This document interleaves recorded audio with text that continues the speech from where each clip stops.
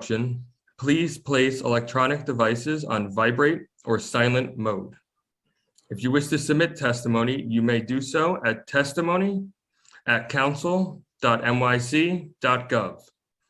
Once again, that is testimony@council.nyc.gov. Thank you, Chair. We are ready to begin. Thank you.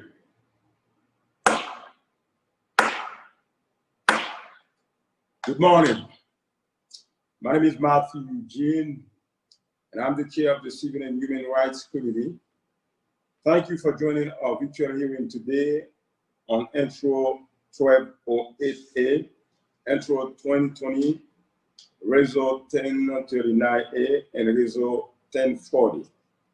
Today, the committee will be hearing Intro 1208A, sponsored by Councilmember Rosenthal, in relation to prohibiting employers from posting job listings without minimum and maximum salary information.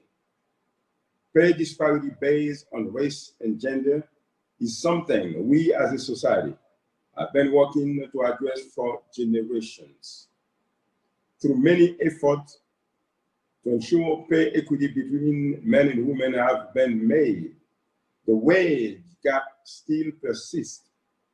In fact, research shows that this gap has changed very little over the years, as in 2020, women still earn 84% of what men earn. Additionally, intersectional identities, including race, affected the wage gap. It is apparent that the gender wage gap is more accurate for women of color, while the wage gap for white women working in the United States was 79% as of 2021. The wage gap for Black women was 64%, 57% for Latinas, and 82% for Asian women. The movement to increase pay transparency seeks to increase fairness for job applicants who are otherwise calculating their salary expectation in a vacuum. Intro 1208 would have increased pay transparency by disclosing salary ranges for advertised positions. The committee will also be hearing Intro 2020, sponsored by Councilmember Rosenthal, in relation to captioning at a moving picture theater. According to 2019 data, there are over 160,000 deaf or hard-hearing people living in New York City. Although there are many legal protections for these residents, including federal and local law, deaf and hard of hearing New Yorkers still face constant battles to access things that older New Yorkers enjoy more easily. One such activity is going to the movie. While federal rules do require that movie theaters are equipped with closed captioning and audio description technology, movie theaters are not mandated to provide such technology or services unless a viewer requires it. On-screen captioning can be either in an up or closed format. When captions are open, they appear on the screen for all viewers to see, like subtitle. When they are closed, the captioning is turned on or off, and a secondary device is needed to view them. Advocates argue that this unfairly places responsibility on the viewer. Survey showed that many people with a hearing loss enjoy using open caption when they are available. Until 2020 would offer more accessibility to members of the deaf community, allowing them to more easily enjoy a simple pleasure that many of us take for granted. Additionally, the committee will be hearing Resolution 1039A and 1040, sponsored by Council Member Baron, with Resolution 1039A call upon the New York State Legislature to pass and the governor to sign A 2619A/S7215 in relation to establishing the New York State Community Commission on Reparations, Remedies to examine the impact of the institution of slavery, subsequently racial and economic discrimination against African Americans, and recommend appropriate remedies. Resolution 1040 calls upon the United States Congress to pass and the President to sign S 1083/HR 40 in relation to establishing the Commission to study and develop reparation proposals for African Americans to examine financial and other impacts of slavery and continued discrimination and recommend appropriate remedies.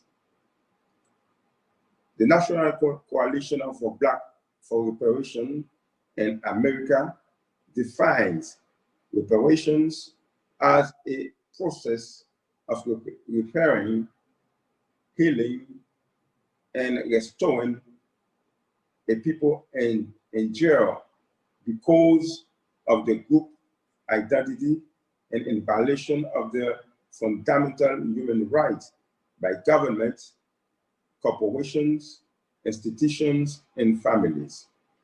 According to the U.S. Census Bureau, 24.3% of New York City population identified as Black or American. This means that nearly a quarter of the city populations would stand to benefit from the exploration of this process. Black and African Americans in the United States face a disproportionate amount of poverty and are generally less financially secure when compared to the other groups. After hundreds of years of mistreatment and inequity, slavery, segregation during the reconstruction of Jim Crow eras, and past and present institutionalized racism and unequal distribution of wealth as termed opportunities for financial wealth and growth among African Americans. Today, the average white family in the United States has roughly 10 times greater wealth when compared to the average Black and African American family. A New York State Community Commission on Reparation Remedies will seek to explore the best method for reparation while acknowledging the injustice and cruelty of slavery that took place in New York, and the need to remedy is impacted. As a similar effort at the federal level would identify the action of state and federal government in supporting the institution of slavery, discrimination, and the private and public sectors, and the persistent negative effect of the policies on the life of Black and African American. I would like to thank the staff who have worked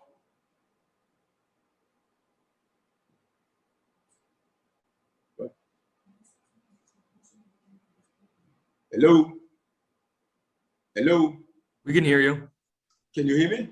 Yes. Okay, right. I would like to thank the committee staff, Joshua Ganapathy, Community Council, William Yugi, Policy Analyst, and Jack Kem, Financial Analyst.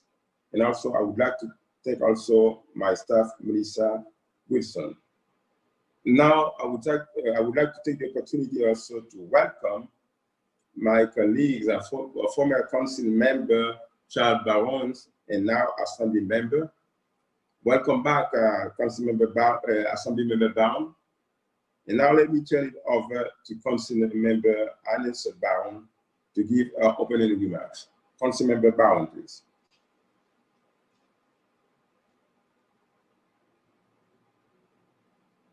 Hello. Thank you. Thank you. Good morning, and thank you, Mr. Chair. And thank you to other colleagues that are here and to the panelists that are here, as well as the community, to talk about these issues. I'm here to talk about the resos that I'm introducing, which are 1039A and Reso 1040. They're similar in nature. 1039 is directed at the state, and 1040 is directed at the federal government. What we're talking about is telling the full story. You know, when we have hearings and trials, you're affirmed to tell the truth, the whole truth, and nothing but the truth.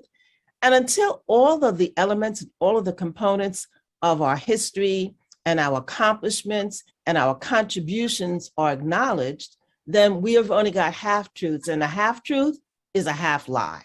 So what we're calling on is to support those legislative issues, matters that have been presented in the state and also in Congress. When I went to school eons ago, we never were told that New York City was in fact one of the prime largest slaveholding states in the United States.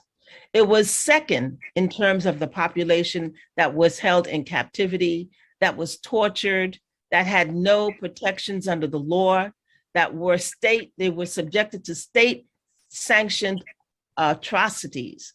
And we often think about those kinds of issues as confined to the South, but that's not in fact limited to the South. So it wasn't until I was a mature adult and did research on my own that I really became aware of the fact that it was here in New York that enslaved Africans were used, their skilled labor was used to form the docks, to clear the forest, to produce the ironworks, to till the fields, and to lay that road, yes, Broadway, that goes from downtown Manhattan all the way at least to Westchester that I know of. All of that contributed to the economic wealth of New York City because we were considered commodities. We had no protections. We were chattel slavery. We feel and we understand that this is supported by both the United Nations and other international bodies, that this was a crime against humanity.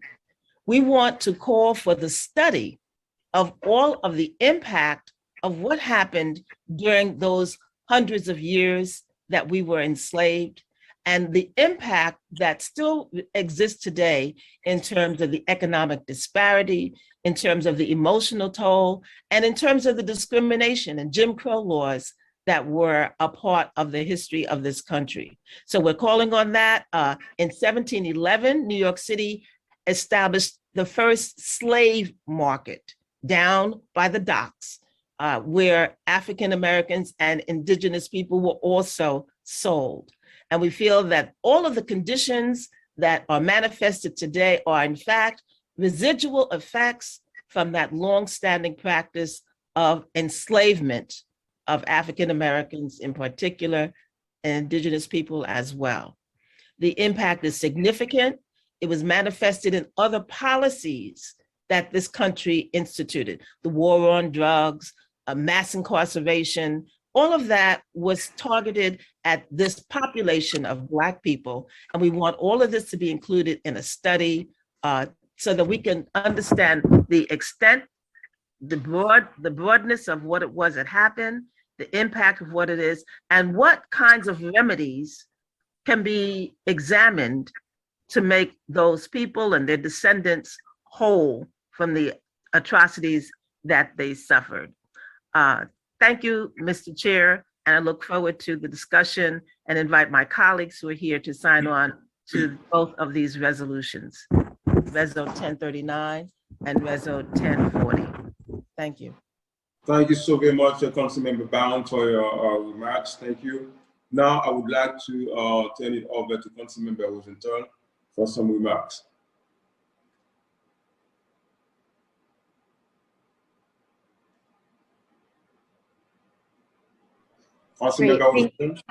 Yep, thank you so much, and apologies if there's background noise. I just want to start by saying, Councilmember Barron, thank you as always for leading the way here. And you always thread into what you're talking about education, and what you're bringing here, your resolutions, is knowledge. And with knowledge comes power. So I just want to thank you for your resolutions. I think I'm already signed on, but thank you for always educating people and opening the door to more education.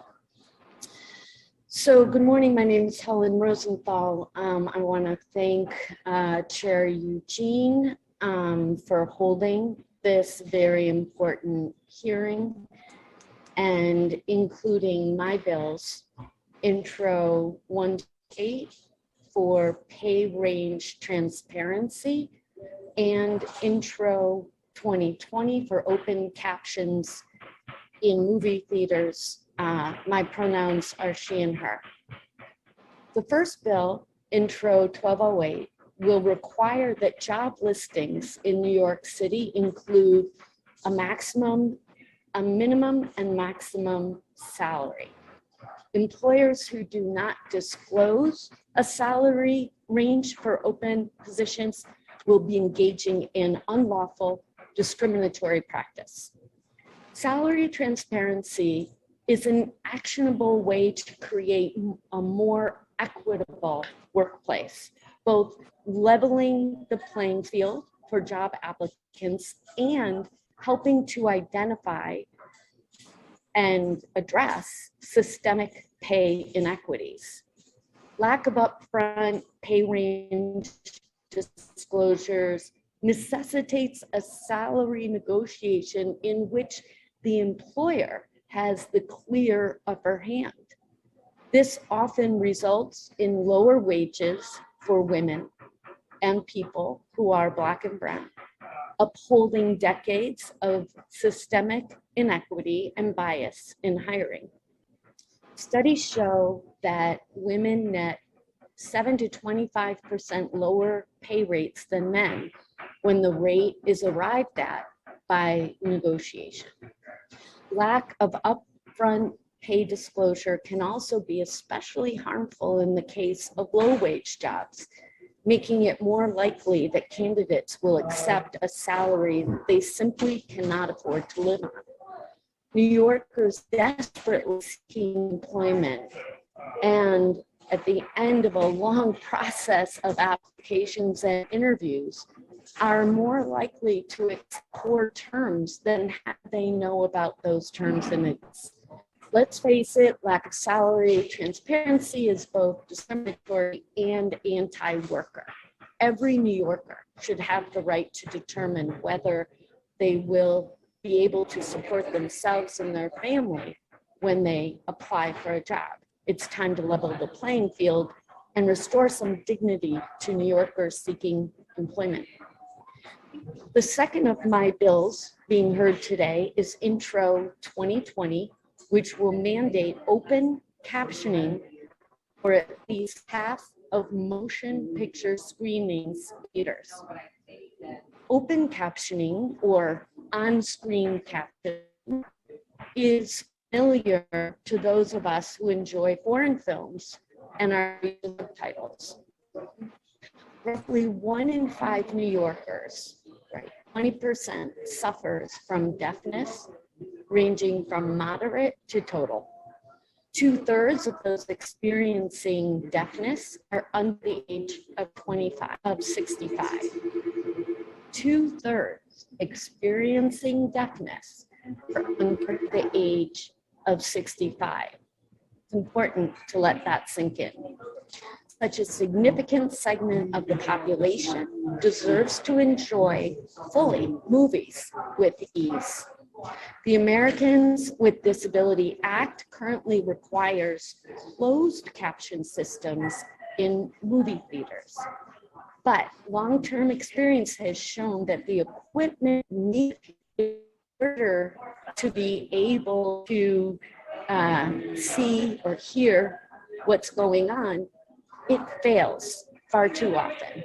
This unfairly burdens users who must request and return viewing devices, and poses risk because the devices are just passed on to the next user. Providing open captioning is an easy, inexpensive, and more sanitary alternative for cinema. It's not overall movie attendance when scheduled along with uncaptioned screenings.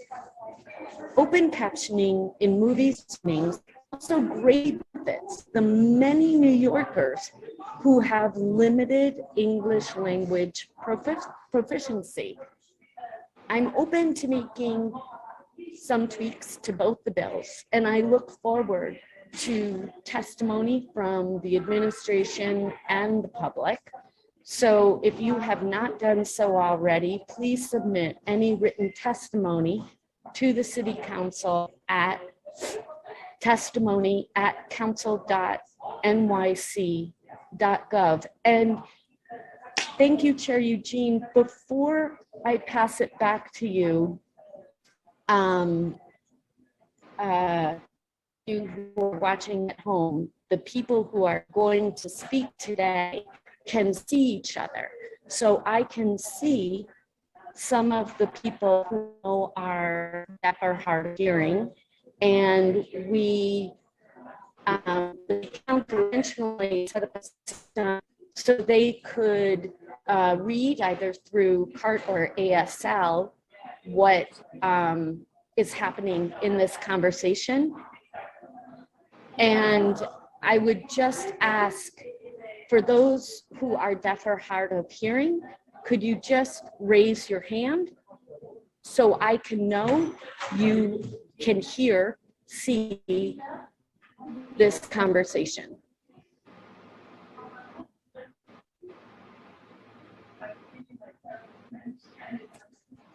Okay, one hand is up, thank you. And my system is not totally working. If anyone is having a problem, and most of you know me, just text me and we'll try to help figure out how to make this system work. Thank you. Thank you so much, Chair Eugene. Thank you very much, Councilmember Rosenthal. I don't know if Assembly Member Brown has a statement also.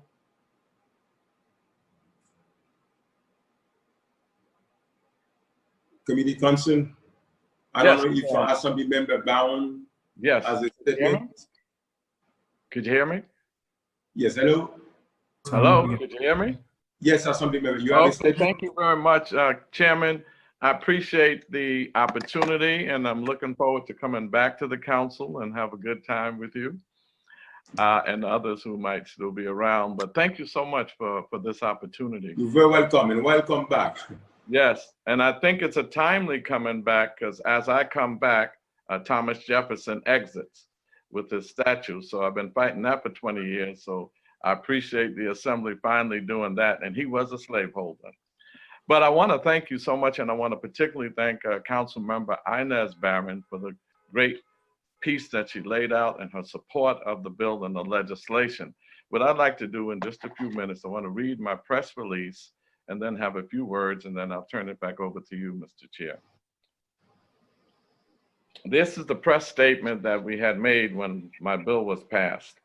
On June 9th, 2021, history was made in the New York State Assembly when the Assembly passed by a vote of 103 to 45 the New York State Community Commission on Reparations Remedies. I put emphasis on remedies. The uniqueness of this bill is that it establishes a majority community commission on reparations remedies. The community will have 6 appointees, 2 from the National Coalition of Blacks for Reparations in America, also known as NCOBRA, 2 from the December 12th movement, and 2 from the Institute of the Black World. These are groups that have been fighting for decades for reparations. The state will have 5 appointees, 1 from the governor, 2 from the assembly, and 2 from the Senate. The bill was introduced in 2017. Needless to say, there was resistance, but due to our persistence, massive demonstrations for restorative justice and reparations becoming the defining issue of the 21st century. Speaker Carl Hastie and the New York State Assembly passed our bill in 2021.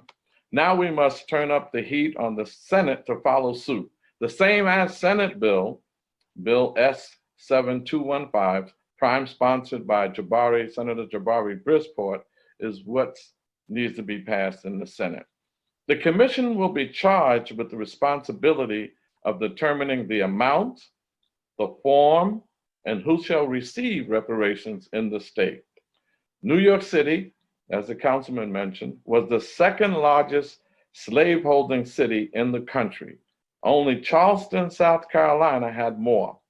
African people built the infrastructure and the economic foundation of New York's parasitic, predatory, colonial capitalist system.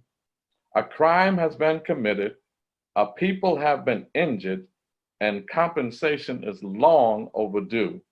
They stole us, they sold us, they owe us. We say reparations now. I'd like to finally say that New York City was established as a city, some say 1624, some say 1625, some say 1626, but around there it was established by the Dutch. They say established. They robbed, stole the indigenous people's land, the Manhattans, the Lenape.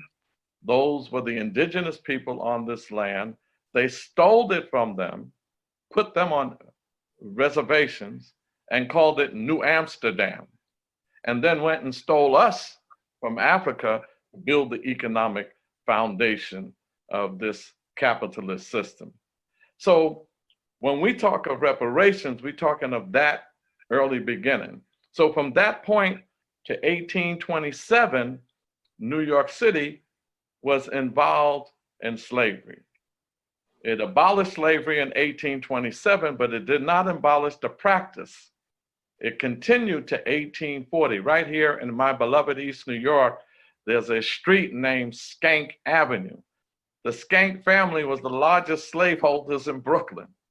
And so many of the street names in Brooklyn and all over the city are named after slaveholders: Jefferson, Washington, and so many others. So when we go forward with this and we see that, and not only did we build the foundation of the capitalist system, but the devastating impact it had on our community. There's many writings on the post-traumatic slave syndrome and the debt, books written on what's owed, but the psychological impact, the cultural impact. Can you imagine being stripped of your culture, not knowing where you came from or who you are, and you have to reestablish yourself? Dr. Clark said, we are not who we are based upon where the boats dropped us off in South America, North America, and the West Indies. We are who we are based upon where the boats picked us up from, and we all were picked up from Africa. That's why we consider ourselves an African people. So that kind of devastation that impacted us during the Middle Passage, millions of us died on the plantations.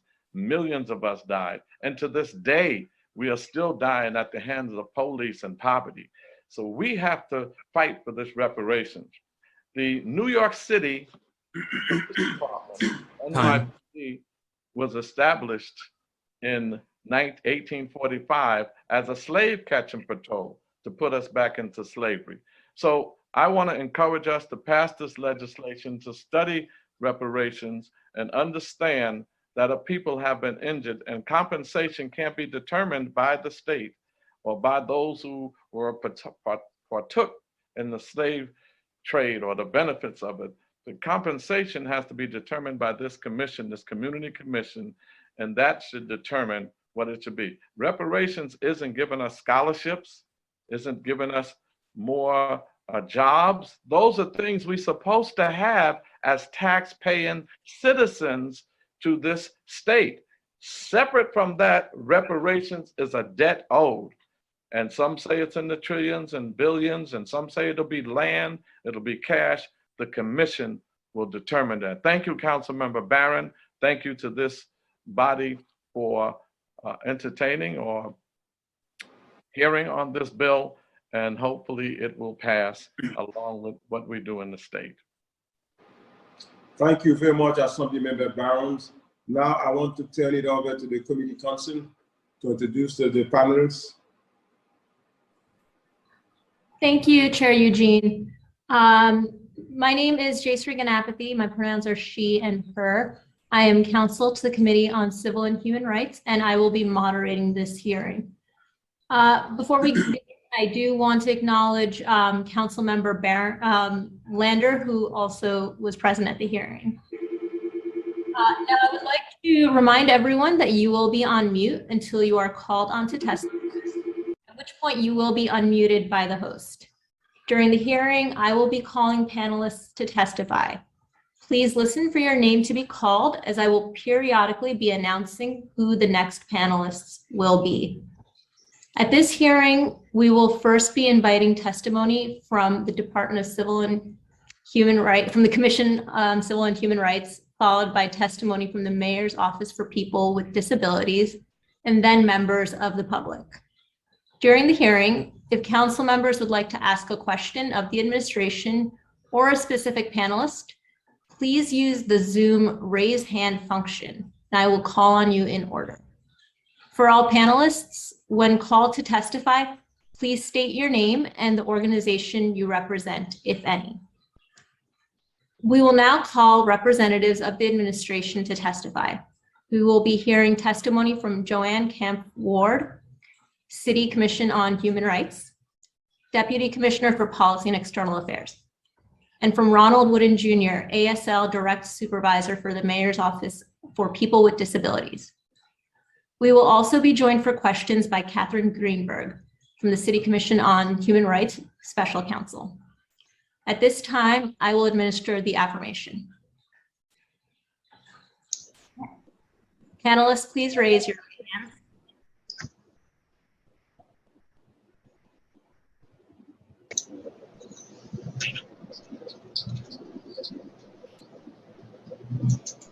Affirm to tell the full truth and nothing but the truth before this meeting, and to respond honestly to member questions. General Commissioner Ward. I do. Supervisor Wood. Yes, I do. Special Counsel Greenberg. I do. At this time, I'd like to invite Deputy Commissioner Ward to present their testimony. Good morning, Chair Eugene, and members of the Civil and of the Committee on Civil and Human Rights. I'm Joanne Camiff Ward, Deputy Commissioner of Policy and External Affairs at the New York City Commission on Human Rights, and my pronouns are she and her.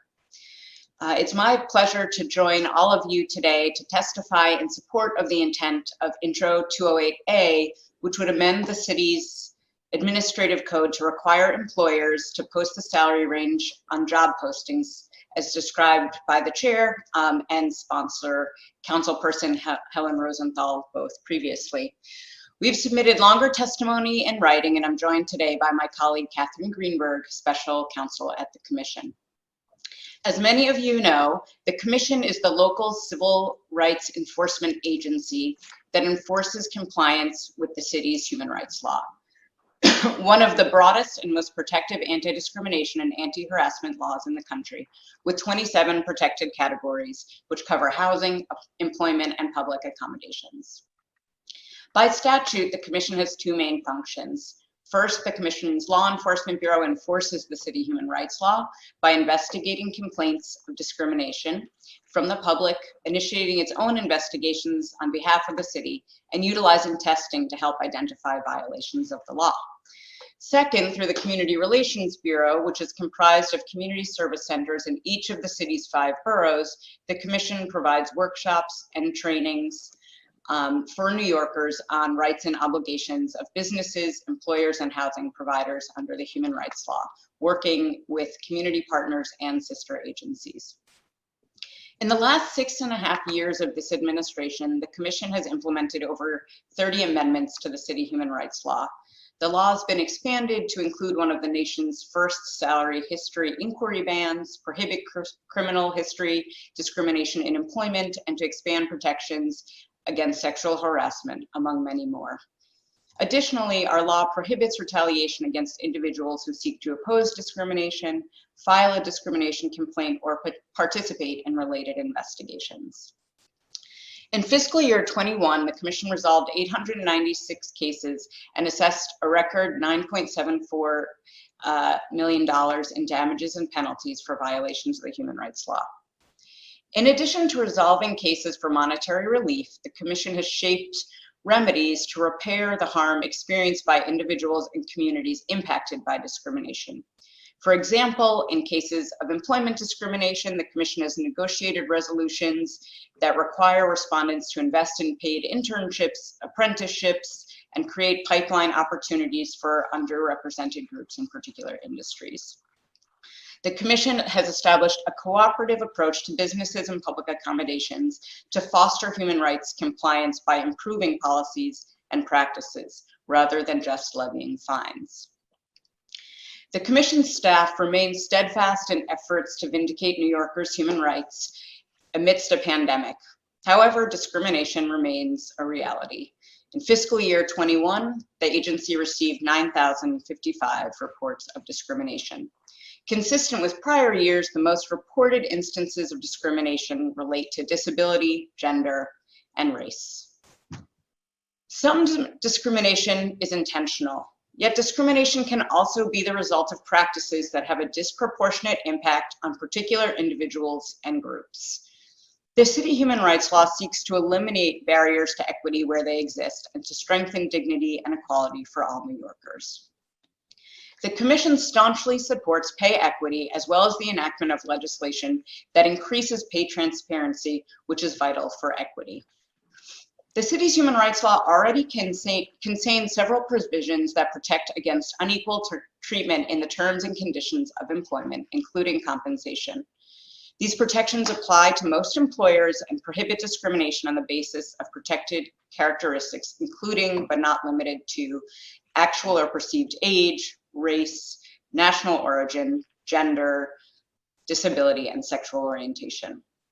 With respect to disparate pay, the city human rights law provides that it's an unlawful discriminatory practice for an employer, employee, or agent thereof to discriminate against someone in compensation or in terms, conditions, or privileges of their employment because of their protected characteristic. Discrimination in pay or terms of employment, however, can be difficult to detect, as employees are often hesitant to share salary information with colleagues and often do not realize and are unable to know that they're being compensated at a lower rate for comparable work. Recognizing this reality, a number of state and local governments, including in New York, are taking steps to advance pay equity. As I mentioned, the New York City human rights law was expanded in 2017 to ban inquiries into salary history for the purpose of encouraging pay equity. And that amendment to the human rights law recognizes that inquiring about salary history during the hiring process often creates a cycle of inequity and discrimination in the workplace, which can perpetuate lower salaries specifically for women and people of color. Intro 1208A represents a welcome step towards leveling the playing field for employees and for women and people of color, as well as other New Yorkers who've historically and are currently harmed by wage disparities. Wages define what's affordable for families, determines quality of life in the short term, and can impact one's ability to accrue equity over generations. We think that action to address pay inequity today will have long-term benefits. And that's why in 2019, the Commission convened a public hearing on pay equity, working with partners that include the city's Commission on Gender Equity and the Department of Consumer and Workplace Protection to gather input from New Yorkers and publish a hearing report.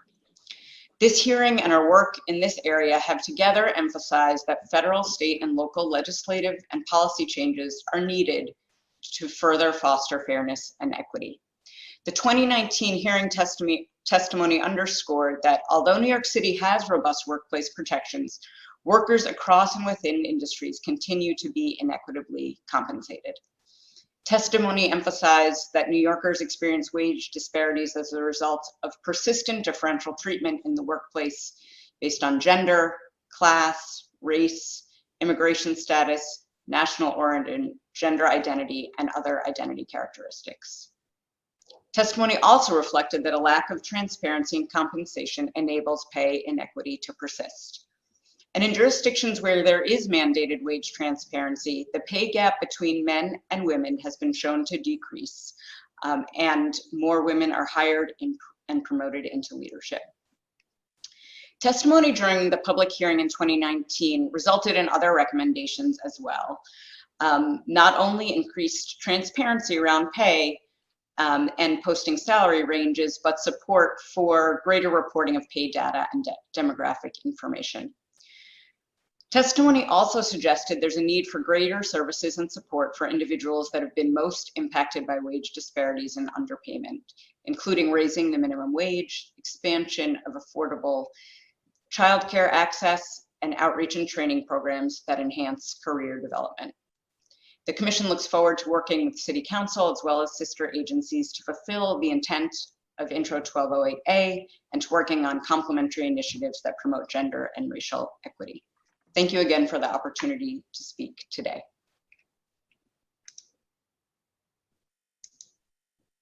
Thank you. At this time, I'd like to invite Supervisor Wooden to present their testimony.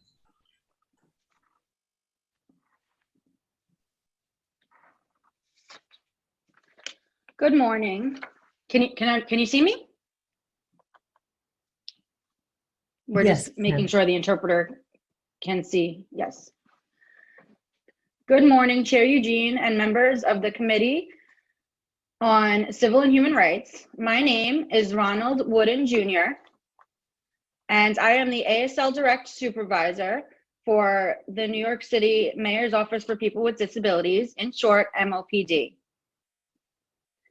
It is my pleasure to join you today in support of introduction number 2020, which would require movie theaters to present with open captions on screen. MOPD supports introduction 2020, which would require movie theaters to present a certain percentage of movies with open captions on screen.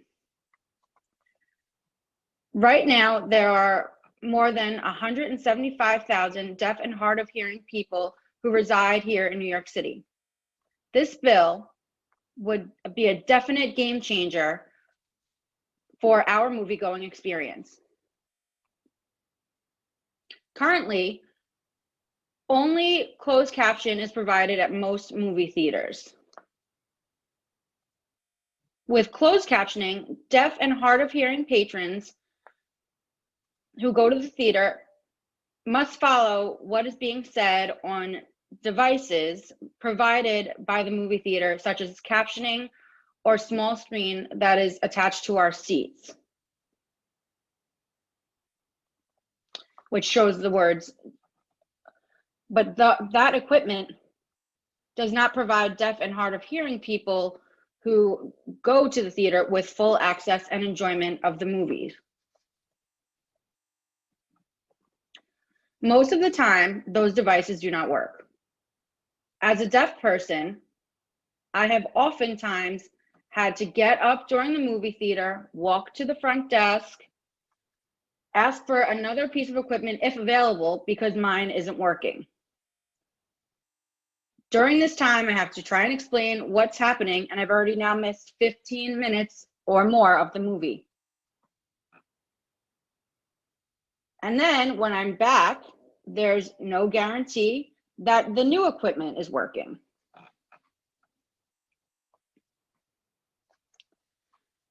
Many times by the end of the movie, deaf patrons leave and just say, well, I'll watch it when it comes out on TV or a different time.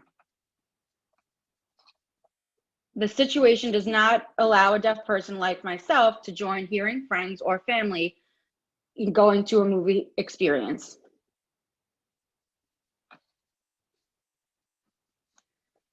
Also, the equipment, even if they do work, can be very uncomfortable. For example, in regards to captioning glasses, they can cause a variety of different issues: headaches, swelling around the eyes and nose, dizziness. Plus, the equipment is shared between many different people, so who knows if they sanitize it afterwards. Open captioning is by far superior. With open captioning, your eyes can stay on the screen at all times, allowing deaf or hard of hearing people to enjoy the movie with the same experience that hearing people do. Open captioning works 100% of the time without any issues, and there's no sharing of equipment or devices.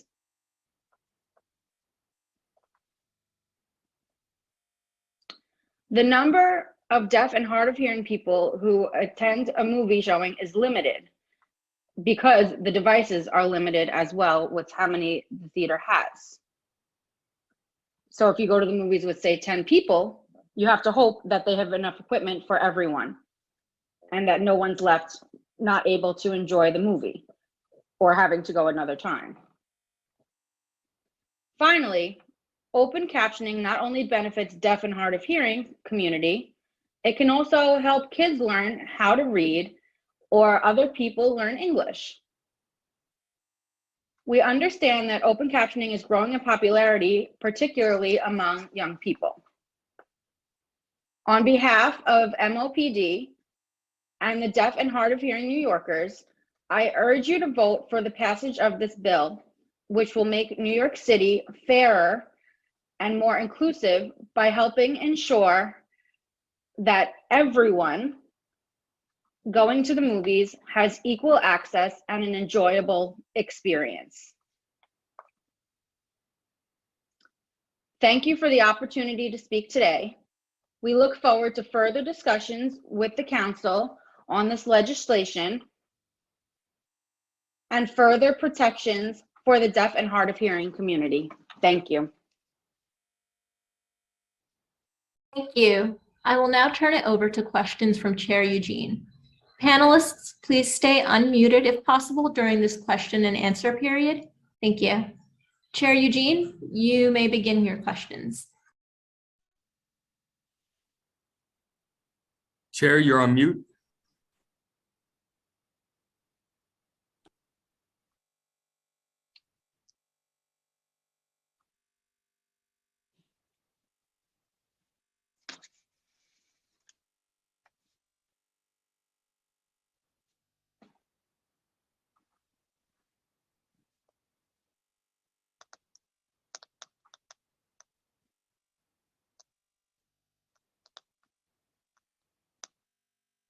We should be able to hear you now, Chair.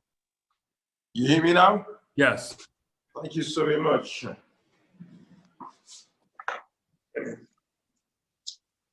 Thank you very much. I would like to thank all the speakers. I want to thank you for your statements and your presentations.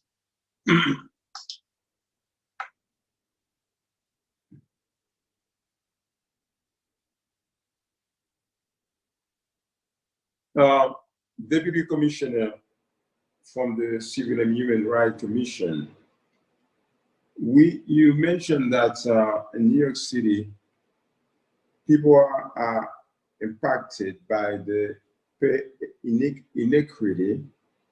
But could you tell us, according to your observations, which group are most impacted by the pay inequity in New York City? Thank you very much for the question. The landscape for pay equity reflects similar disparities to what we see nationally. As one recent study has indicated, women on average are paid roughly 82 cents for every dollar that white non-Hispanic men are paid, while Black women are paid 62 cents, Native women are paid 57 cents, and Latinx women are paid 54 cents. I think, as I referenced, the testimony that we heard in our hearing in 2019 emphasized that a number of groups are impacted on the basis of gender, class, race, immigration status, national origin, gender identity, and sexual orientation. And of course, as referenced, these are intersectional challenges. So individuals who hold more than one of these identities are more impacted, right? If you're a woman of color or a trans woman, you will have a different experience than someone who holds a different set of identities. Pay inequity in New York City is a fact. We are seeing it every single day, and we talk about it all the time. But currently, could you tell us about the remedies that the employees have in New York City to face this pay inequity, to overcome this and to handle that? Sure, and I'm going to turn to my colleague, Catherine Greenberg, to talk about the remedies that are available when we find that there has been discrimination in wages.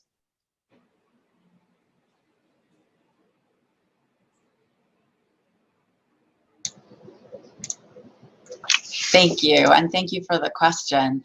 So the New York City Human Rights Law does prohibit employers from paying workers less because of their national origin, their race, their gender, their membership in a protected class.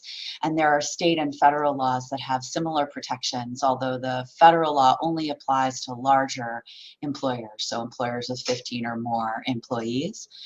I think what would really be added by this bill is the transparency and information sharing that employees would gain in understanding what their salary is likely to be and how it might compare to peers in the same or a similar role.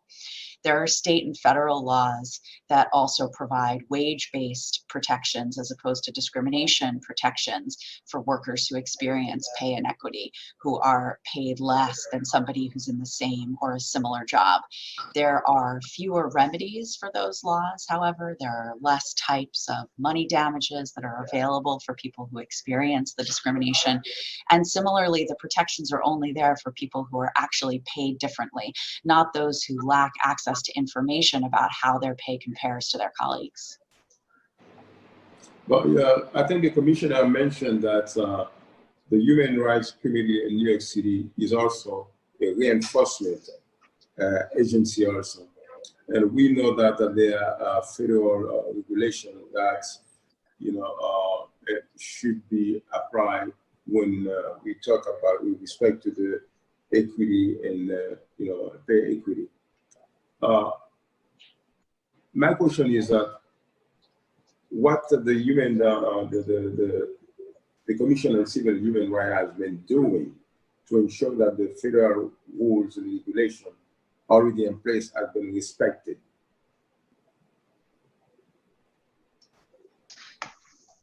Sure. So it isn't under your jurisdiction to do it. Are you capable of doing it? If yes, what have been done? If not, that's another story. Sure. So when we do receive inquiries and complaints around unequal pay, and we have since 2018 received 45 such claims. 29 of these cases, to answer an earlier question, Chair, were based on gender as well. And of these cases, we have found probable cause in one. A number have been closed, and in several cases there was no determination. But I think we can talk a little bit about what kind of remedies and damages and civil penalties are available when we do find discrimination has occurred. So Catherine, I'll turn it back over to you. Of course, thanks, John, and thank you, Chair Eugene. So we only have the ability at our agency to enforce the city's human rights law, the city's anti-discrimination law. We do have a work sharing agreement with at least one federal agency, and so we do receive complaints under the federal anti-discrimination laws, but we can't investigate or prosecute them. We can just help preserve people's rights. But thanks to the council and thanks to the work of our agency as well, we do have the most expansive anti-discrimination law in the country, and we're very proud of that and proud of the work that we do carrying out the mandate you have given us to combat discrimination here. So, you know, as Joanne was mentioning, in this particular area of complaints under salary history, there have been, it looks like 11 cases that have resulted in a positive outcome for the complainant. So a total of $341,000 in damages collected for those victims. And about 16 cases that have been filed in the past 3 years are more recent and still remain open and under investigation. We have additional claims that have been filed under the salary history protections of our law as well. Some of them are overlapping with the equal pay complaints, and some are different. The salary history protections is an area where we've done a lot of testing and some commission initiated work as well to make sure that that area of our law is being enforced. Now, our complaint process sometimes starts with a complaint that's filed by a member of the public who believes that they have seen an illegal ad or that they have been paid less than a colleague for a discriminatory reason. And sometimes it starts on a commission initiated basis where a member of the public provides a tip or we get information that there's pay inequity going on. And in those instances, we may reach out to the employer before filing a complaint to see if we can reach a resolution, or we may file a complaint as the commission and conduct an investigation. Once the complaint is filed, either by the commission or by a member of the public, we gather further information. So documents, we interview witnesses, we get data about pay and other factors, policies. We learn more from people who are working there, what they've experienced, how they're being paid, why they're being paid, what they're being paid. And then ultimately we reach a determination. If our determination finds evidence of discrimination, we seek to settle or conciliate the case. And if we can't do that, then we would prosecute it. And I think, as Joanne had mentioned earlier in her opening remarks, there's a really wide array of remedies that we seek in conciliation or that our commissioner can order at the end of a prosecution. So that can be money damages for the complainant. If they were paid less, they can get back pay, emotional distress damages, attorney's fees. We as the commission can seek penalties up to $250,000 for violations of the law. And there's a wide range of affirmative relief. So fixing illegal job ads, creating or changing policies, training for HR employees and hiring managers.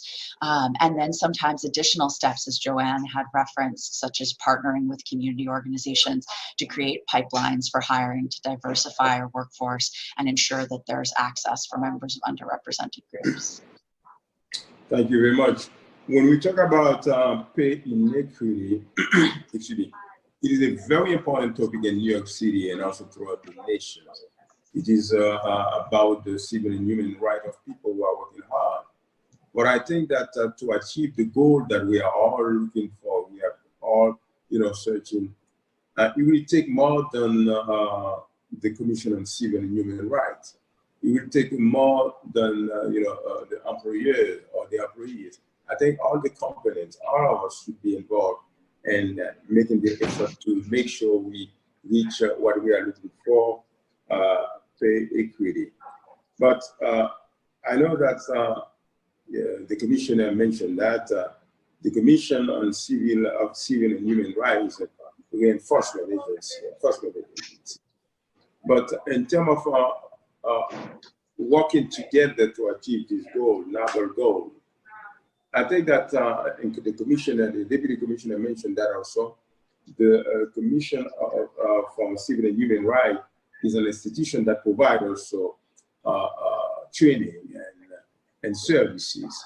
And I do believe in this case, when we talk about pay equity or inequity, it would be necessary, it is very important that we communicate to the employees and also to the employers, and also educate them, let them understand, have them understand the need and the necessity for all of us to reach this equity pay that we are looking for.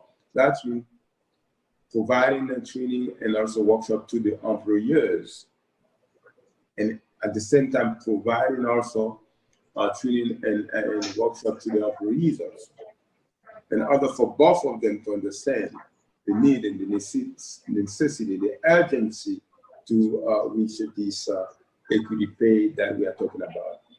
Could you tell us what has been done in this, in this direction? What has been done in terms of reaching out to the employers, providing training to them, and reaching out also to the employees, and providing also training to them? Sure. So I think we are a law enforcement agency, but as I mentioned, we are also an agency that believes in preventing discrimination before it occurs. And that's why almost half of our agencies is committed to education and outreach. So anytime we make a substantive amendment to the law, we are thinking about how do we educate the public. And to your point, Chair, that means individual rights holders, in this case, people who will be applying for jobs, as well as employers, right? So we work broadly with all relevant stakeholders. We spend, both Special Commissioner Greenberg and I develop with our team public-facing materials, FAQs, fact sheets about our law, which sit on our website, but we also go into communities through our 5 community relations bureaus to ensure that people understand their rights and obligations where that is important. And we do trainings constantly with community partners. And in fiscal year 21, for example, we reached more than 100,000 New Yorkers through these trainings. So we take really seriously the piece about education and prevention. And we also, like anybody these days, use our social media channels to push out amendments to the law, and invite everyone to check us out if you have time. Thank you very much. We all know, and I mentioned that several times, that New York City is home to so many people. Immigrant people coming from all over the place. And the immigrant people, I believe they are very affected by that also, because the fact that they're immigrant, they come to a system, they don't understand too much, and also they are very easy target also. So when you have been trying to provide training, workshop, and education to the employers and employees, and did you use also people who speak different languages? Because we have so many people speaking so many languages in New York City. What did you do to reach out also the immigrants, the people who just came? They are legally, I'm talking about the people who are working hard also, but they don't get, integrated to the system yet. They don't know. There are a lot of things they don't know. What did you do? What is the effort that has been done to reach out to them, to make sure that they're educated and also they're informed about this situation?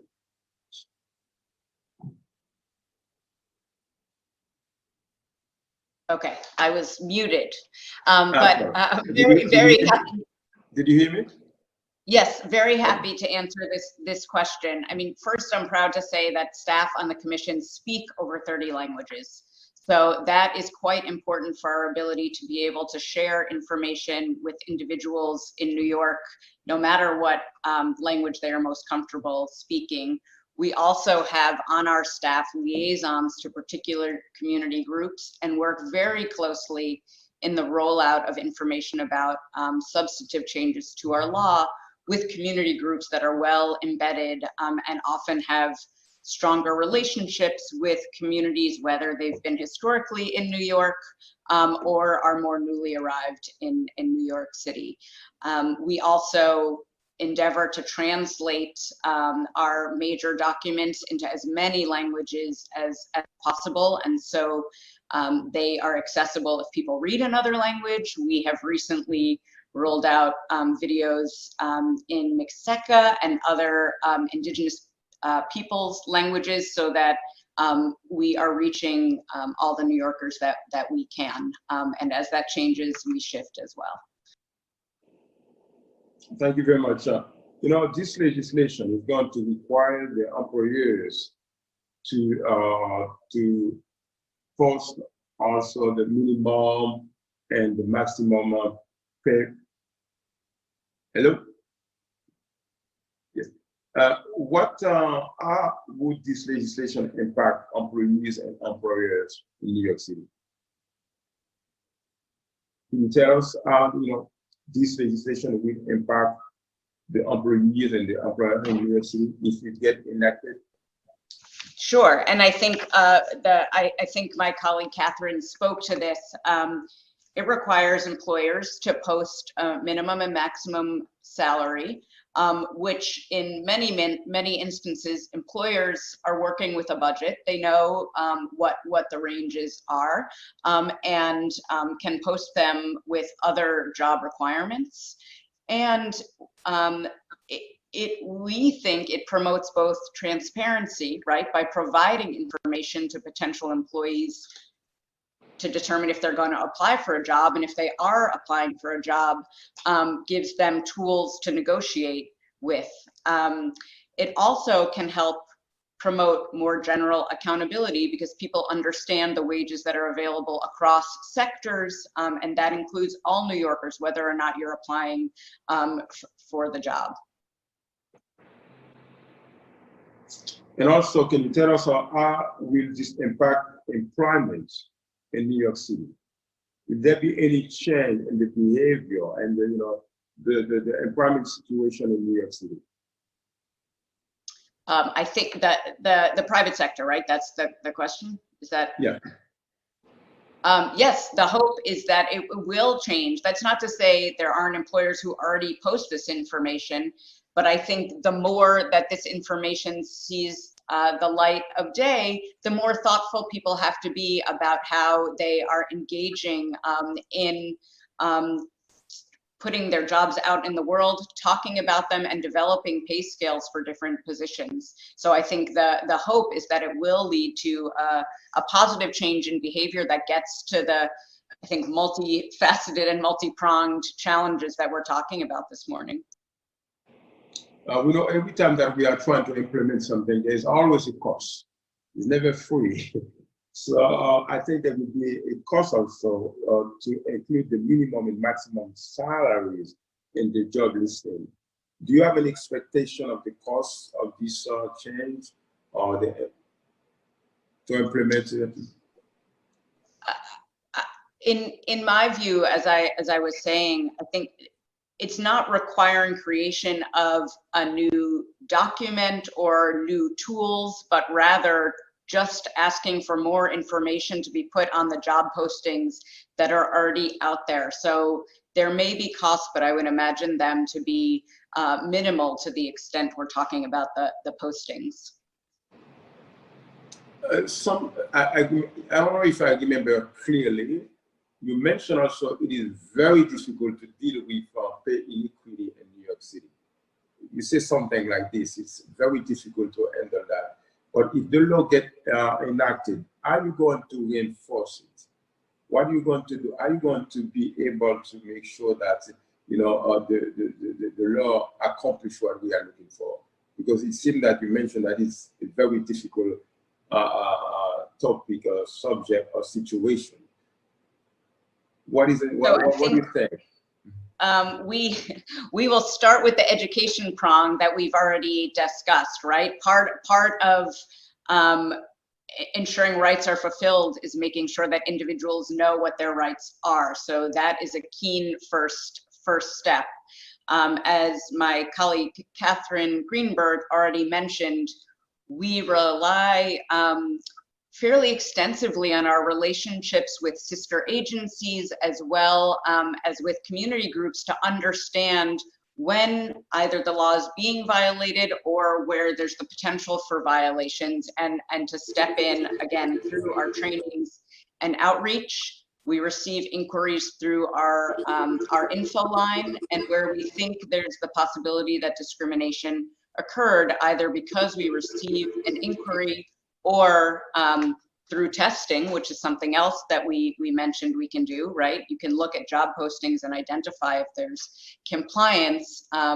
Then we would potentially either engage in a pre-complaint investigation or possibly file a complaint as well. And Catherine, I don't know if you want to add anything to that answer. Would you go directly straight to the reinforcement? And will it be also some time of notification to the employees and some opportunity to correct the situation? Or you are planning to go straight to the reinforcement? Will there be any chance for the employers to try to correct the situation before you implement it? You will go to the Yes. So when we say enforcement, I think that means a lot of different things. It can mean a complaint, but we also have pre-complaint initiatives to attempt to cure possible violations. And I'll let Catherine speak to that a little bit more. Of course, and thank you for the question. Yes, even our enforcement arm has a lot of different strategies to make sure that there's compliance with the law, and not all of them involve punitive steps. One of the primary things our agency does, and this is our policy department, and I think Joanne referenced this earlier, was putting out a lot of informational materials that help to explain the law, how to follow the law, and where to direct questions. So our policy team makes itself available by phone and email to answer compliance questions from the public about how to follow the law and to give specific guidance if they're finding that they're running into challenges that we didn't anticipate in explaining how they can comply in our materials. And then even on the enforcement side, once an illegal ad is reported or found, oftentimes when there's that type of violation, the Law Enforcement Bureau will start by sending a letter, what's called a cease and desist letter, that advises the business of the law of how to comply, orders them to correct the job posting and to provide proof of their compliance within a given period, say 30 days, to avoid any type of further enforcement action. So particularly with smaller employers, and particularly when we're handling a new law that members of the public may only be learning about, there's going to be a lot of work to do education through outreach as opposed to penalties up front. We know that at this time, there are many people who are working home remotely. A lot of employees, they are working remotely.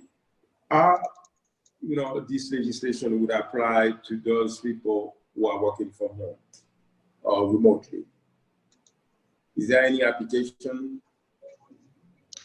Yeah, and I'll let Catherine take this one. Thank you, Chair Eugene. Go ahead. Sorry, thank you, Chair Eugene. Yes, in general, so what we call the territorial jurisdiction of the city human rights law, or that question of which workers are covered, is something that courts throughout the state of New York have spoken to. And in general, the test is that the law applies if the impact of the discrimination will be felt in New York City. So in general, our agency and courts view the law as applying to people who are discriminated against while working in the city. And so that would include people who are working in the city remotely, people who are performing work at an employer's location in the city, people who work on the road, so say they're salespeople and their regular work takes them into New York City to perform work. They would all generally have the protections of the whole city human rights law, including this provision. Now, at this time, let me turn to the Community Council. I don't know if there are colleagues who would like to ask questions.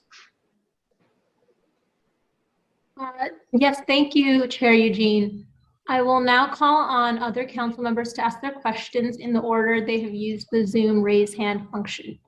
If you would like to ask a question and you have not yet used the Zoom raise hand function, raise it now. Please begin your questions once I have called on you. And panelists, please remember to keep yourself unmuted so you are able to answer the council member's question. Councilmember Rosenthal. Great, thank you so much. And again, apologies. You may see my phone screen flip a few times to my screensaver as I'm only working on a single device right now. But first, I would be remiss if I didn't thank the ASL interpreters who are here. Thank you so much for your hard work. And then for the Commission on Human Rights, thank you so much for your testimony. It's just so interesting to learn about what's happening around. I guess my first question is, do you have any suggestions, and perhaps this will be in your longer testimony, but the bill is very short, very simple. Do you have any immediate suggestions for ways to improve the bill? And my second question is, what will be the biggest challenge that you foresee in implementing the bill? Sure, that's a really welcome question. I think one thing that that we have been talking about is when you're requiring a range, is there a way to possibly have a reasonableness element of it so that there is not the potential of a range that is kind of so large that it would Right. serve the purpose of educating and a potential applicant on what actually to expect or where this might go. So that is one thing that we would love to talk to you further about. Yeah, and can I jump right in about that? Perhaps the way to do it, because I think what you're referring to is, what if there are bonuses or stock options? You know, there's sort of a base salary and then additional things that companies can add on. And so, yeah, those are great points. And I don't know quite how we capture all that. But yeah, I look forward to working with you on that point, how to keep it, realistic.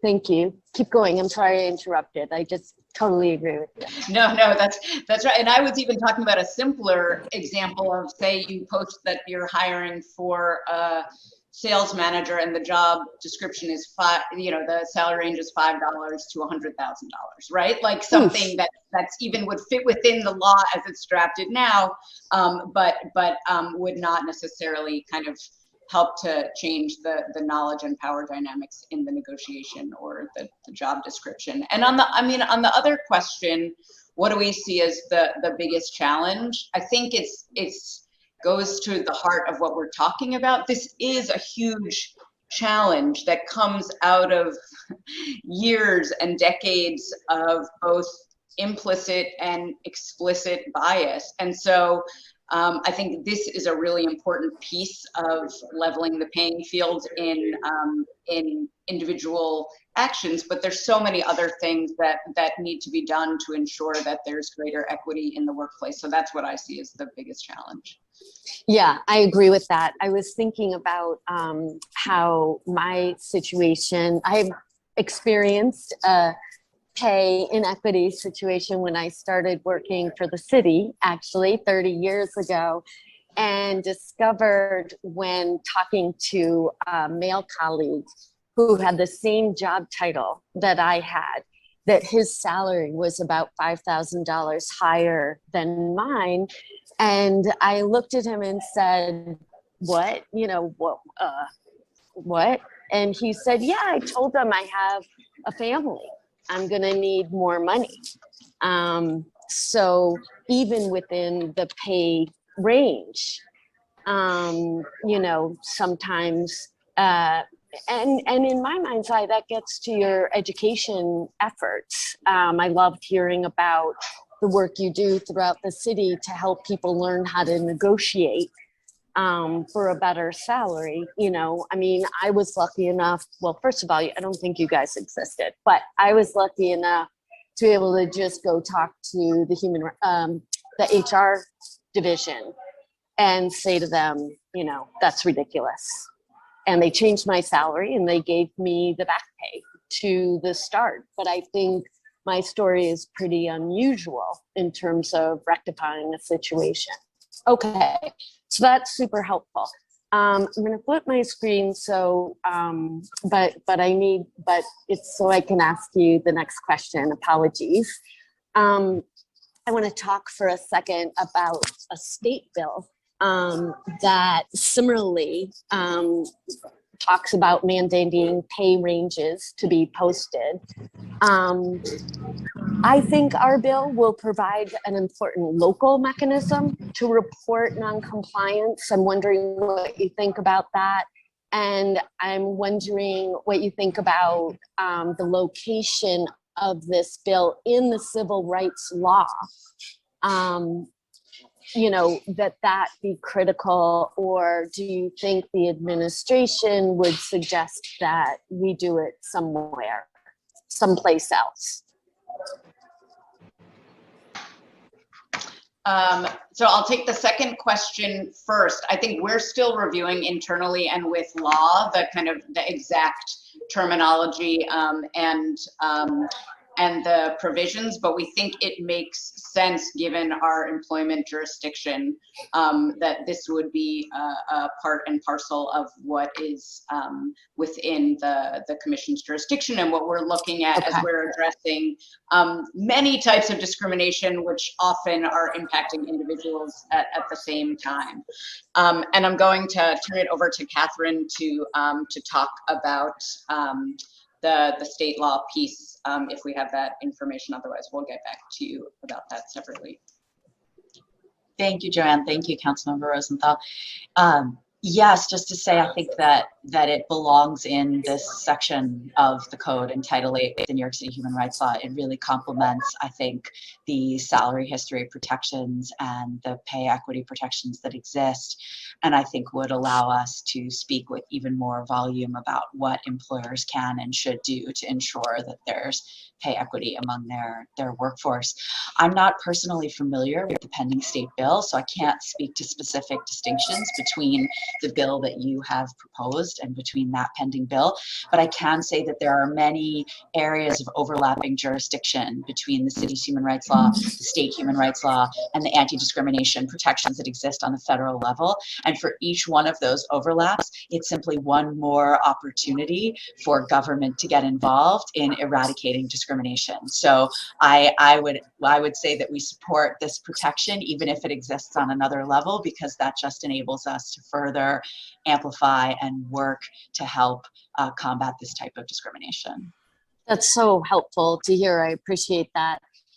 And I guess the one challenge I really heard today was figuring out how to word the bill such that we don't have a ridiculous pay range, you know, from $5 to $100. And do you think that challenge is overcomable?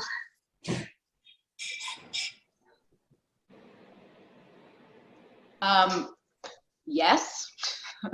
I think it definitely takes a little bit more thinking, but I think we can workshop some solutions that we think are workable, and there's other jurisdictions that have similar protections in place, and so can look to other areas for guidance as well. Thank you. I ask these questions because these are some of the questions I've gotten, and I just want to make sure, hearing from you, that we're on the right track. I think that's it for me. I mean, one of the other, so I'm going to ask this question, but it's just that it just sounds to me, the numbers that you were giving for how many cases that you've dealt with having to do with pay discrimination, and the fact that, if I heard you right, just one was settled. in favor of the person who brought it forward, you know, really gives me more, you know, interest in moving forward with this bill. I think that's a fair statement. Yeah, I think so. There were several cases that went to mediation. So just to correct on the numbers, there was not just one that was resolved.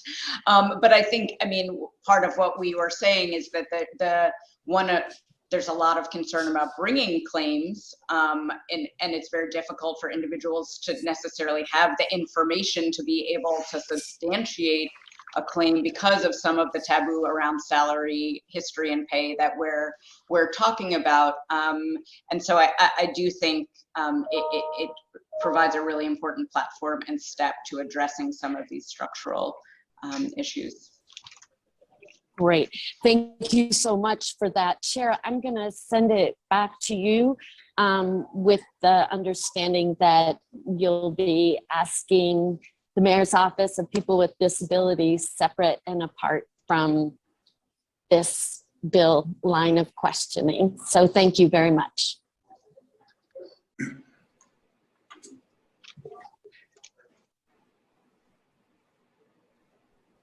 Thank you, Councilmember Rosenthal. Next, we have Councilmember Barron.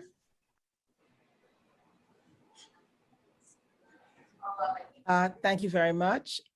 I'll be very brief. The testimony of this panel basically talks about the bill, what I think it's 2020, and the other bill presented by Councilmember Rosenthal.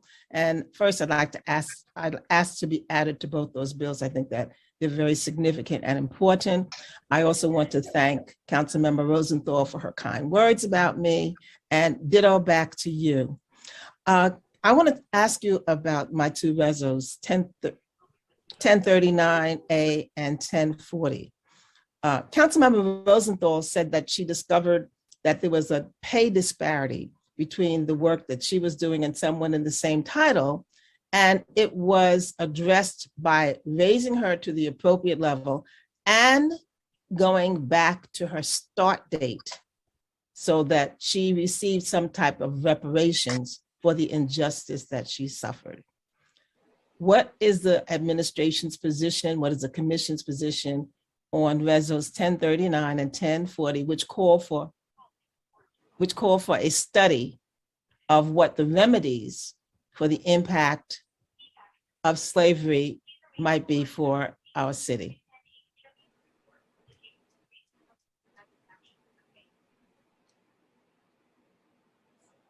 Oh, did you hear me? Yes, sorry, there's a delay in my okay. ability to unmute myself. No problem. So I cannot speak for the administration on these resolutions, but I can say from the commission perspective, we support initiatives that aim to address both current and historic barriers to discrimination. We also are very big proponents of participatory decision-making. So as was stated earlier, the idea that any panel put in place would involve community members and be a joint endeavor. And further, we support initiatives that advance dignity, equality, and an adequate standard of living for all New Yorkers. So to the extent we can support the intent of any measures in that arena, we would do so. And the commission, I'll just flag, has done a fair amount of work in the arena of anti-Black racism specifically, and I'd be happy to share the reports that we have created in this arena and to talk further offline about these resolutions. Thank you very much. Thank you, Mr. Chair. And I appreciate the fact that Councilmember Rosenthal is implementing what she wants us to do by having signers here. And I hope somebody can put in the chat, well, we don't have a chat, but someone can give me information about where I can go to learn sign language. I've been saying for more than 25 years. I'm going to learn sign language. And I did go online and try to learn some of the songs to sign them, but it didn't work. But anyone who wants to share any information about resources about where I can go to learn sign language, it would be greatly appreciated. Thank you, Mr. Chair. You're welcome, Councilmember Brown, and thank you so much also for your legislations and for your advocacy for a long time. And I know Councilmember Brown at that time had been fighting for that also. I didn't want to speak about that yet because I thought that we would have the opportunity after. But let me say that for a long time, African descent people, Black people have been fighting for reparation and remediation. Remedies for what they have been suffering, what the Black people have been suffering, since for millions, from many hundreds of years, and also the contribution of Black people. There is no words to express and to explain people the contribution of the Black people to the United States of America. I think this is something remarkable, important, not only for the Black people, but also for all Americans. We have to know history, what America is about, how America become America, who have contributed, the challenges, the struggle different people went through. Not only Black people, but everybody, but especially Black people have been through so much to contribute to the United States of America. But many people don't know that. I think this is about time this is justice, this is education, this is fairness. This is talking about the history of the United States of America. And the commission and those two legislation, they are very, very important. And I hope that they will pass the city council overwhelmingly. Thank you very much again for your advocacy and for those legislation. And thank you also to former council member Brown, and actually assembly member and soon council member Brown again. Thank you very much to both of you. Thank you. Now I turn it back to the legislation, to the council. To the committee council. Thank you, Chair Eugene. We will now turn to public testimony. Before that, can I ask only one more question? Sure.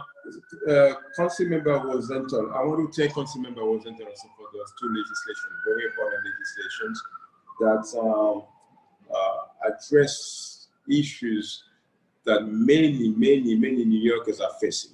Number one, for the pay inequity, and also for the people who need the opportunity to enjoy, opportunities that many of us, all of us in New York City, were enjoying. I'm talking about the deaf people who cannot hear properly. So I want also to piggyback to what Councilmember Rosenthal shared with us. She discovered a pay disparity, and that can remind us exactly how important our information. When people are informed, when people have the knowledge, what can they do to implement their life, to implement their life? What the difference will be? Because she had the information, she had the knowledge, she could go and ask for reparation, to ask also for a payment or salaries to be changed. So my question to the commissioner, I know that my father always said that, my son, there is no perfection in nothing. There's always room for improvement. And the commissioner mentioned that the Commission of Civil and Human Rights has been providing training and also workshop to people. That's great.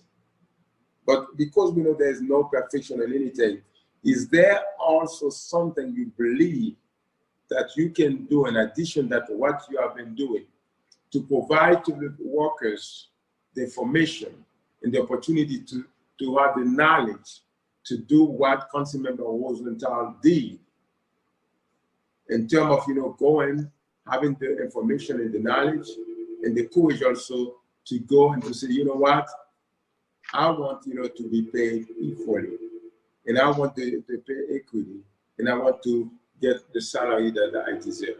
Is there anything that the Commission of Civil and Human Rights can do to make sure that people are informed, they got the knowledge, the education to take position, and also to demand for the salaries that they deserve? Yeah, I mean, as part of what I mentioned, where we have the opportunity and the partnership of sister agencies like the Commission on Gender Equity and Department of Consumer and Workplace Protections, I think we've been quite effective in going into communities and hearing from individuals and having an exchange that's not necessarily a workshop or a training, but where we're hearing experiences and thinking about how does our law respond? How do other agencies in New York provide services that help to meet people's needs? And again, working with counsel and others in the administration to think about gaps in protections and what's needed to address them. But we are always also taking recommendations for how to be improving our outreach and education. So would be open to hearing from others after the hearing as well. Thank you very much, Commissioner, and thank you to all your staff. Thank you for what you're doing for New Yorkers. Thank you so very much. We are all in this together. Let's keep on going and keep doing the right thing. Thank you so much. Now I want to turn it back to the Community Council. Thank you, Chair Eugene. I see we do have a question. Councilmember Rosenthal has her hand raised, so we can go to you. Thank you so much, Ms. Ganapti. I appreciate you. You know, I think I just want to make sort of another point about what Chair Eugene is talking about, and then I'd actually I'm hoping that the Deputy Commissioner or the Director from MOPD is still available for questions. I have a question for him. But I think, you know, and Councilmember Barron can speak to this more eloquently than I can. But, you know, the question in my situation is answered a lot by the privilege that I had growing up, right? And, you know, I was taught if I don't like the situation, I go and try to fix it. And in history of Black people in this country does not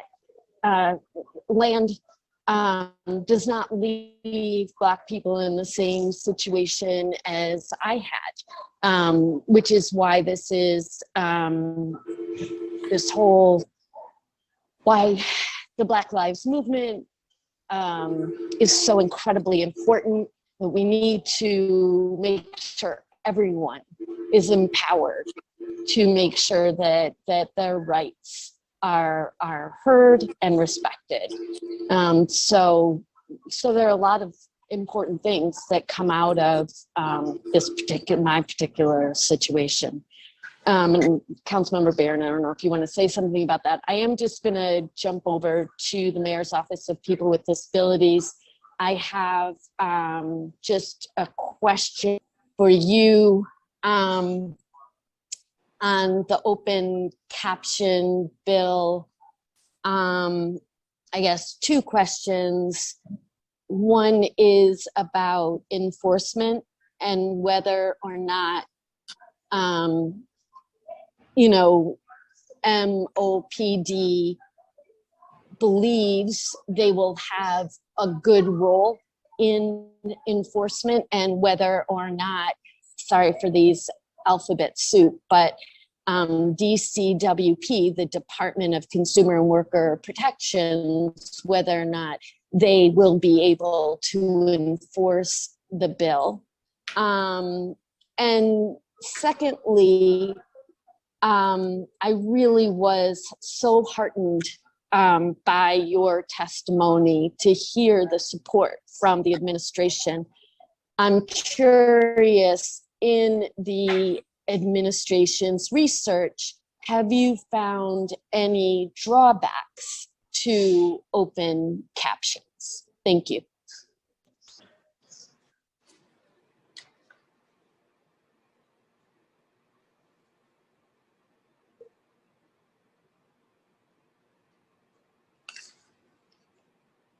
I'm sorry, we're just switching interpreters.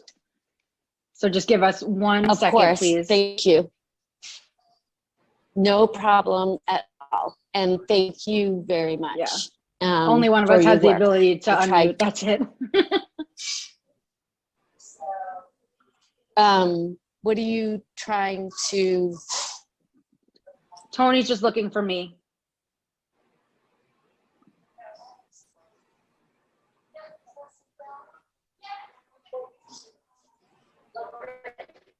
Hi, yes, I'm sorry. I'm sorry, it was frozen No on worries. my end. I'm having technical difficulties, Tony's saying. So, in relation to your first question with enforcement and DCWP, I'm sorry.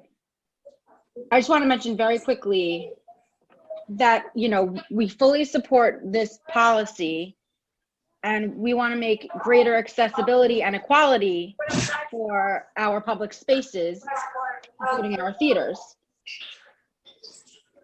And, you know, as a designated enforcement agency, I don't foresee any issues with enforcement.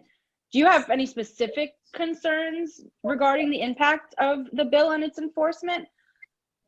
You know, we can definitely discuss that with the sister agency.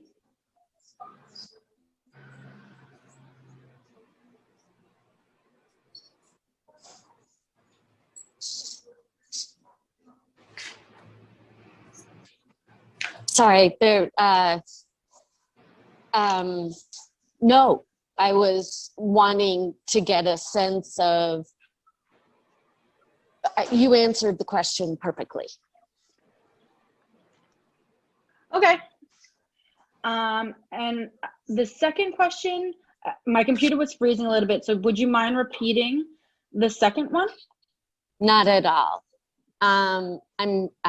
What I said was that I am so heartened to know how much support the administration has for open captions at movie theaters. But I am curious, in your research, have you found any drawbacks to open captions?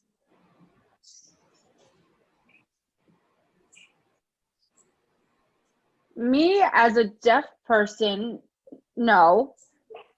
And in the research as well, I have not found any drawbacks, and I don't foresee that happening because it's really about accessibility for all. And like I said, it's not only the deaf and hard of hearing community, it can be various different people. So no, I don't foresee any drawbacks. Thank you very much. I appreciate you. You're welcome. Thank you, Ms. Ganapathy. Send it back to you. Thank you, Councilmember Rosenthal. Chair Eugene, do you have any additional questions? No, that's all. Thank you so much. And one more time, thank you to all the speakers and the commissioner and all the staff from the Commission on Civil and Human Rights Committee. Thank you for your job. Thank you. Thank you. We will now turn to public testimony. I'd like to remind everyone that unlike our typical council hearings, we will be calling individuals one by one to testify. Each panelist will be given 3 minutes to speak. Please begin once the sergeant has started the timer. Council members who have questions for a particular panelist should use the raise hand function in Zoom, and I will call on you after the panelist has completed their testimony. For panelists, once your name is called, a member of our staff will unmute you, and the sergeant at arms will give you the go-ahead to begin upon setting up the timer. Please wait for the sergeant to announce that you may begin before delivering your testimony.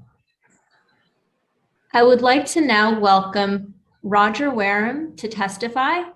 After Roger Wareham, we will be calling on Leah Goodridge and then Julia Elmale Sachs to testify. Roger Wareham, you can go ahead. Good time will begin.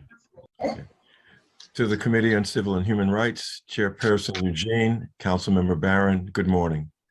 My name is Roger Wareham. I'm here today to speak in support of proposed resolutions 1039A and 1040. By way of background, I'm a human rights attorney and a member of the December 12th Movement, which is a non-governmental organization that defends the rights of people of African descent in New York City, the United States, and throughout the global African diaspora. I'm also the International Secretary General of the International Association Against Torture, which, like the December 12th Movement, is an NGO in consultative status with the United Nations Economic and Social Council.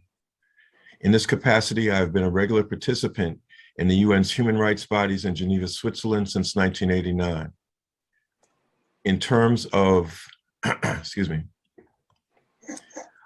for over 30 years, we've been actively involved locally, nationally, and internationally in the campaign for reparations for people of African descent as a vehicle to begin repairing the damage inflicted by over 4 centuries of chattel slavery and systemic racism.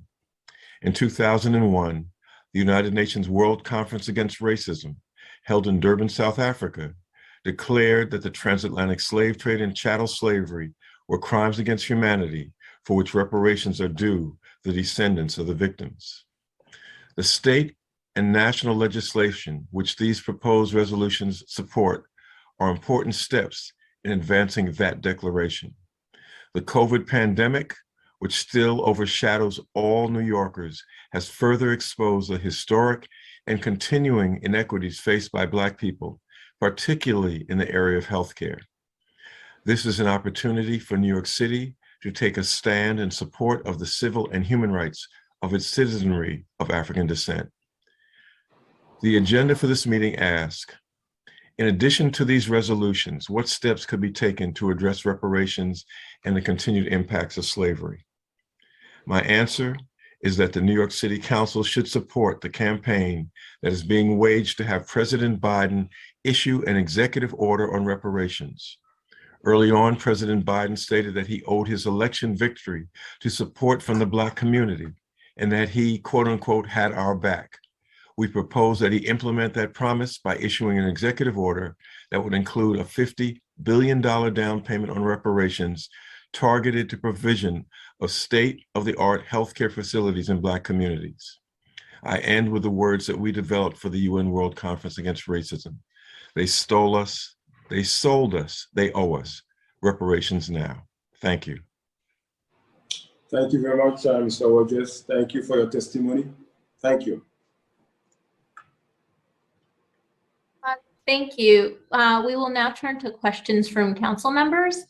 I see Councilmember Barron has her hand raised.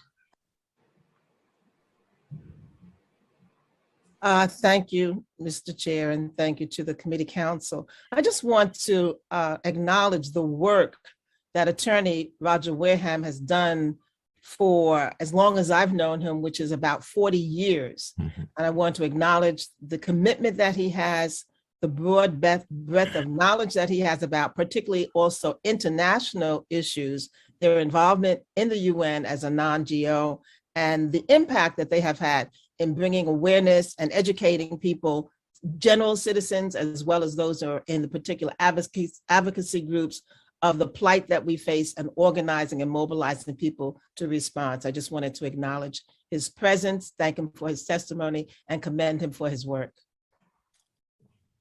Thank you. And I would just add, in terms of the comment that the chairman, Eugene, made around the importance of history, that the resolutions that are being put forward, and the legislation they're talking about are very important, because the role of African people in the United States is not simply Black history, it is United States history, and that's underreported. And I think also in that context, the role that Haiti played in terms of the struggle of Black people inside the Americas, and particularly inside of North America, is really not always understood.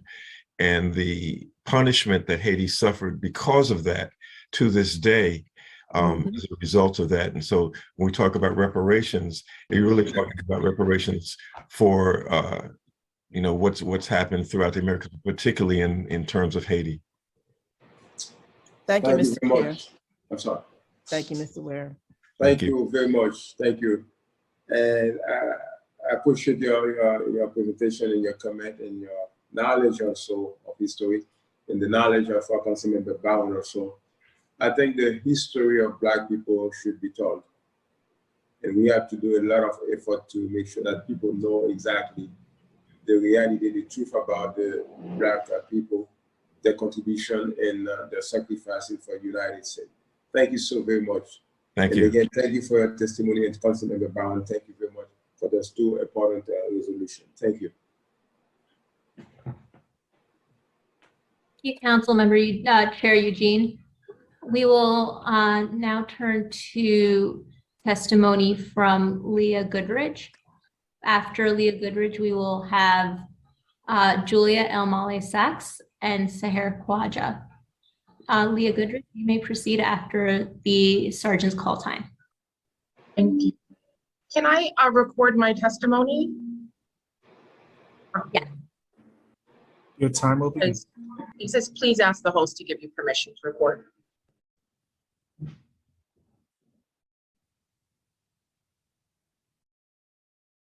Sorry, give us 1 minute.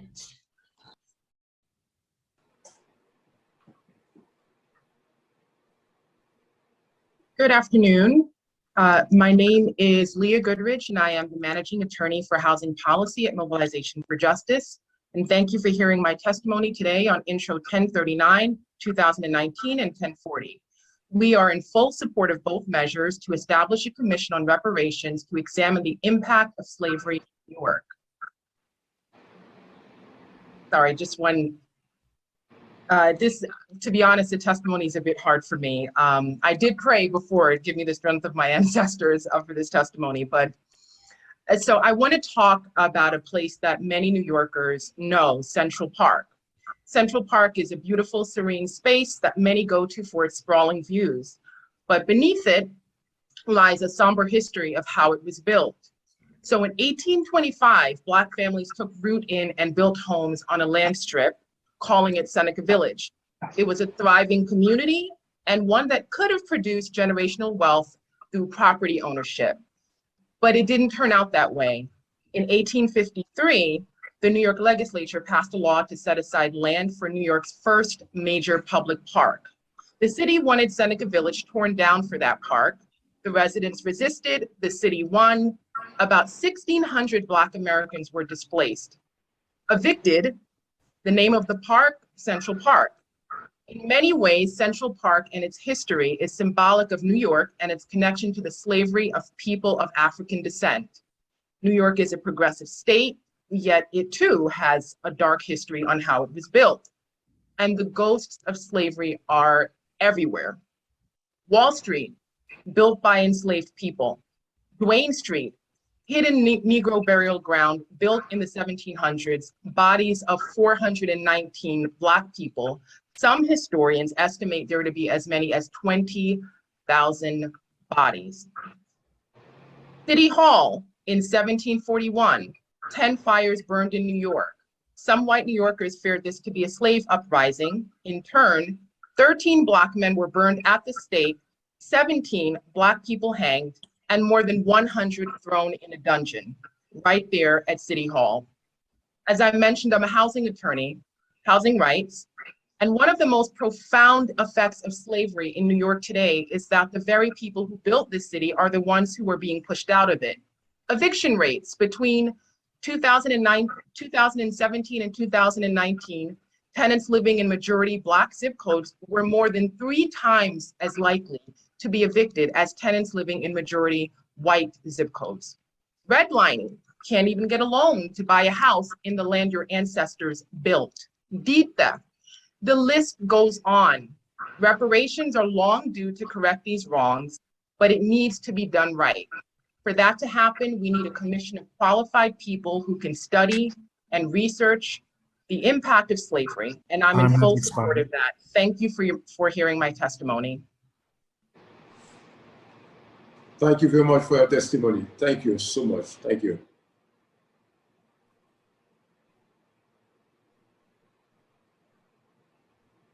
you. I see we have Councilmember Barron's hand is raised. Councilmember. Yes. Yes, thank you so much. I just want to thank the panelists, Attorney Goodrich, for the presentation that you gave, a very succinct but very powerful tidbit of the impact of what African Americans did and what they were subjected to and what they were what they lost in the building of the city. So thank you very much. Thank you, Councilmember Brown. Thank you. I would now like to welcome Julia Elmali-Sachs to testify. After Julia Elmali-Sachs, we will have Peter Roger and Beverly Newfield. Julia, you can go ahead once the sergeant's call time. Oh. Your time will begin. Good afternoon, Chair Eugene and Council Members Rosenthal and Barron. My name is Julia Elmali-Sachs, and I'm a plaintiff side employment attorney at Cremiller PC. I'm here to testify today on behalf of NELA New York, the New York affiliate of the National Employment Lawyers Association, working with PowHer New York.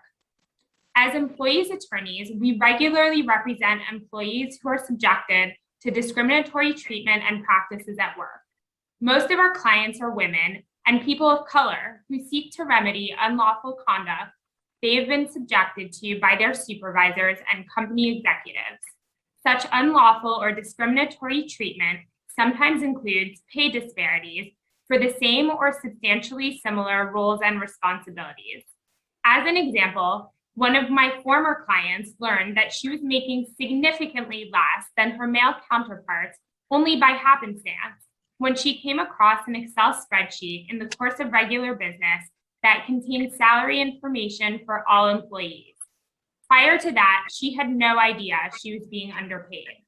Had the employer posted the salary range of her role at the outset, she could have negotiated a fair compensation, and the company could have avoided a long, drawn-out and costly lawsuit. Salary range information would be immensely useful to employees in other ways as well. Say an employee asks for a raise after they've taken on extra responsibility and is told that a raise is simply not possible because they're already at the top of their salary band. That employee may simply leave the company. Alternatively, she might stay and be paid less than some of her male peers at her detriment. If employees have access to salary range information from the start of their employment, they can make informed decisions when accepting a position or applying for a promotion. By intentionally keeping employees in the dark about salary range information, employers have unfair leverage over their employees and can, and often do, more easily pay certain disfavored employees less than they deserve. The point of this bill is to create much needed transparency around an often taboo topic. Similar to the state wage notification law, where employees are made aware of their hourly and overtime rates, this bill would simply endow employees with earning potential information.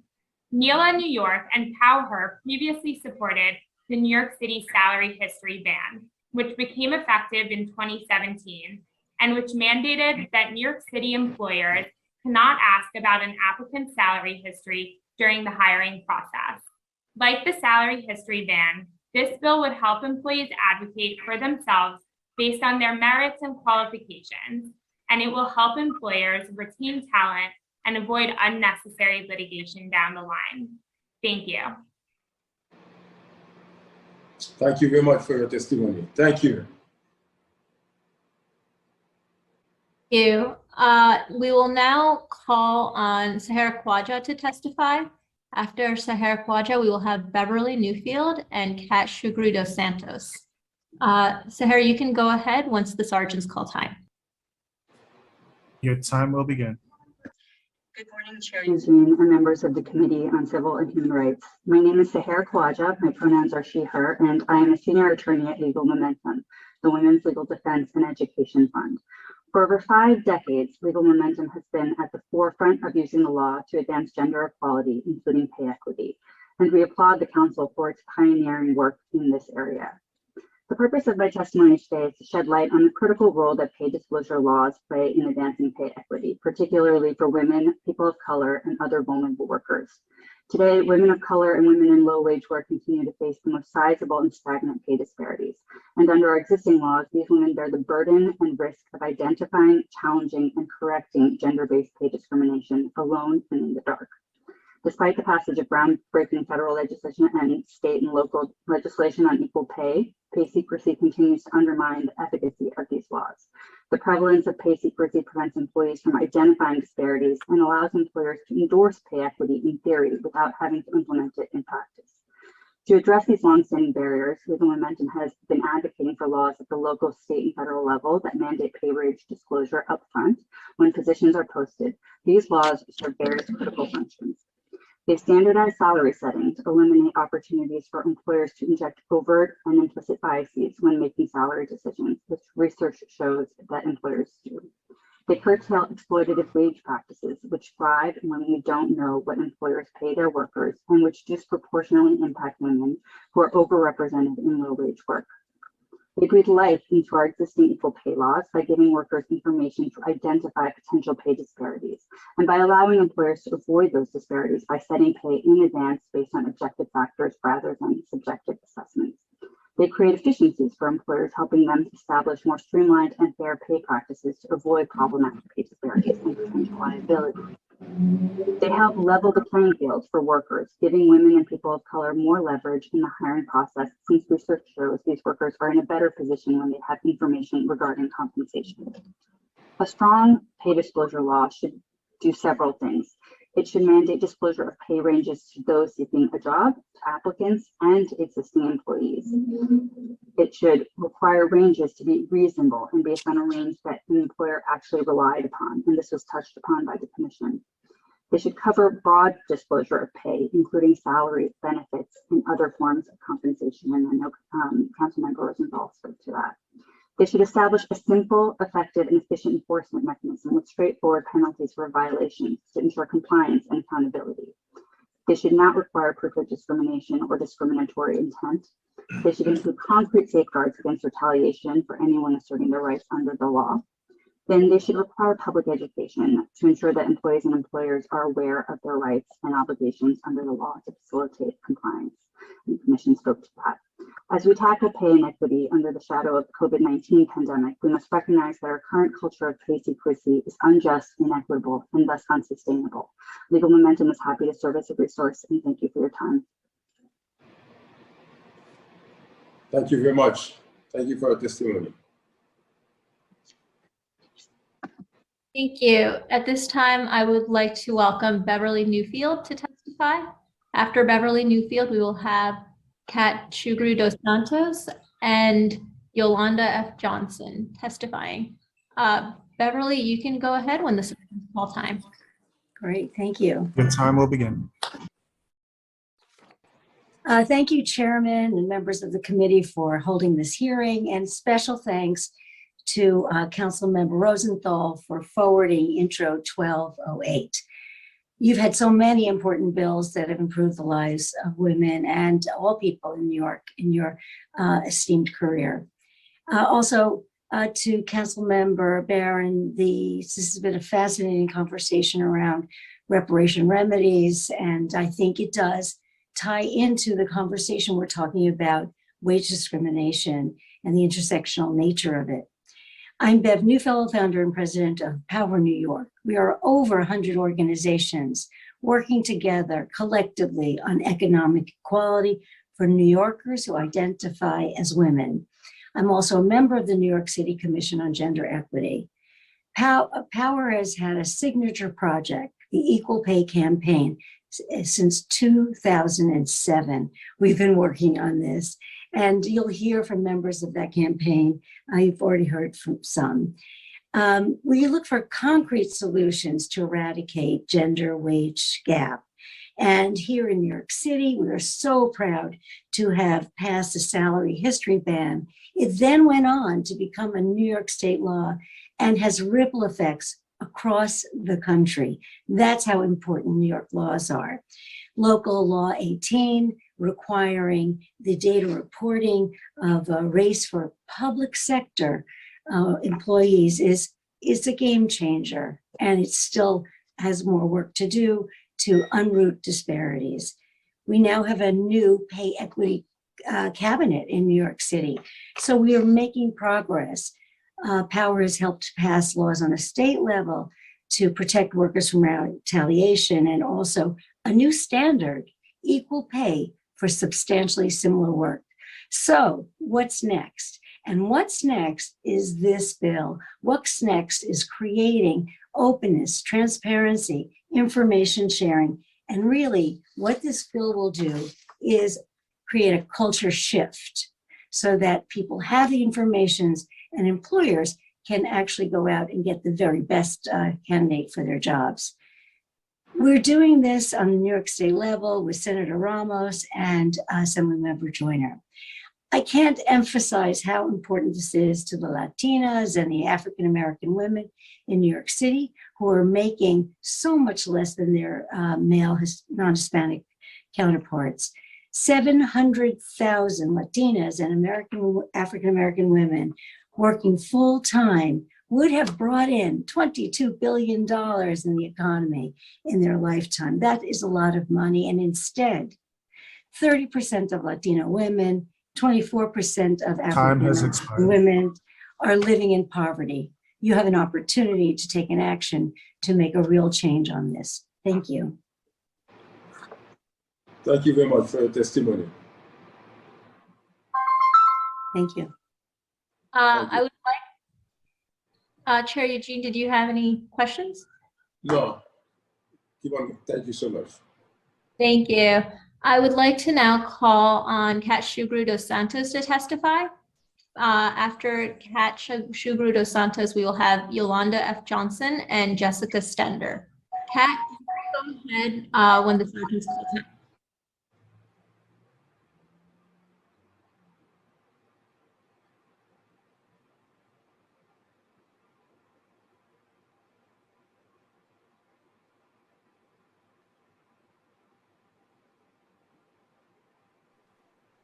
Sorry, I was trying to unmute and it didn't want to let me. Good morning, everyone. Thank you. I'll wait for my time.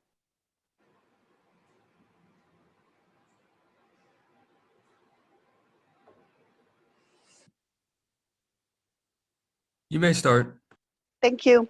Good morning, Chair Eugene, Council members Rosenthal and Barron, and esteemed colleagues. My name is Catherine Shagru dos Santos, and I am the Deputy Executive Director for Programs at the New York City Anti-Violence Project. My pronouns are she, her, and hers.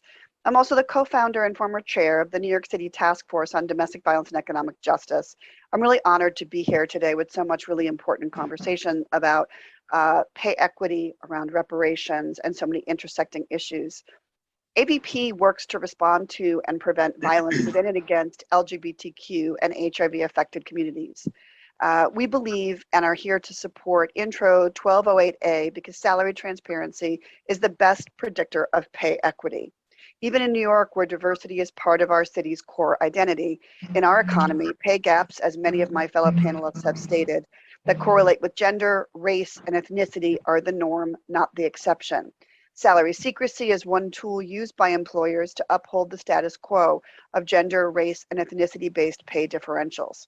This is especially important in the nonprofit sector, which is predominantly staffed by those who reflect the communities served and supported by nonprofits in this city. Those who hold intersecting identities as people of color, women, immigrants, low-income people, people living with disabilities, and LGBTQ people. Notably, all of these communities face wage disparities due to systemic bias and discrimination. This council knows well the challenges nonprofit organizations face due to funding structures that devalue our work in the best of times and which have become more difficult during the pandemic. As the city's only LGBTQ-specific anti-violence organization, the majority of those that we serve and support are queer and trans communities of color who face disproportionate rates of discrimination, unemployment, poverty, and homelessness. AVP's work helps survivors heal from violence, building physical, emotional, and financial safety, health, and wellness. For nonprofits, mission-driven organizations, arts organizations, and human services agencies, salary transparency helps us align our actions with our values when it comes to how much people are paid for their work. Sharing salary information is part of an ongoing process at AVP to work toward equity and justice in compensation. AVP believes that knowledge is power, especially when it comes to how you make a living. ABP works from a trauma-informed and anti-oppressive approach internally and externally. We strive to compensate all of our staff fairly and equitably. Over the past 5 years, we have created, published, and adhered to a salary scale for all levels of positions, included salary information and job postings, and identified and adjusted pay gaps within and among salary bands.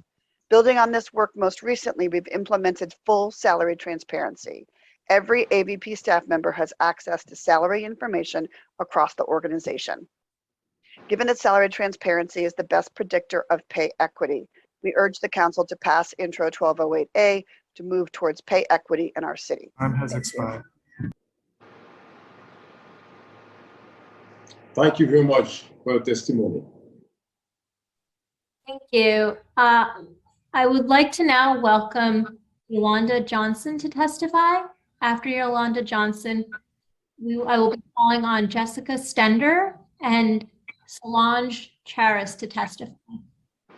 Yolanda, you can go ahead when the sergeants call time.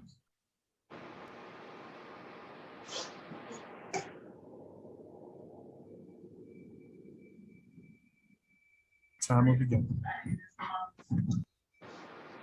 Good afternoon to the New York City Committee on Civil and Human Rights, Chair Eugene, council members, and distinguished guests. I am Yolanda F. Johnson. I am the first Black president of Women in Development New York in its more than 40-year history, and I'm also the founder of Women of Color in Fundraising and Philanthropy, a New York-based organization that is a global organization. I'm here to speak today about Intro 1208A because of its important and the absolute imperative for salary transparency to be implemented as a top tool for equity in the nonprofit sector. Both of the organizations I lead have job boards, which are the go-to places for women and women of color in the nonprofit sector. Earlier this year, we implemented a policy around salary transparency. It was very interesting because I received quite a bit of pushback from some people, from some organizations and recruiters saying, well, my client can't do that because we're underpaying other people too much and we don't want this person to know that. To people putting in random characters to not have to go through with salary transparency. Ultimately, we prevailed. I also in my own career have experienced salary inequity until others came to the fore and helped me to understand the importance of it. If transparency had been present, it would have made a great difference. In the nonprofit sector, we often suffer from a sense of guilt because we're trying to get the good work done, and therefore we sacrifice our own well-being and our own needs. Many in the nonprofit sector, especially women, actually are just 1 to 2 paychecks away from being in the same situation as many of the constituents that they serve. So I say that I understand budgets can be an issue for nonprofit organizations, and in those cases, an overhaul and assessment needs to be done on fundraising practices, strategy, and income stream diversification. Because what we know for sure is that the nonprofit sector, which professes and endeavors to create a more just and equitable society, cannot accomplish this work off the backs of underpaid professionals. Thank you. Thank you very much. Thank you. We will now turn to questions from council members. Councilmember Rosenthal, you may ask your questions.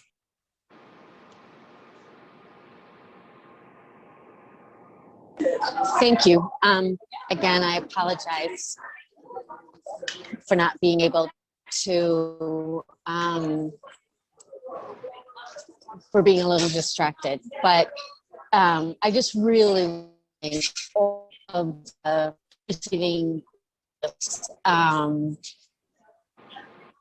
you know, people speaking about reparations, it's so powerful. And I want to let you all know how much I appreciate your support for my bill on minimum maximum salaries. I think what's been said is right. Change is hard and a lot of people will push back. Yolanda, what you were just talking about in terms of the nonprofit sector, I think what will happen here, and I feel free to jump in, but I think it will expose how poorly government pays for this work. And that's, you know, something I've worked on during my tenure in the council is trying to get higher wages in the nonprofit sector. And I actually think that given that the city contracts with nonprofits to do the city's mandated work, these nonprofits should not have to go to private donors to make up the difference between what government pays and what people should be paid. I don't know if you have any thoughts about that. I know there are nonprofits that also do great work that do not get city funding, but I think that's the piece that really jumps out at me, that it will lay to bear exactly what is happening in the way that you talk about someone being 1 or 2 paychecks away from homelessness or real despair. If the sergeant can just make sure Yolanda or anyone who's maybe raising their hand physically or can talk, I put that question out to any of the panelists, really. Yes, thank you for that, Member Rosenthal. I agree wholeheartedly. The nonprofit sector, the workers in the nonprofit sector have often been made to feel like that struggle, that they can't ask for more, and I think it will lay bare all of the different disparities in pay inequity that is present. We know that it's there, but until we can see it in a transparent way and have the conversations that we need to have to get to where things need to be, it's just going to be a cyclical situation that's never going to improve. And certainly from governments that engage nonprofits to the nonprofits themselves, everyone has to take responsibility for this and move it forward. Thank you so much. I believe we also have responses from Beverly and Kat. We'll get you unmuted.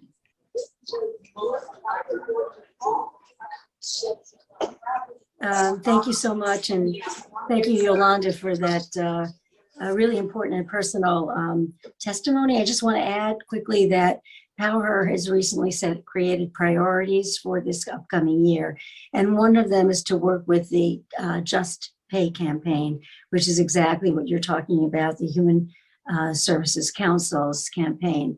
But all in all, this is about, you know, fair pay, and the only way we're going to have that is if we have the kind of transparency that Council Member, your bill will open up. So I think that's a really interesting point, that this hopefully will help, you know, the folks who are doing great work and really not getting great pay. So thank you. That's a really, I think that's an additional reason for this bill.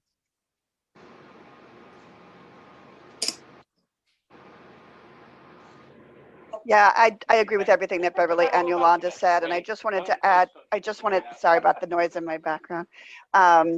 I just wanted to add that I think one of the important parts here, I think that Helen, your comment raises, Councilmember Rosenthal, is that so much of this is about implicit bias and things that folks are not aware of, and so trying to make sure that transparency is what helps us move towards more equity, because it exposes those things. And so I think it's really essential that we do that. So I just wanted to underscore what Yolanda had mentioned about that.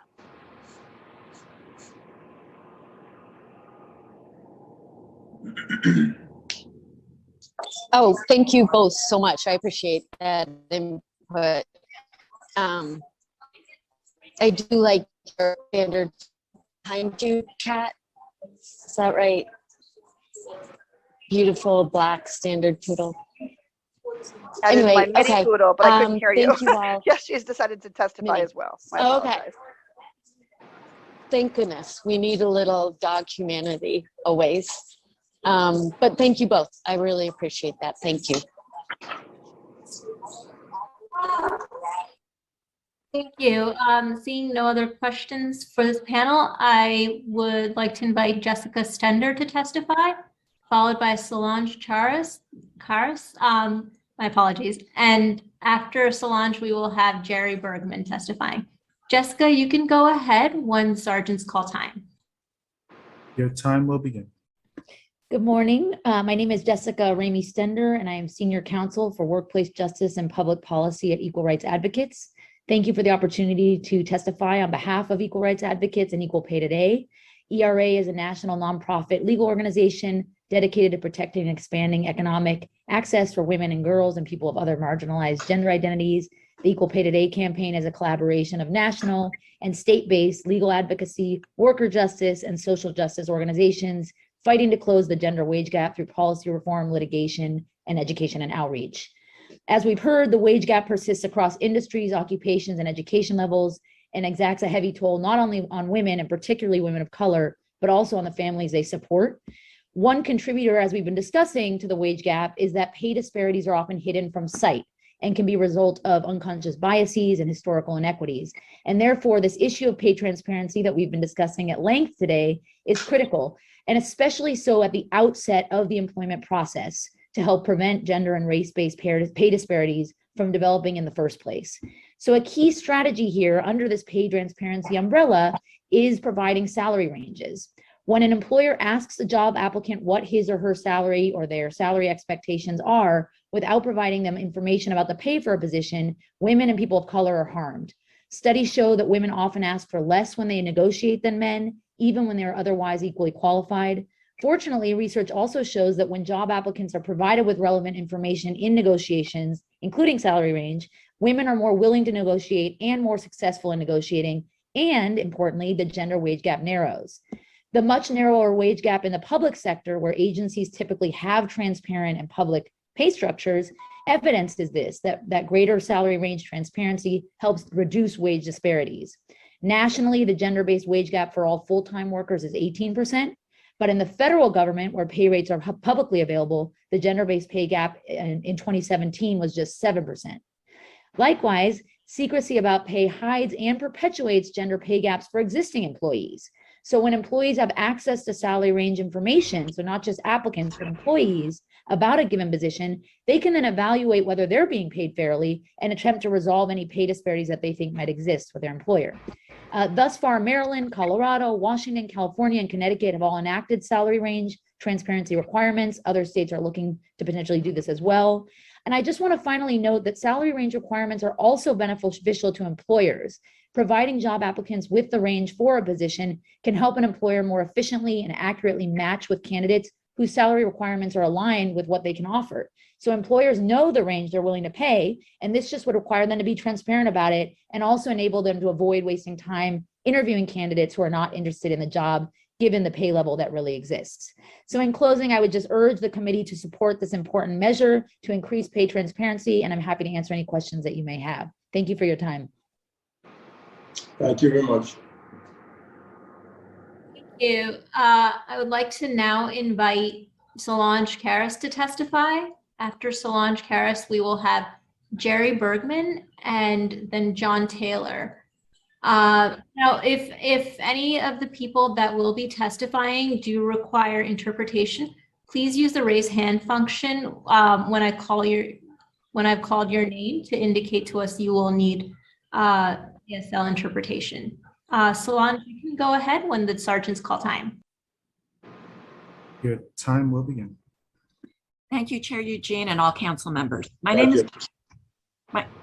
Dr. Solange Shara, and I'm a human capital subject matter expert with a PhD in management, an MBA in accounting and finance, and a BA in economics. I have served as the top HR executive for 3 for-profit organizations, served as a board director for 2 public companies, and held senior roles at Ernst & Young and Arthur Andersen. I'm currently an adjunct professor in the Masters of Human Capital Management programs at Columbia, USC, and NYU. I'm Distinguished Principal Research Fellow at the Conference Board, and today I'm representing Power New York Equal Pay Committee. I'm here to talk to you about the benefits of human capital transparency for workers, organizations, and the community at large. Transparency in all matters human capital, including the matter you are taking up today, is being called for by the most prestigious governance monitoring agencies like the SEC, SASB, the World Economic Forum, the Business Roundtable, and the International Standardization Organization. It is just a matter of time before organizations adopt transparency in all matters, including human capital matters. Several states and municipalities have already passed legislation requiring this kind of transparency that you're discussing today with positive outcomes. Transparency benefits workers. The more information they have, the better they are able to make decisions that ultimately lead to enhanced personal and professional outcomes. The perception that they are being treated in a fair and consistent manner is associated with higher levels of productivity and job satisfaction. This research is based on organizational justice theory. Transparency benefits the organization. Having been studied by the academic community for decades, research proves that there is a positive correlation between human capital transparency and profitability. If I were to tell you that you could improve your bottom line by up to 25% simply by embracing transparency in your business processes, wouldn't you?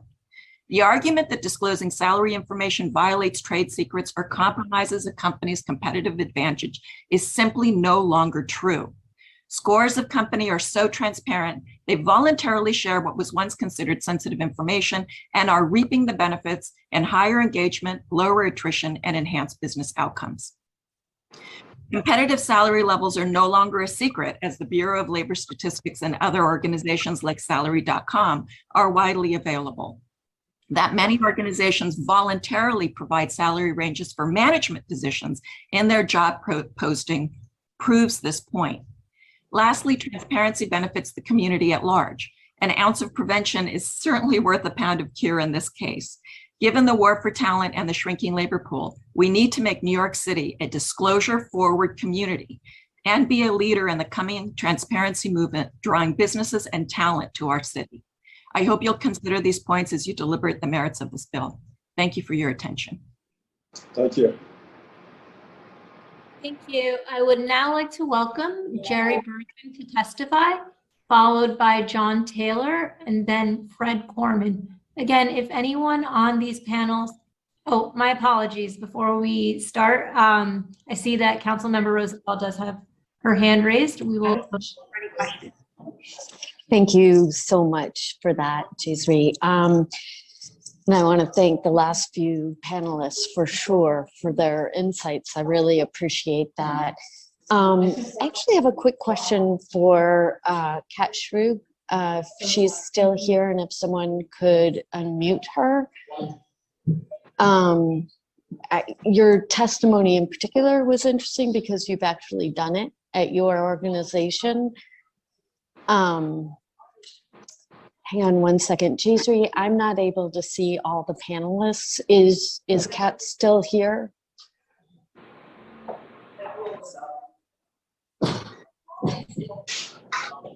And I'll take a look. Okay, I just want to make sure she's able to answer the question. If she's not, I will ask her separately, but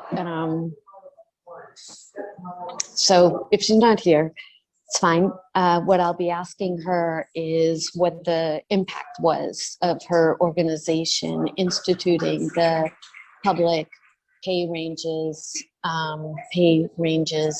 and whether or not they lost any staff, or if staff were, what the response of staff was.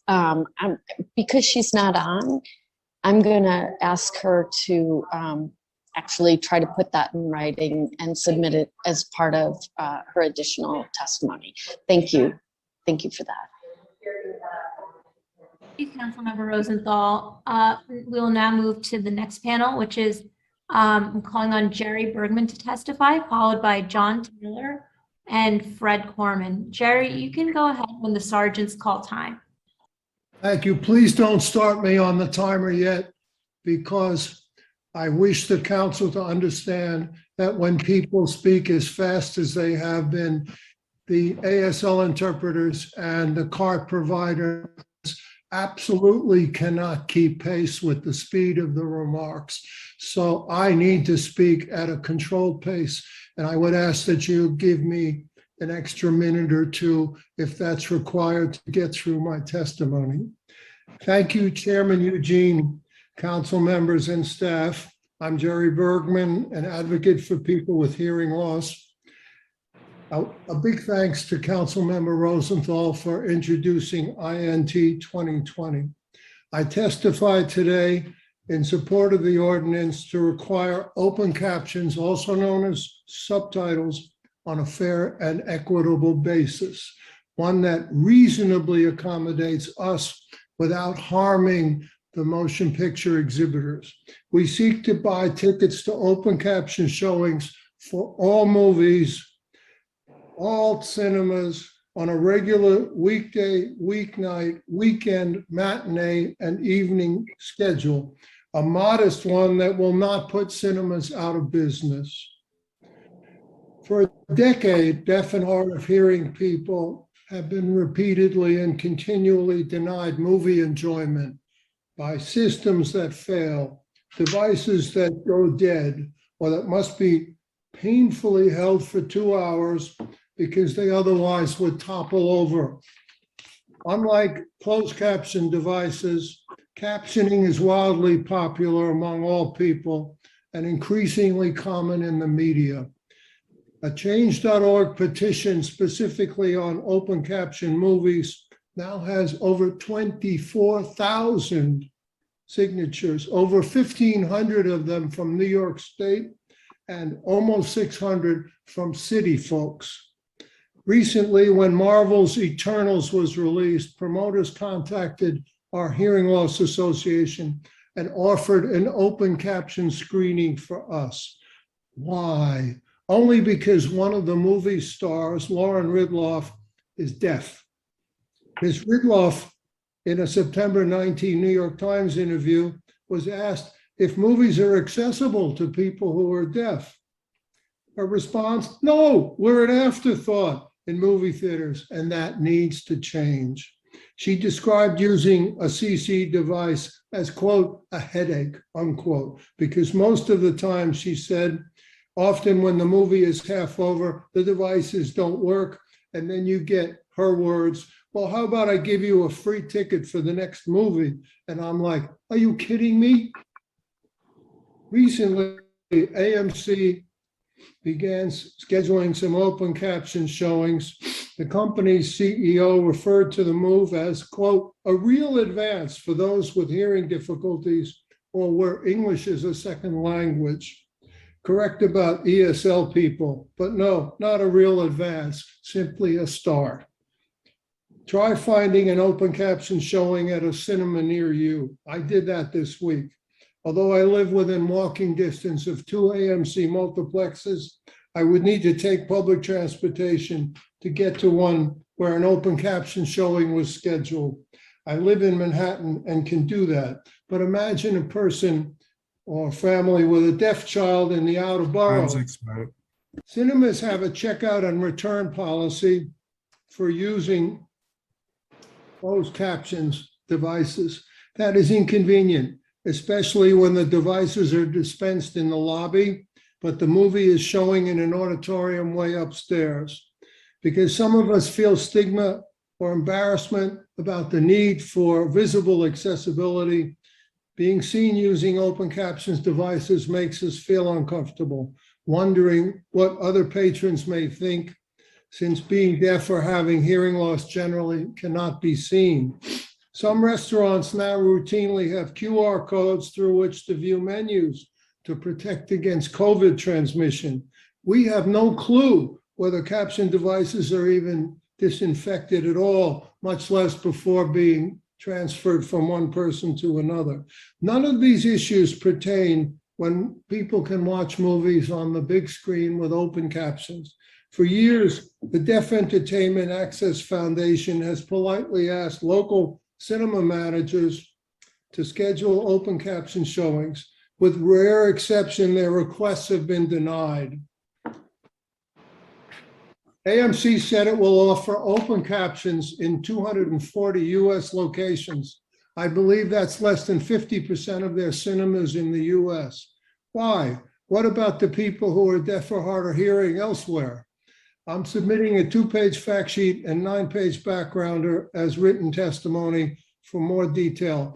I hope if any of you are not convinced that open caption movies are needed, you will read the documents, understand how we got to this point, and help us by voting for a revised version of INT 2020 that treats both us and movie exhibitors fairly. In closing, many supporters have pledged to submit written testimony. Many of them have online jobs, doctor's appointments, etc. So that's why more of us will not be heard from today. Thank you. Thank you so much. Thank you very much. Thank you. Thank you. At this time, I would like to call on John Taylor to testify. After John Taylor, seeing that Fred Corman is not in the Zoom, I will be calling on Matthew Greller and followed by John. You can go ahead as soon as the sergeants call time. Your time will begin. Hello, good morning, good afternoon, Chair Eugene and council members. Thank you to Council Member Rosenthal for introducing this legislation. My name is John Taylor, and I'm president of the New York City chapter of the Hearing Loss Association of New York of America. Like many of our members, because of my profound hearing loss, I cannot enjoy movies without captioning. However, many times when I've gone to movie theaters, captioning devices did not work. Closed caption devices place a substantial burden on theaters who must properly maintain them. Sometimes theaters have neglected to charge devices. Sometimes devices were broken. On other occasions, theater staff had not set the devices correctly. The last time I went to the movies, after offering me 3 different devices, none of which produced captions, the staff realized that the device was not the problem. The auditorium equipment was not functioning properly. I know that my experiences are not unusual, they are typical. Even when devices work properly, the type that is worn as glasses are heavy and uncomfortable, while the devices that are placed in cup holders never fit properly and fall down easily. In addition, it places a burden on users who must arrive early to get a device and to identify themselves as having hearing loss. Extensive research has demonstrated that captioning benefits everyone, not just those with hearing loss. People comprehend and remember text better when speech is captioned than when it is only spoken. I've submitted a peer-reviewed journal article summarizing this research and hope that you will take the time to read it. This research confirms what many of us have seen in person when we have attended caption performances on Broadway. Many people who are not wearing hearing devices are glued to the captioning screen. And of course, captioning will benefit millions of people with undiagnosed or untreated hearing loss. Thank you for your time and consideration. Thank you so very much. Thank you. Thank you. At this time, I would like to call on Matthew Greller to testify. After Matthew Greller, we will have Alex Rich and Doug Murdoch. Matthew, you can go ahead as soon as the sergeants call time. Your time will begin. Thank you. Good afternoon, Chairman Eugene and members of the committee. My name is Matt Greller, and I'm an attorney and a lobbyist here on behalf of a client, NATO Theater Owners of New York State. In New York City, NATO represents over 30 movie theaters across the 5 boroughs. Let me be very clear. The movie theaters are still suffering from this terrible pandemic. The theaters want all patrons to feel safe and return to the theaters, which is still the best place to see a movie. Of course, this includes members of the deaf and hard of hearing community. We want members of the deaf and hard of hearing community and others that might benefit from increased open caption showtimes to feel welcome at the cinema. At the same time, however, we oppose Intro 2020 for 3 main reasons, which I describe in further detail in our written testimony. First, this bill will be damaging economically for the movie theaters. Theaters are already trying to recover from being decimated by the pandemic, and experience and data show that audiences that are not deaf and hard of hearing do not like open captioning and either request refunds or they stay home. A recent survey estimated that 49% of the audience that has not returned since the pandemic started. We do not need another reason for patrons to stay home, especially with competition from streaming services. Second, this bill is unnecessary. Theaters are already providing open caption showtimes voluntarily and offer additional open caption showtimes upon request. One major circuit is currently running an expanded open caption pilot in 3 of the busiest theaters in the city. The theaters are also exploring ways to improve the closed captioning experience with new technology to make all patrons feel welcome, comfortable, and included. Theaters can and should do better on open captioning, but we do not need a legislative mandate to do so. Third, this bill is impractical. It far exceeds existing demand, and the 50% mandate between peak and non-peak showtimes cannot mathematically be met.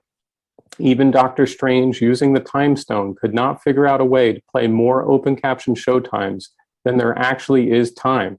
This bill is too convoluted with its ban on overlapping films, awkward start and end times that don't fit for most 2-hour films, and the excessive 50% mandate. Simply put, Intro 2020 is unworkable. Lastly, there's a concern about the timing of this bill. When it was first introduced, theaters were still ordered closed by the governor. At the time, we reached out to all sponsors to see if we could engage with constituents to address concerns. The bill was bad timing when it was introduced then, and respectfully, this hearing is bad timing now. Please allow the advocates in the theaters to continue their productive discussions to find a win-win solution for expanding open captioning. Such a solution will be based on common sense and data, and not an inflexible mandate that will only kick the movie theaters when they are down. There should not be a rush on this bill just because it is December. The best way to get things right is to allow stakeholders to achieve a voluntary and dynamic solution and not just a legislative mandate. If this bill is implemented, there may not be movie theaters left to show open caption movies or any movies at all. Thank you. Thank you very much.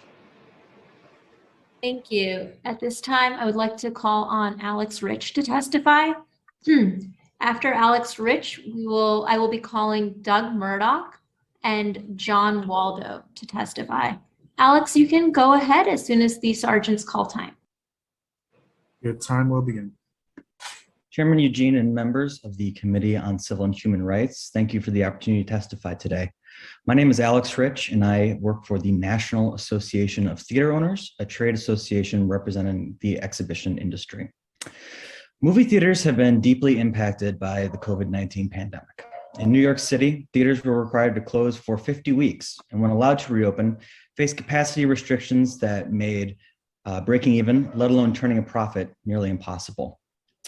With theaters closed or operating at reduced capacity, major studios delayed releasing new films or moved them to streaming services, which prolonged the economic impact of the shutdown since theaters had no new product to play when they welcomed back moviegoers.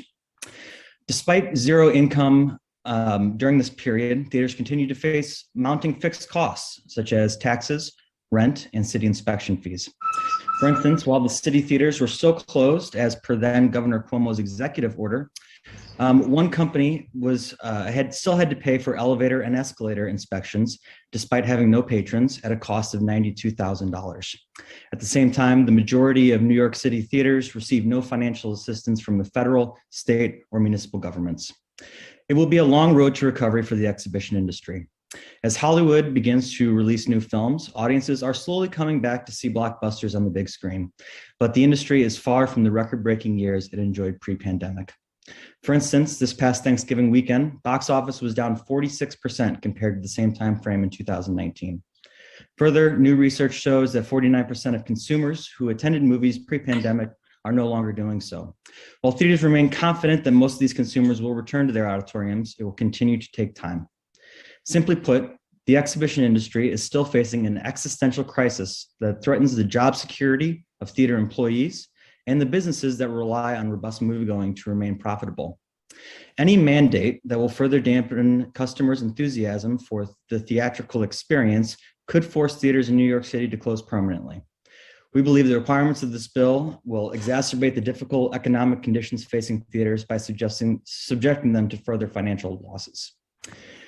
And this issue is not just about movie theaters. According to an Ernst & Young study commissioned by NATO, movie night spending in other businesses in the US amounted to $5 billion in 2019 before the pandemic hit.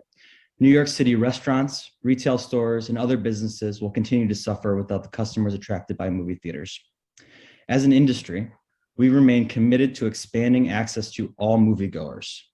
Later, you'll hear about the steps our industry has taken to ensure every movie at any time has access through the use of captioning devices. You will also hear about voluntary open caption programs being rolled out by companies across the country.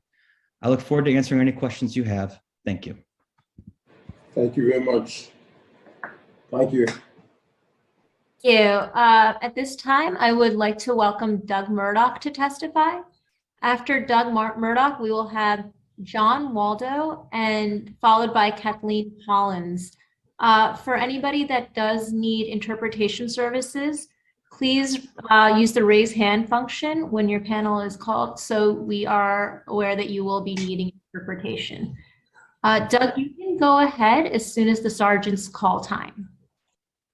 Time starts now. Community Chairman Eugene and members of the committee. I am Doug Murdoch, Executive Director of Mid-Atlantic NATO, a regional affiliate of the National Association of Theater Owners. I'm here to speak in opposition to IND 2020 open captioning at motion picture theaters. While the impact of open captioning and the nature of the proposed bill will be addressed by my other theater colleagues, I would like to comment on the unworkable parameters of the bill. As you know, the bill calls for certain movie theaters to provide open captioning for at least half of the showings of each movie per week. On the surface, that sounds like a simple equation, but not when you try to apply it to the real showtimes in a movie theater. So let's take a look at a typical showtime schedule for a 2-hour movie with 15 minutes of previews and a 30-minute intermission. Now, the bill does not define what a week would be, but for this example, we're going to use Friday through Thursday. Now, as illustrated in this snapshot, and is also what I submitted in my testimony, the film would play about 5 shows per day, giving us 35 shows a week. Now, according to the bill, at least 50% of those 35 would have to play in open captioning. That's 18 open captions per week. But then the bill goes further and says that at least half of the open caption showings would have to be played during designated peak movie attendance hours, defined as a motion picture that begins after 5:59 p.m. and finishing before 11:01 p.m. on a Friday, or a showing that begins after 11:59 a.m. and finishing before 11:01 on a Saturday or Sunday. For this example, I highlighted in yellow the showtimes that would fit into those designated time periods. The problem is there are only 7 showtimes, but the bill would require 9.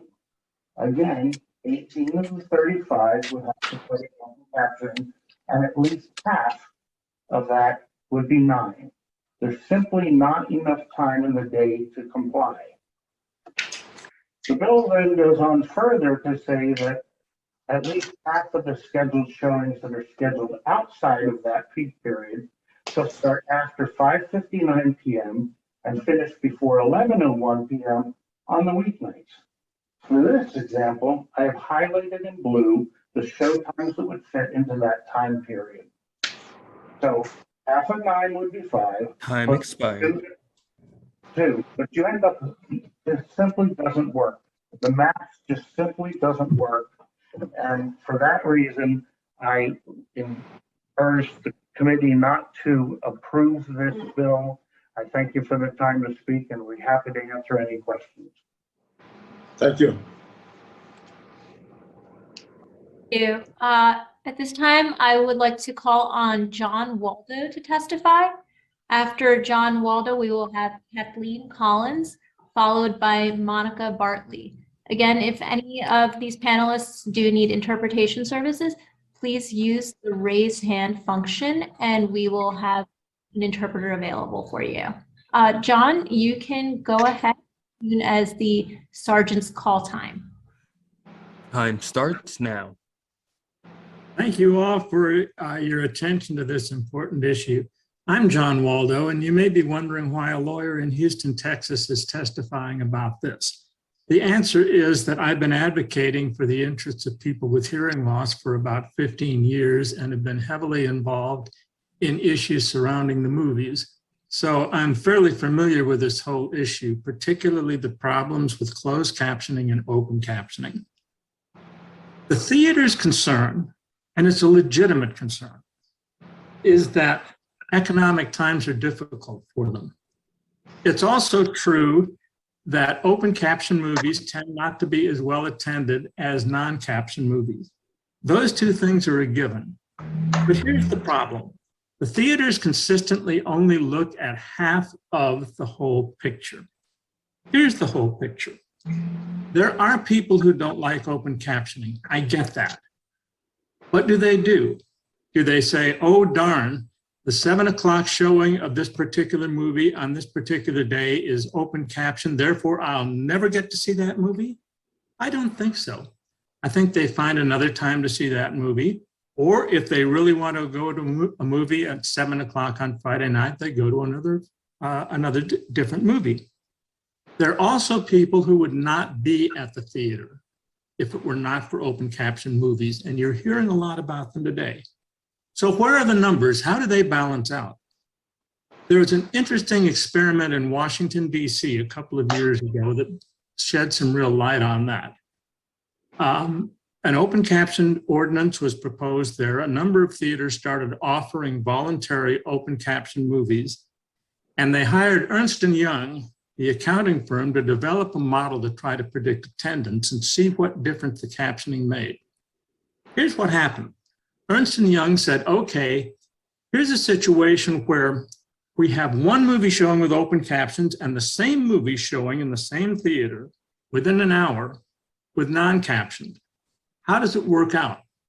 Well, indeed, they predicted that there'd be 23 people at each movie, all other things being equal. The open caption movie only drew 18 people. So that's a loss, right? But do those 5 people and only those 5 people go to the non-caption movie? No, there were 8 additional people at the, 10 additional people at the non-caption movie. There was a net gain of 4 people when you had both options available to people. You know, under certain circumstances, it can be a plus that the people who don't want open caption will find someplace else to go. The people who do need it, they now come to the theater. You're not reinventing the wheel here. Hawaii, since 2015, has had a statewide statute that requires 2 open caption showings a week of each movie. Now, I know for 2 years it was down to 1, but now it's back to 2. Has that caused theaters to close? I've seen no evidence of that. This is something that can work for everybody. What we'd like to do is find a way to start. Find out what the real situation is. Not look at attendance on a show-by-show basis, but look at aggregate attendance. That's the only way we're ever going to be able to figure out what happens to the people who didn't show up that day for the open caption movie. What do? Do they go to another movie? Do they go to on another day? We only know if we start looking at aggregate data. We want to keep talking to the theater owners, but really something can be done that can be a win-win for everybody, and we really would like to move in that direction. Thank you. Thank you very much. Thank you, John. Next, we will have Kathleen Collins testifying, followed by Monica Bartley and Andy Stone. Kathleen, you can go ahead as soon as the sergeants call time. Time starts now. Thank you for letting me testify before you here today. I am a co-coordinator at Downstate New York ADAPT. Downstate New York ADAPT is a grassroots, non-hierarchical community of people with all types of disabilities, advocating for the civil rights of people with disabilities. We have reviewed Bill INT 2020, and we support requiring of open caption movie screenings. However, we would propose that all movies have open captioning because people with disabilities should be able to attend any movie at any time they want. Now, I know the movie theater owners and operators here are gasping at this moment. And we've heard these similar arguments before with transportation entities, both private and public entities, when we proposed many years ago about 100% access to buses. However, today we have 100% access to buses in New York City, both on the private and public realm. And it didn't bankrupt anybody. And I know maybe in the beginning people were like, oh, these people with wheelchairs, it's going to take longer for them to get on the bus and things like that. But now New Yorkers have totally embraced it. And everybody in New York, it's just, you know, a fact of life. We have accessible buses. And I submit to you that we should not underestimate New Yorkers. New Yorkers are great people. And I believe that maybe in the beginning, I know they say these surveys and that, but surveys can be slanted. And, you know, and maybe people don't even know what they're saying yes or no to about what open captioning is. But once they experience it, I'm sure people will New Yorkers will embrace it. So thank you for listening to me today. And also thank you for making this meeting accessible to everyone. All New York City Council meetings should be accessible under the Americans with Disability Act. It's our civil right, not just this meeting. We believe and we are interested in everything, just like everybody else here. And we have a right to be at these meetings and be able to hear what's happening at these meetings and to be able to take down the notes too, because that helps someone like me. So, I mean, captioning is not just for the hearing impaired and the deaf, it's for all of us. Thank you. Thank you very much. Thank you. I will now call on Monica Bartley to testify. After Monica Bartley, I will be calling on Andy Stone and then Raymond Smith to testify. Monica, you can go ahead as soon as the sergeants call time. Time starts now. Good afternoon. My name is Monica Bartley, Community Outreach Organizer at the Center for Independence of the Disabled, New York, Sydney. Sydney's goal is to ensure full integration, independence, and equal opportunity for all people with disabilities by removing barriers to the social, economic, cultural, and civic life of the community. Participating in leisure activities is a significant part of daily living as it contributes to the psychological and cognitive well-being, physical health, and quality of life. For a long time, deaf and hard of hearing people have experienced limited participation in some activities, one such being watching a movie at the movie theater like other people. If deaf or hard of hearing audiences need to see a movie with open captions, they're either forced to rely on unreliable theater equipment, work with their schedule around a screening, or wait until streaming or physical release. They have to rely on devices for closed captioning. These devices have been criticized for malfunctioning or not being charged by theater staff before use. To get them functioning requires trips to the box office that causes them to miss half of the movie. It is also very inconvenient to use these devices as having to be looking up and down from the device to the screen for the duration of the movie. Sydney sees Intro 2020 as a move in the right direction. Recently, AMC, one of the largest movie theater chains, announced it will expand on-screen captioning at 240 locations in the United States, and we expect to see this extended further. This bill calls for motion picture theaters that have more than 2 screens and provide more than 10 showings per week to provide open captioning for at least half of the showings of each movie per week. The pandemic has opened up new ways of functioning that we did not see possible. There is so much more awareness now to open captioning in various areas, which has benefited many people, so the general public is more receptive of this. Sydney supports this law and seeks that the New York City Council sign Intro 2020 into law. Thank you very much. Thank you very much. Thank you. I would like to now call on Andy Stone to testify. After Andy Stone, I will be calling Raymond Smith and then Joseph Masher to testify. Andy, you can go ahead as soon as the sergeants call time. Time starts now. I believe you're still muted, Andy.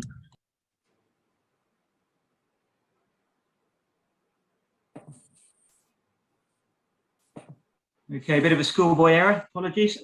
So good afternoon, Chairman Eugene and members of the committee. My name is Andy Stone and I am the Regional Director for Regal Entertainment. So as you've heard, the impact of COVID meant that movie theatres were one of the last businesses to reopen across New York City. You can imagine Regal Entertainment has been significantly impacted by the financial losses that were caused. And furthermore, we continue to incur costs during our extended period of closure, which really has compounded the issue. Now, since we've reopened, we've not seen admissions return to pre-pandemic levels. And that includes audiences who do and don't have hearing problems. It's audience per se. Now, as a business, there are times where we've even had to curtail our operating hours because of the lack of admissions coming in through our doors. Now, like all businesses, we want to welcome all audiences, including the deaf and hard of hearing, back to the movie. As a business, we screen blockbusters through to small independent, as well as foreign films with subtitles. So we embrace all elements and all markets. Catering for all audiences and rebuilding consumer confidence in our business is therefore integral, and we don't want to alienate anybody. Now, we've worked collaboratively with New York City, and we ensure that we've adhered to the COVID operating guidelines and supported Mayor de Blasio's Facts to the Movies campaign. Since we've reopened, we've continued to screen our open caption shows, and across New York City, we've screened 318 showtimes. These showtimes have been for different films on different days and at different times. And as John Waldo alluded to, you know, our average attendee per show was 8. But if you look at the occupancy level for these shows, it's as low as 5%, which means there's nearly 95% of the seats unsold in that particular auditoria. Now, besides specific open caption shows, we also have what we sell as watch parties. This facility gives all customers the opportunity to hire a screen, whether it's for a party, group, or special occasion. And again, just like any other audience, this facility will give those who may be deaf or hard of hearing the opportunity to watch a movie in private at a time which suits them. Now, although I don't have specific data, cinema managers do report back that a significant number of customers who do not have hearing difficulty but attend an open caption film will ask for a refund. And this does contribute to a further financial loss to the business. Time expired. Okay. And finally, I would also like you to just look at cinemas not as a solace, but instead look at cinemas as a cumulative. As like any other audience making their decision on wanting to go and watch a film, different cinemas will have different open caption times on different days. This means the consumer has a wide choice of where and when she will be able to watch their open caption movie. Thank you for your time. Thank you very much. Thank you. I would like to now welcome Raymond Smith to testify. After Raymond Smith, I will be calling Joseph Masher and then Svetlana Kuznetsova. Again, if anyone requires interpretation services when I'm calling your panel, please use the raise hand function so we are aware and we can have those services ready for you. Raymond, you can go ahead as soon as the sergeants call time. Time starts now.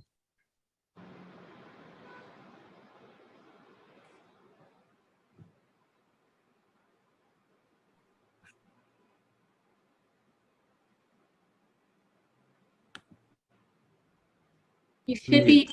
Okay, there we go. Thank you. Good afternoon, everyone. I want to thank the chair and the committee for allowing me to testify today. My name is Raymond Smith. I am a consultant with the National Association of Theater Owners. I have been engaged in ensuring and enhancing access to movie theaters for all consumers for about 30 years, and in particular, this issue of captioning has been front and center for a considerable period of time. While we support the intent behind this legislation, we do not support the mandate, one size fits all. And we do support continuation of our collaborative efforts in relationship with the deaf and hard of hearing community, which has been going on for years and years. In the 90s, we met with members of the community and were told they wanted more open caption films. We immediately lobbied the film studios successfully to get more product and continue to do so until it actually always continued to do so. But in the mid 2000s, a new personal captioning technology came on the market.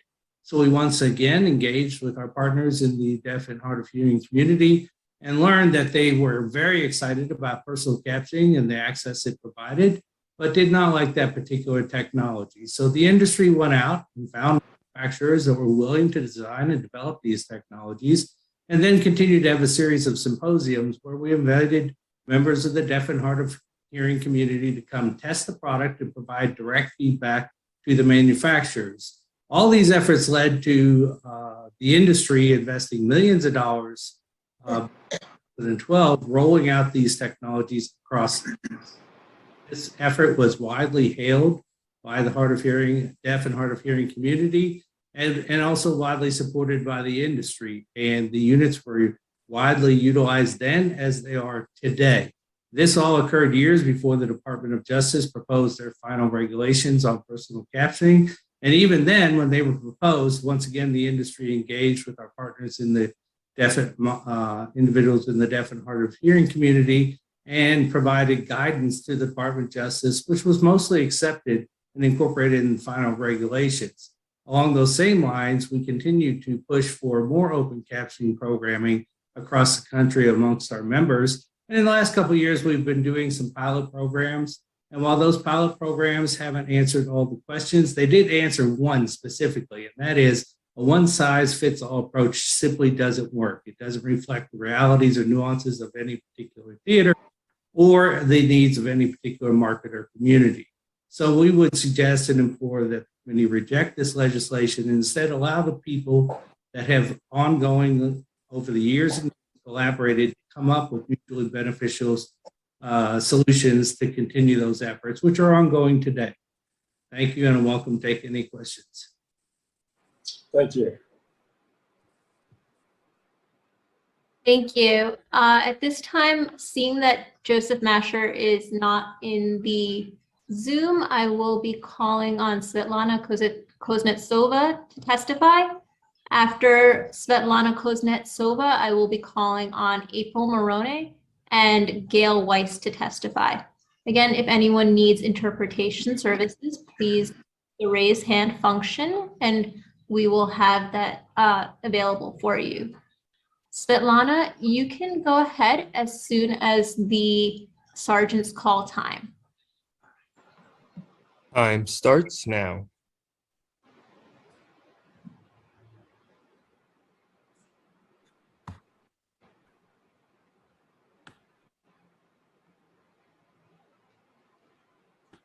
Hi. Let me confirm. These other interpreter, are you here? Yes, I'm here. For some reason, the chat. Okay, for whatever reason, the chat isn't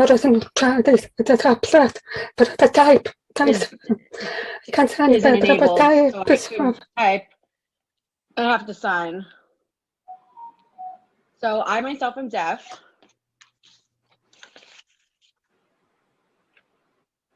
Okay, I am deaf. I've been deaf since age 2. So I'd first like to mention that anyone who is opposed to the open caption, you are really thinking with an ableist attitude. And that's like saying, oh, we don't need a ramp for a wheelchair. It's the same thing. Imagine being a deaf person growing up and you experience all these barriers, not only in school, but education, work, enjoyment, all of the above. You don't have the same privileges as hearing people. Even with the captions, I speak Russian. So when I was growing up in Russia, there were no captions on the TV. I couldn't even have access to news or anything. Everything I was completely uninvolved in. When I moved to America, we realized, oh, wow, they have captions.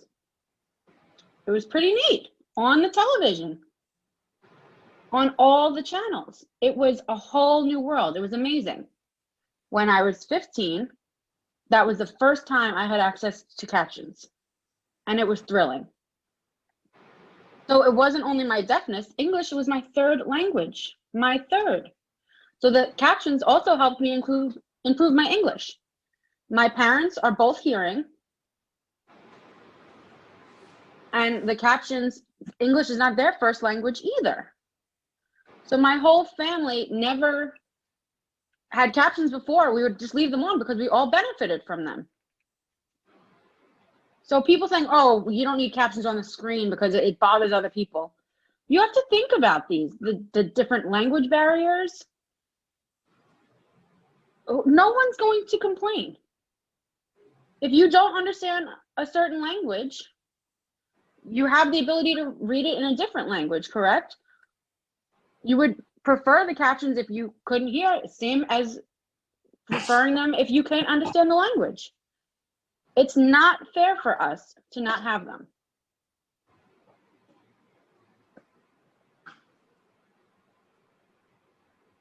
I'm sorry, but for other languages, it's acceptable, but for the same language, you don't need them.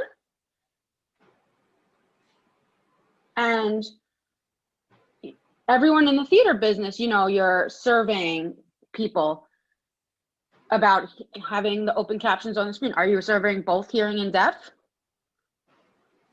Because I'm really curious. That is the question. You know, you're talking about monetary issues, but for the survey, who were the people included? Was it all inclusive? Because I didn't hear about these surveys. All I'm hearing is, oh, we can't afford it. Oh, open captioning is free. We know that the movie theaters can have all of the captions on file. It's a simple press of a button and they turn up on the screen. And the equipment costs more money. And it doesn't even work. It doesn't function correctly. So you have to keep giving out free tickets or refunding money. You're wasting your money in that capacity rather than turning on the open captions on the screen. She's frozen.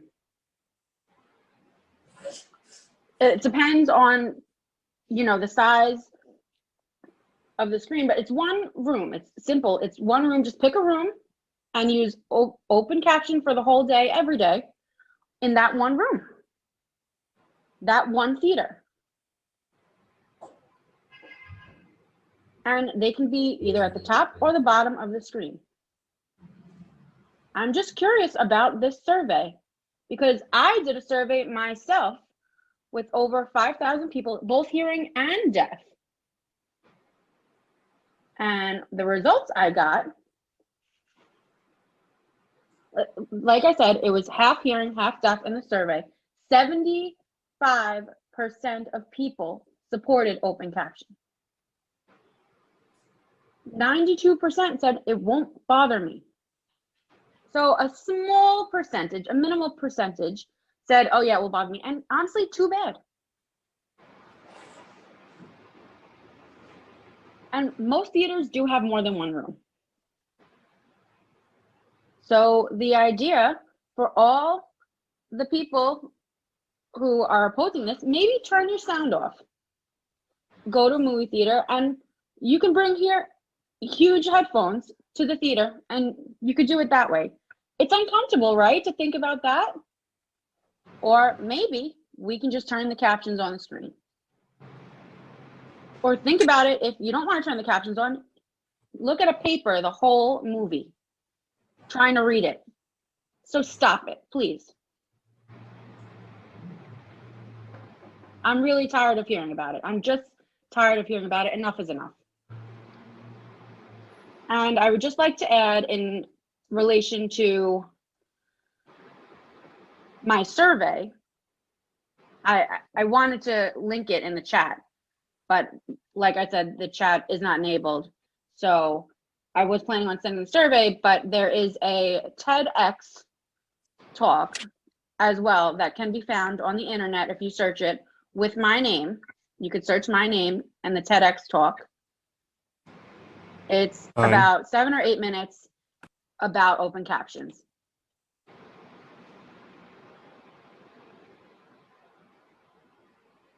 So, you know, I had more, but I just would urge you to please think about the deaf and hard of hearing community. And not only that community, but other people, foreign language speakers, ESL. It's really just, it's not fair. So I urge you to think about the bill and set up show times that can be equal for all. Thank you.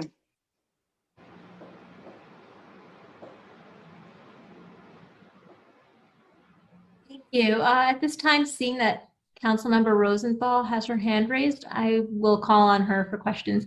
Councilmember Rosenthal. Thank you. And I want to thank the city council sergeants who figured out how to put the spotlight on the person who was speaking, not the ASL interpreter. And for the record, I think there have been a couple of speakers who we've missed seeing them because we did not have the spotlight on them. And they're the ones who are speaking. So apologies to the Mayor's Office of People with Disabilities. Tony, I'm sorry we couldn't see you signing. May I ask the sergeants and the chair for your indulgence?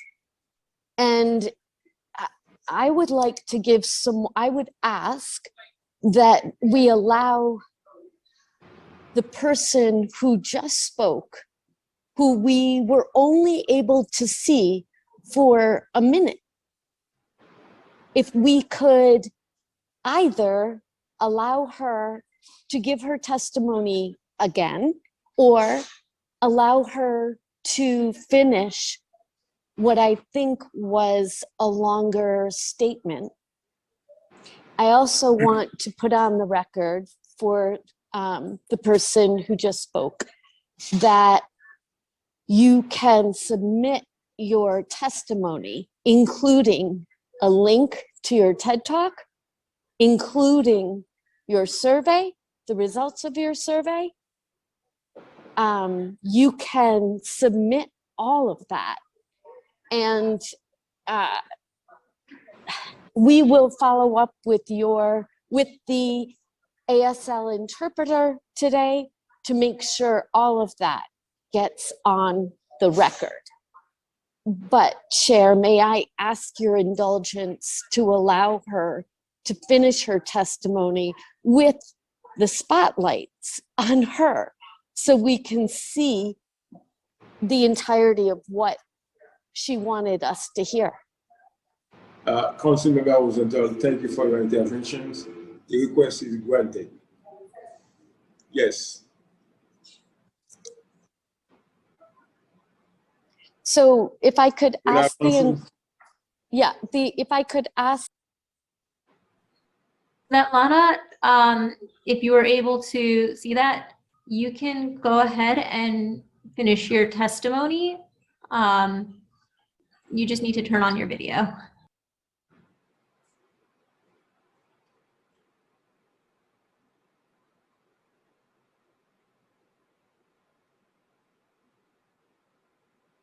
She's there? I don't see a response from Svetlana, Chair Eugene. Okay. So the council member was until the request has been granted. So since she didn't respond, Yeah. we may Thank you. continue, but she can jump in anytime. Exactly. Thank you so much, Chair welcome. Eugene.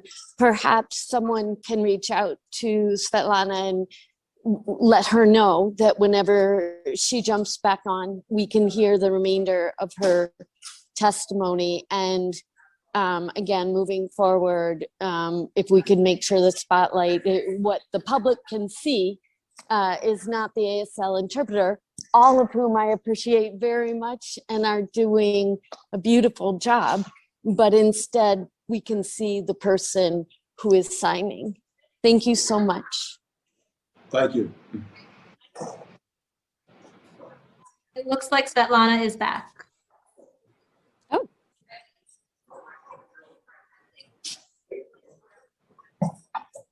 Oh. You be able to let her know that she has additional time to testify?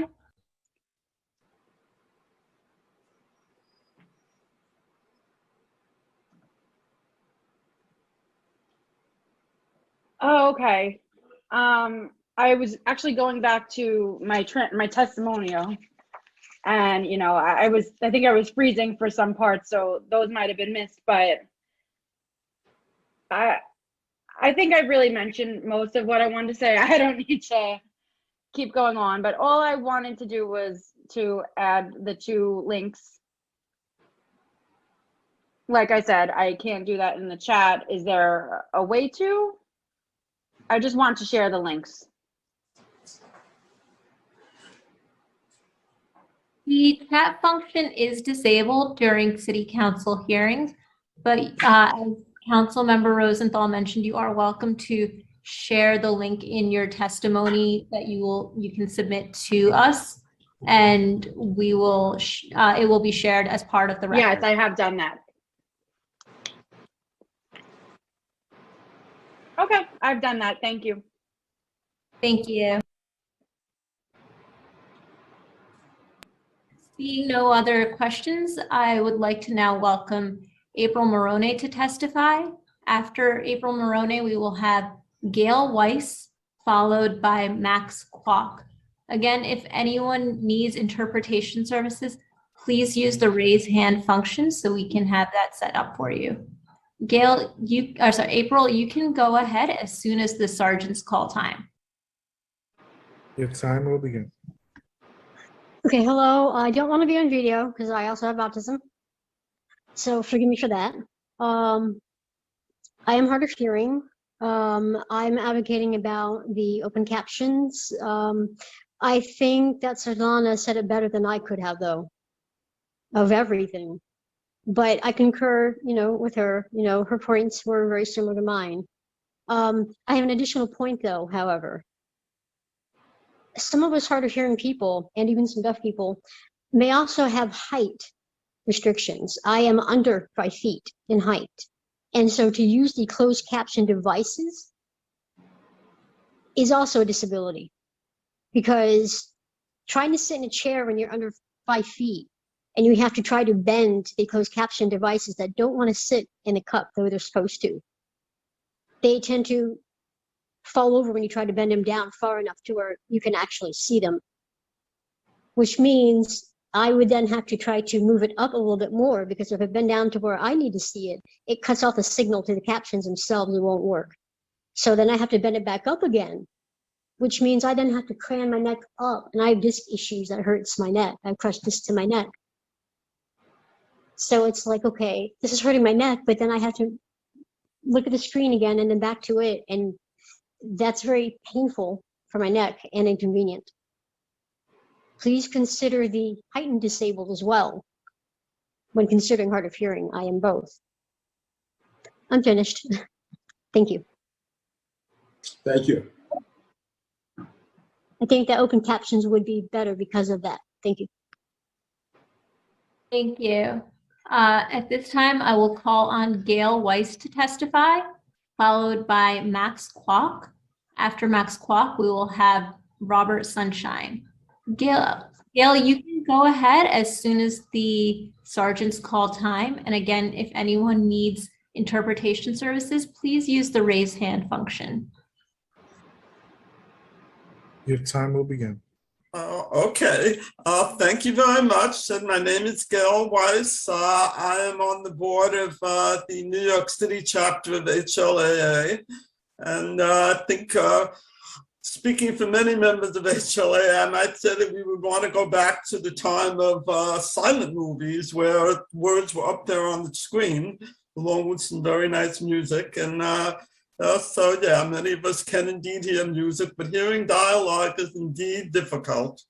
And, you know, watching it up on the screen is really what we like to do. You know, as many people have mentioned, you know, the cup holders we got involves up and down and up and down. And so you're not really getting into the movie as much as you would want to. And, you know, I've had more than one instance of the devices not working, as many others have also mentioned. And, you know, just going and getting a free pass to go to another movie doesn't really solve the problem. Occasionally I'm with other people in theater and, you know, I can't say, okay, we all have to leave because my captioning device doesn't work. So I'm sitting there through a movie that I've had difficulty really enjoying. You know, and, you know, enjoying movies is indeed, you know, what we want to do, those of us who really do like movies. And, you know, I really think that just that on-screen captioning would be so much appreciated. And, you know, I see it as a win-win, you know, even for the theaters, you know, what other people are saying, it's going to bring more people to the theaters. They'll bring their relatives with them. They'll bring their friends with them. And, you know, I think it is indeed the way to go and would be much appreciated, you know, if INT 2020 is indeed passed. Thank you. Thank you.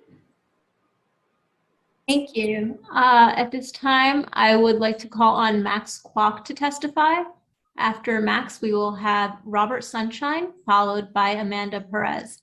Max, you can go ahead as soon as the sergeants call time. Hi, good morning all. I cannot find my written testimony. Can Robert go first? I just want to make some last minute dash to find that written testimony first. Sure thing. Robert, you can go ahead as soon as the sergeants call time. Your time will begin. Can I be heard at this point? Hello? Yes, we hear you. Thank you. I'd like to just quickly thank the chairman and members of the committee for providing the opportunity to testify.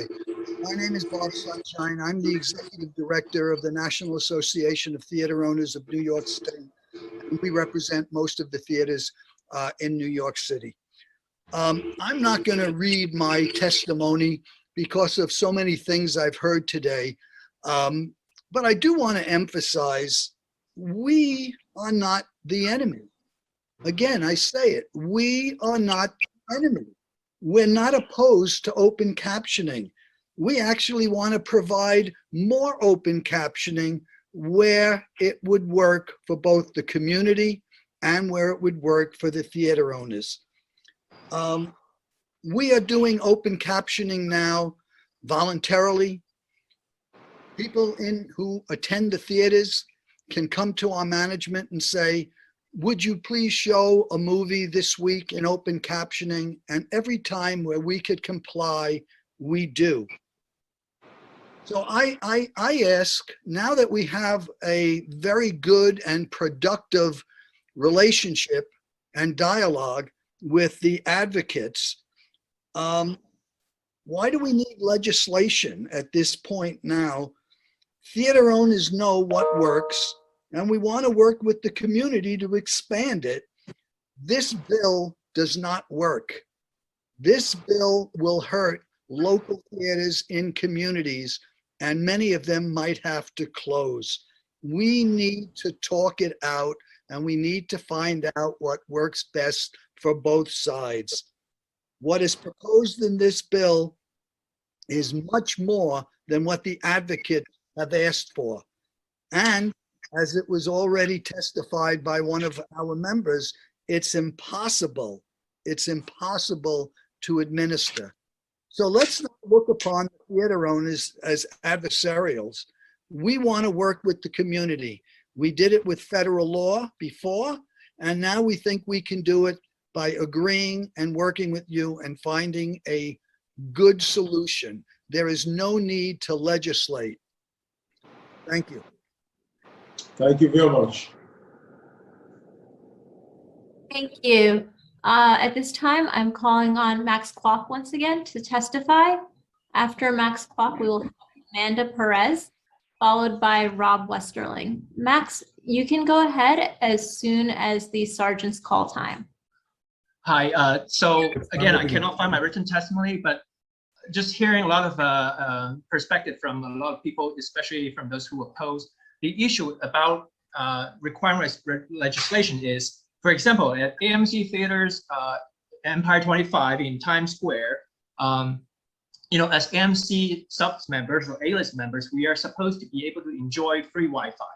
But that theater's Wi-Fi has been gone down, has been down for like the past 12 months or more, and nobody's really fixing it. And, you know, I actually went to talk to the theater manager or people like that, you know, to say, can you please fix that next time I come in?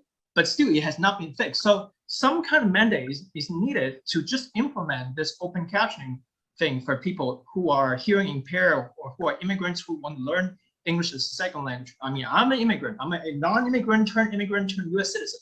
But at this point, I still find a lot of movies that to me is like hard to comprehend without the aid of, you know, open captioning. For example, the movie called Dune, you know, sci-fi movie featuring a lot of proper nouns, you know, geographical proper nouns or names of people who are just, you know, hard to pronounce, or a lot of synonyms for words, for simple words that we know but we don't know about their synonyms. So having open captions, we could, you know, quickly resort to a Merriam-Webster dictionary to look them up, to really increase our vocabulary, to really help improve our understanding and, you know, our conversation, our understanding of this country, or various different types of culture over there.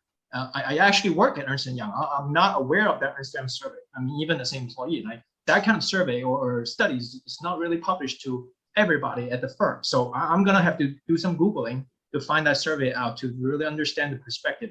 And also going to Mr. Doug Murdoch's difficulty of implementing that law, right? When he spoke, it's really hard to hear every single word of you know, that's coming out of his mouth, only because of the audio quality of this session. I don't know why. Was it something about his microphone or something like that? I mean, I don't want to be disrespectful, but again, during that time, I mean, people could, you know, watch the replay of this webcast. It's just very hard to hear every single word of his argument. If according to, you know, Svetlana, the Russian woman who is deaf and all that, she was saying, you know, the open caption should be easily turned on or off. So if that's the case, like, why is it so hard to implement this mechanism for open captioning? I mean, I simply don't understand it. So to the extent, I mean, to the extent we don't need open captioning, that would be great. I mean, I don't want to impose this thing onto everybody else, but really, we found the open captioning time slots very inconvenient, right? Usually it's focused only in the afternoons, right? Sometimes I have work. I can only go to theaters during the evening. And I just realized we don't have that availability in the evening. And open captioning is not available to all out there. Okay, thank you. Thank you very much. Thank you. I see that Councilmember Rosenthal has her hand raised. Councilmember, if you would like to go ahead with your questions. Thank you. And again, I can't quite see all the people who are on the Zoom right now, but if there is one person, one panelist from the movie theater the movie theater industry who could answer the question that was just raised, it's a critical question. What makes it hard in terms of simply, it's my understanding that it is a switch. You either turn on or turn off. Much like the way for this hearing today, you can press a button to get the captions, or press another button and not see the captions. But it's not difficult to press the button to see the captions. Is there something in the way movies are in the reel or the disc, or however it works these days, technologically, that it makes it difficult to turn on the captions?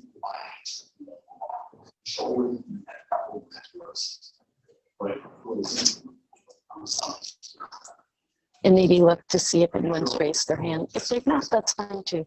It'll be a question. Sure. I'd be happy to answer the questions. Raymond Smith again. So the projections today are basically computers. And like all computers, they have capacity limits. So when you have files come in, movies on them, there's multiple files, and these files take up a considerable amount of space. So in some of those files will include an open caption version of the movie. So when you have an auditorium, let's say a facility showing 5 or 6 different features, and they've got the files downloaded in multiple auditoriums, there's limited capacity sometimes, or there's a risk of limited capacity.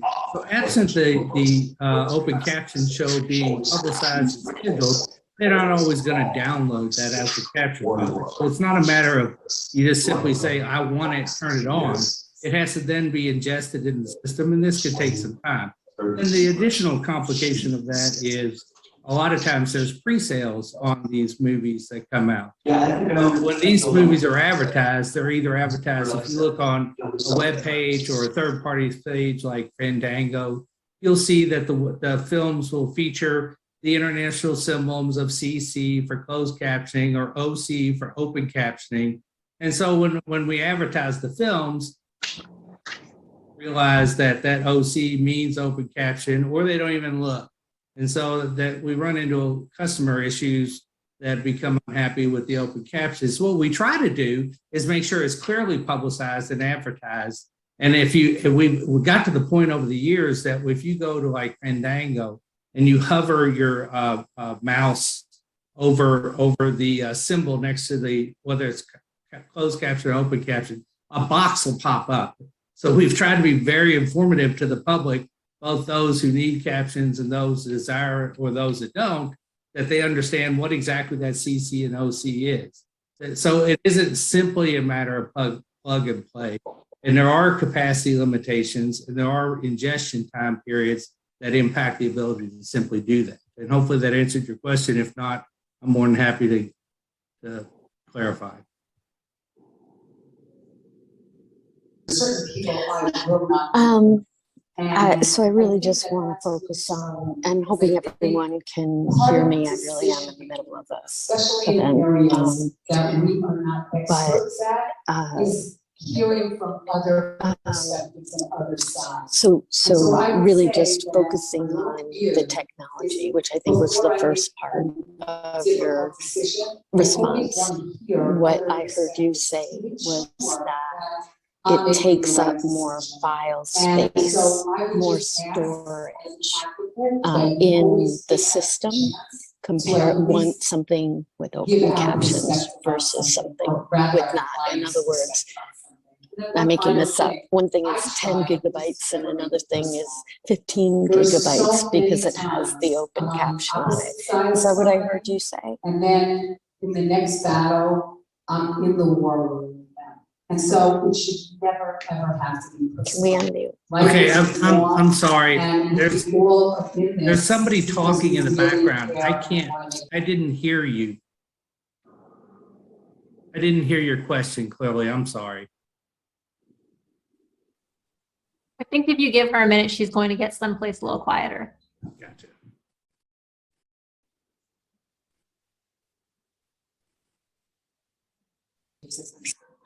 Thank you for that. I am going to go someplace quieter. Thank you. Ugh, not quieter. Helicopters.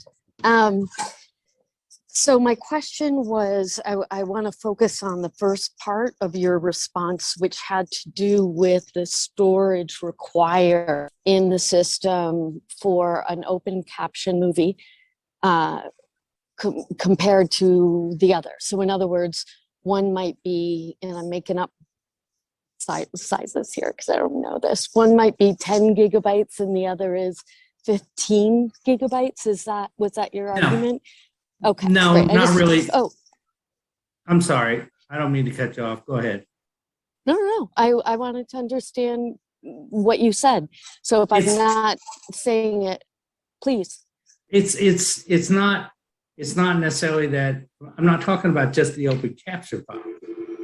These systems have to take every film that's going to be shown in that auditorium, ingested into the thing.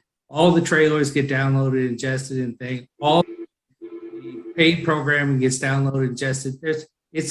I wish I had a scheduling. No, but I think what I'm saying, I think I do understand what you're saying. So let me try saying it again, and perhaps I can articulate it better. Always, when you are running a movie theater, you have to download a lot of things.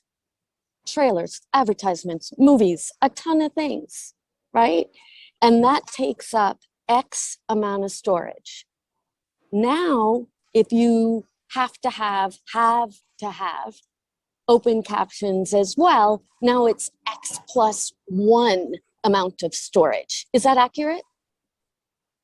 Yes, if you have to download the open caption file, that would be one more file. Thank you. I appreciate that. Thank you. And you also have to All get done. a set of keys from the distributor. You can't just turn on the open caption file. Each film comes with security protocols that we call keys. And I'm not the biggest techno guy, and then maybe some of the other guys on here are, but they come with what's called a key that allows the theater to initiate the film.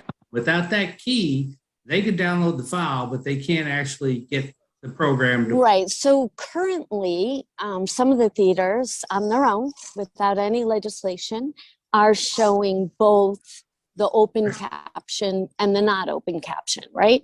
So they already have in hand the key for the security to allow it to play. Is that accurate? If they're going to schedule And this, if they needed to show, if they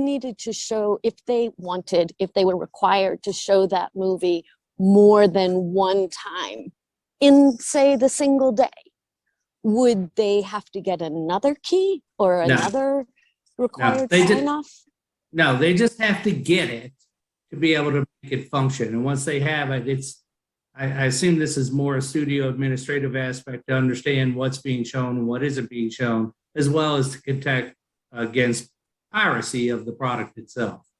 Of course, every industry is doing everything it can to, of course, obviously. Okay, I just wanted to make sure I understood. Is there any other component? So it requires more file space, and it requires getting a special sort to use the open caption. Those two technical things. It definitely requires that, and it definitely requires advertising. It definitely requires the theater operators to test the multiple formats. When they download a file, when they ingest it, they do have to run it to make sure, not the whole file, but they run it to make sure it's functioning appropriately. So this just adds one more component to that they have to make sure. I mean, just like it wasn't functioning well for me to be inside my event versus standing out here, that took extra time, right? Was it worth it? I think so, but okay, I got you. Thank you very much. No, you're welcome. And again, I believe we believe it's worth it too. It's just a matter of what's the appropriate or the best way to accomplish this objective to enhance the access to our theaters. Well, that doesn't come across in your testimony, frankly. I hear your words. We're on the same side. right? I hear your assertions. We don't need laws to do it. I also heard someone say, you know, we negotiated with the federal government on an ADA response. No, that was for the closed captions. You negotiated with the federal government to have that. No, we didn't. No, what we did is we met with our partners in the deaf and hard of hearing community, and we reviewed what was being proposed by the Department of Justice. And collectively, we put together recommendations from the deaf community. It was a joint accord. It got a lot of press back in 2015, I believe. And from those discussions, we made recommendations to the Department of Justice. At that time, if you were making recommendations today, and given that we're talking about a percentage of showings, what would your recommendation be? Well, in my experience, and again, I've been doing this for almost 30 years, it isn't that simple. It's not that hard either. What it is it requires some understanding of the needs of the market and coming up with a reasonable. But you don't know the needs because you don't know the untapped market, right? Okay, so for example, I'll give you, when I was inside at Regal Entertainment, which I was for 20 years, we had open caption programs across the country without any requests, simply because we understood the market. And I'll give you a good example. Wait, what business were you in? I'm sorry, I couldn't hear. The what? I was what with Regal Entertainment Group. Regal. In-house with them for 20 years. And you always had open captions. Well, when the studio started providing them, now back in the day, back in the 90s, the open captions were burnt on prints. We didn't have digital. So you had to get the print, and they didn't make enough prints for every theater. So the prints kind of bicycled around. But yes, we've always had them. And we showed them back then when there weren't as many. We did different things. But we focused on areas with high anticipated or known high populations of individuals that were deaf and hard of hearing. For example, DC, Rochester, New York, certain areas in California. We always focused in areas where we also knew, because we could look it up, where the deaf and blind schools were, to make sure that we had facilities that were in those. That was your proxy. Got it. That would provide this type of access. And it's been a developing thing. I mean, I know there's people complain about this technology that's out there today. It's not the technology, it's human failures.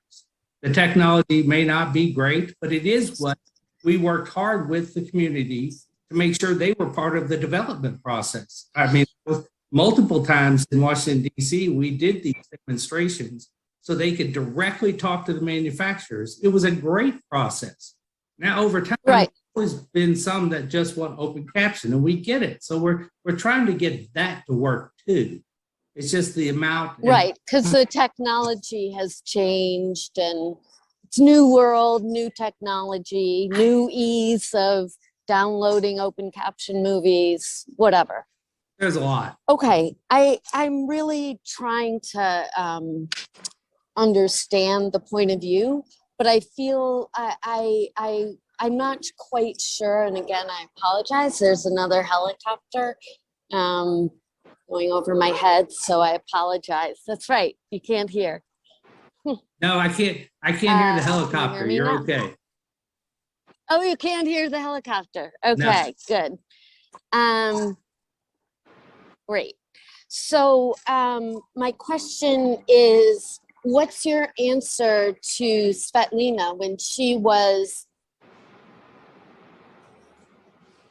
talking about all the things that she missed out on her life? What's your answer to the thousands, tens of thousands, hundreds of thousands, just like her, the people who may not live near a deaf and blind school? Well, again, my answer to her is these companies out there, if you make a request for an open caption show, almost all of them I know of have that program. Or if you want a dedicated opportunity to have it at a particular facility, it's just a matter of dialogue. I mean, I know. So somebody has to know to be able to ask.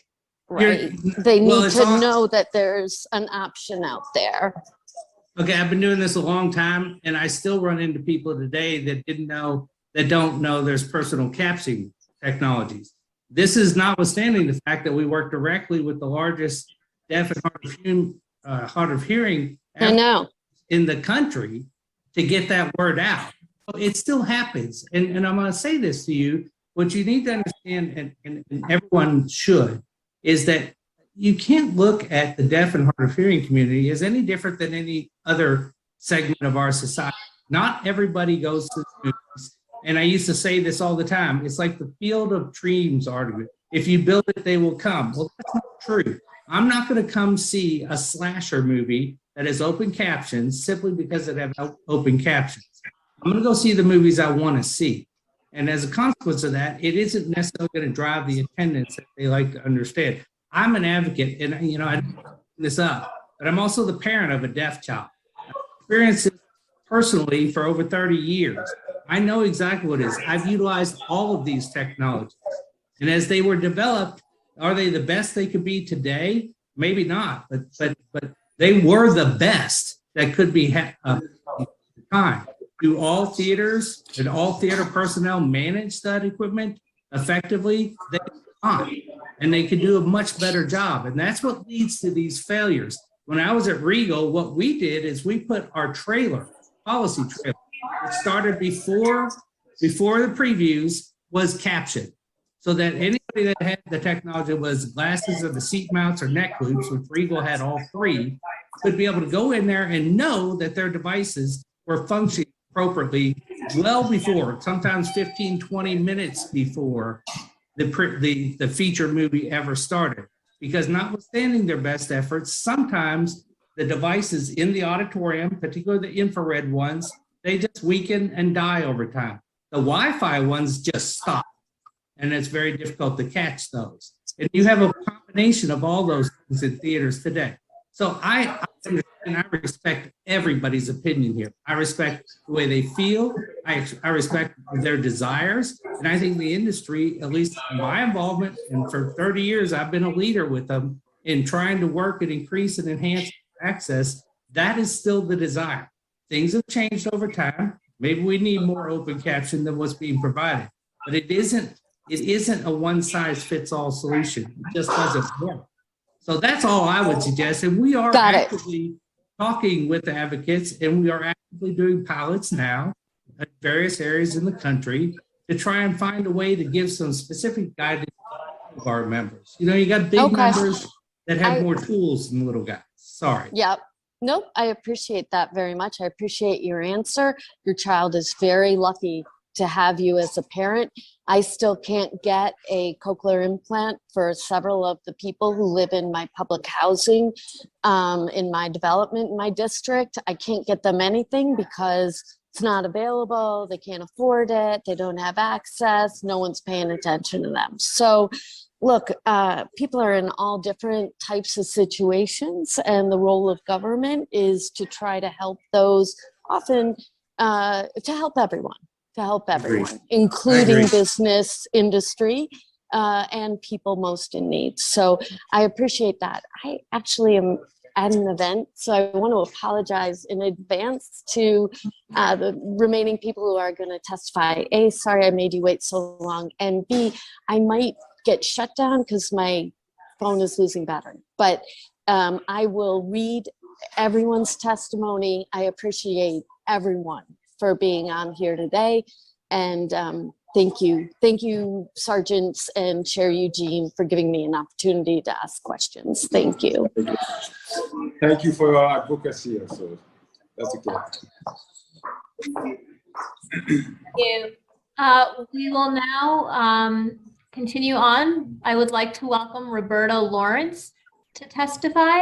After Roberta Lawrence, I will be calling on Tony Iacolucci and then Ruth Bernstein. Again, if anyone requires interpretation services, please use the raise hand function.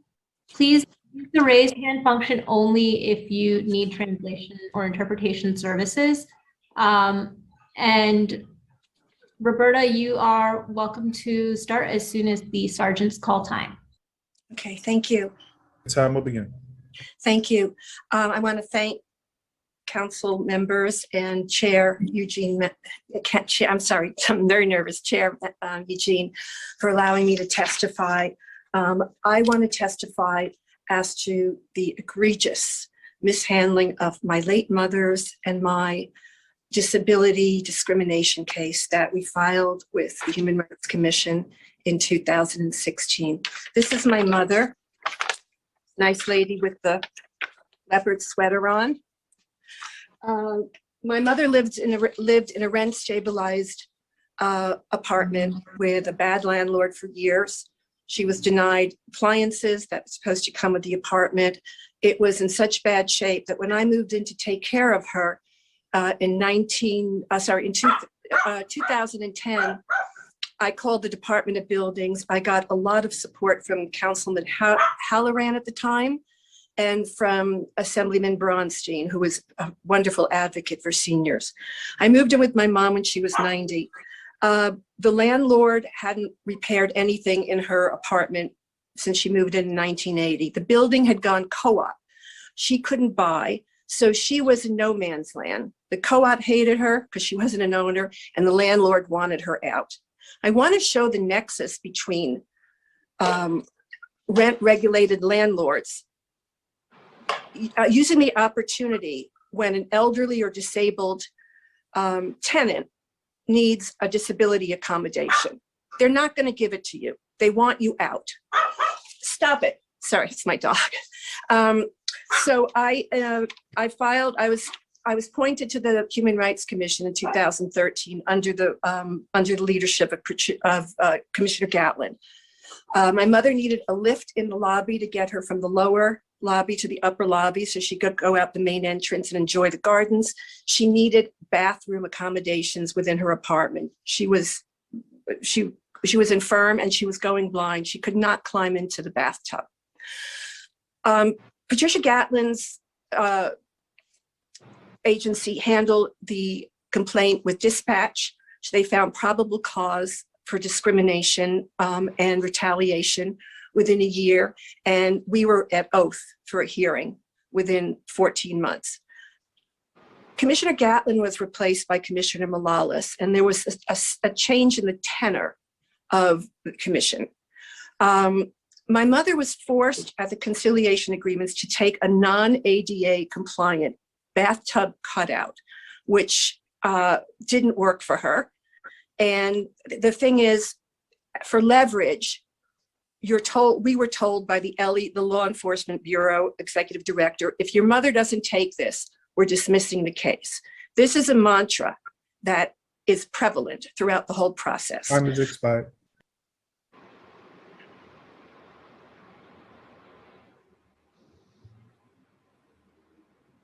Thank you.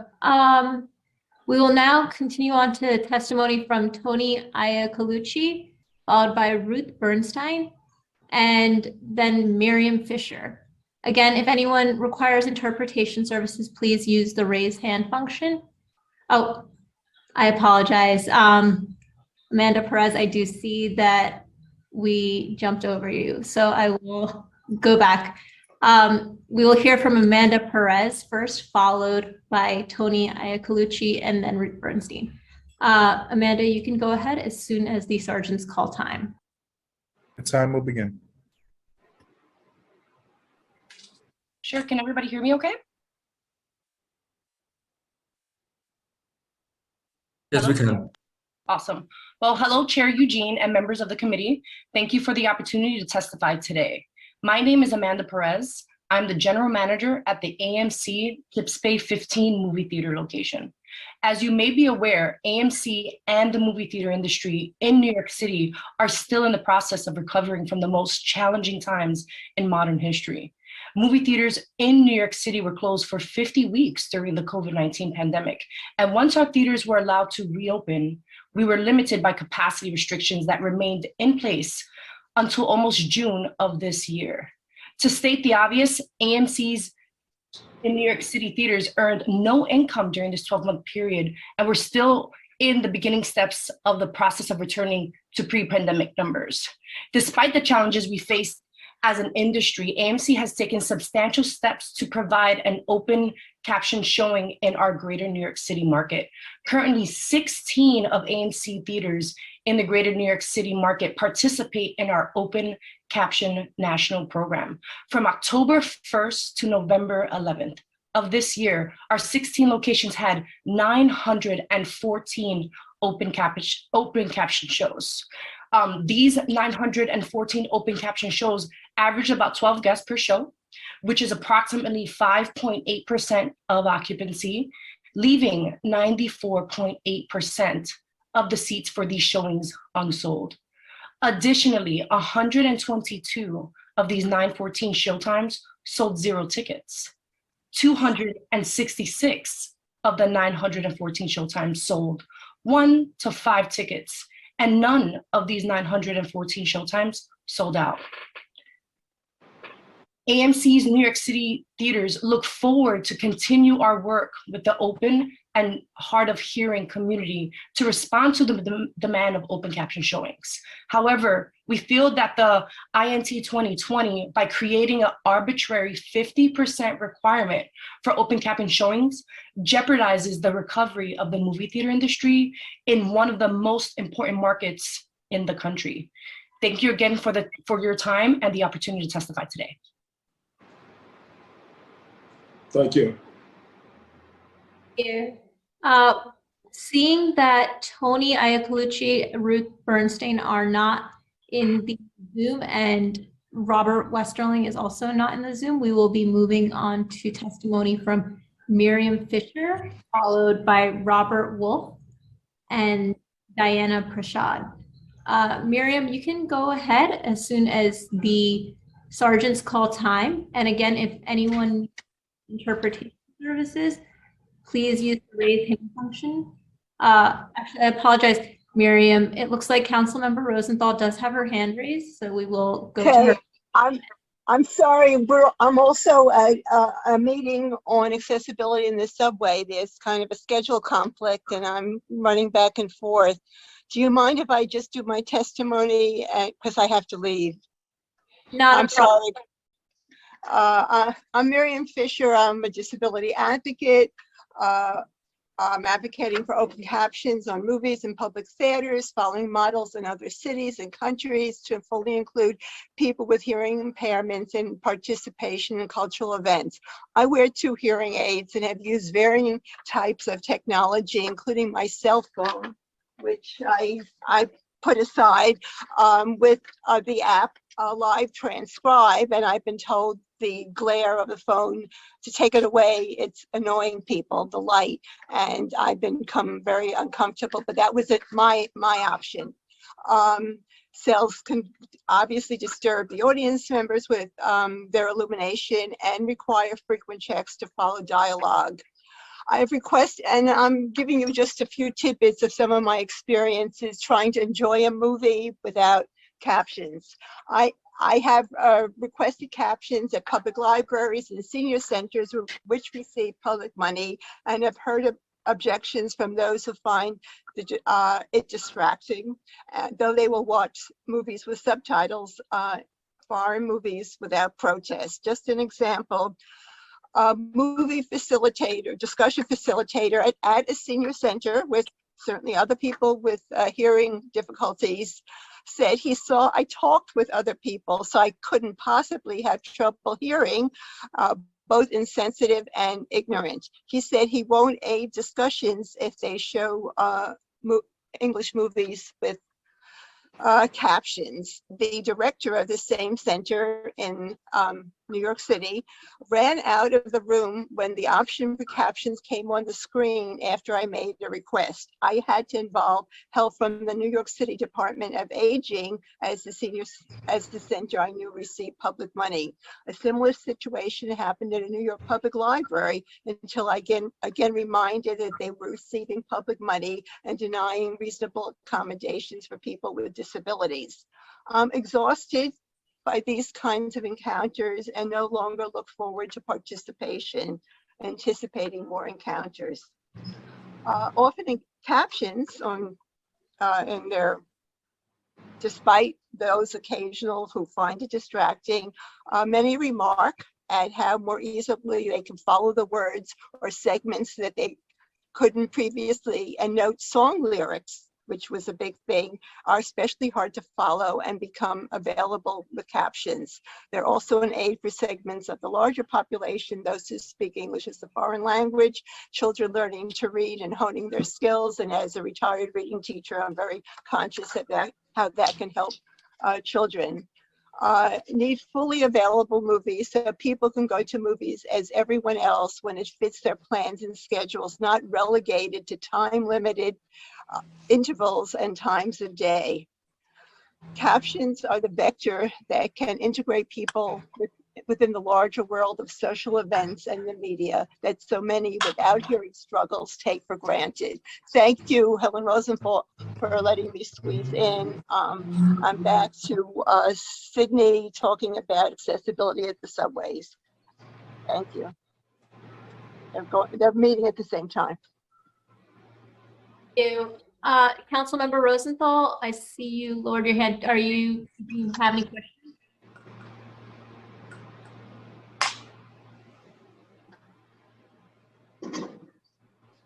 Great, thank you. Yeah, just a quick question. Actually, I want to give Jerry Bergman an opportunity. If Jerry Bergman could be unmuted, if that would be okay. I think Jerry, if he's there. Yeah, I think, Jerry, can I just ask you real quickly, did you have some thoughts about what Mr. Smith was saying? And I was wondering what your take on that would be. Thank you.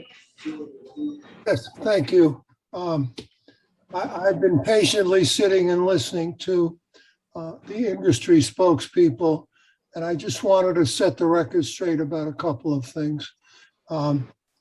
Raymond Smith said they've been collaborating with the deaf and hard of hearing for a long time. That's not so. They were not providing any access for deaf and hard of hearing people until Mr. Waldo brought a lawsuit on the West Coast. It cost them a great deal of money when they lost that suit. I brought an action in New York against AMC, and that action got captions like on the West Coast in New York State at all the AMC theaters. Both of those actions preceded the regulation that the Department of Justice put into place. So it was legal action that spurred that. I also wanted to say that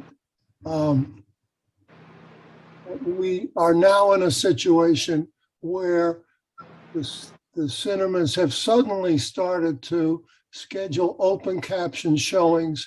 And I think if there's anybody out there who thinks that this advent in the recent months has happened out of a desire to serve our needs, they're mistaken. I think if this action wouldn't have been taken by the city council and follow actions in other cities and states, that they would still be ignoring us. And the evidence I have of that is that the Deaf Entertainment Access Foundation, DEAF, had been asking the major cinema operators through their local managers to schedule open caption, occasional open caption showings.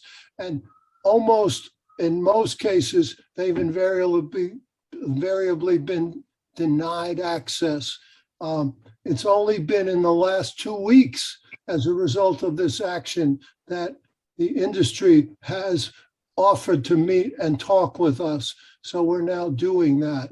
But as far as I know, there was absolutely no involvement of the Hearing Loss Association or the advocates I'm familiar with in the advent of the open caption scheduling.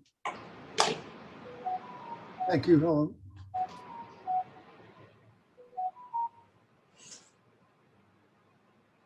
Councilmember Rosenthal, did you have any other follow-up?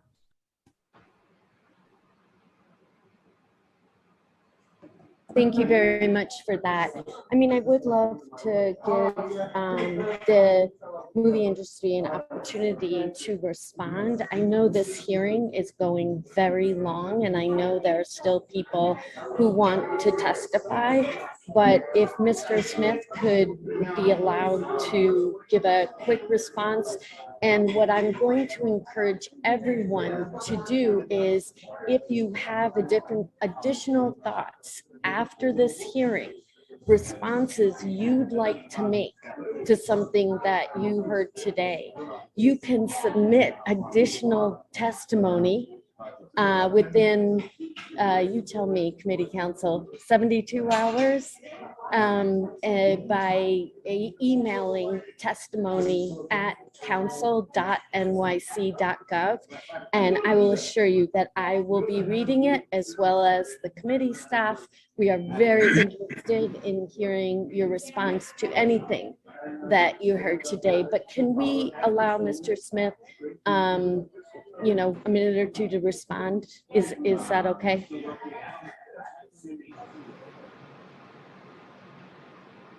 Is that okay? Okay, I'll just be brief. Listen, I know what we've done. I know what I did, and I've been doing it since the 90s. Now, I certainly can't sit here and say I've dealt with every deaf organization or hard of hearing organization in the United States, because I haven't. I don't know all of them. There were 2 referenced today I had never heard of, but I have been associated with the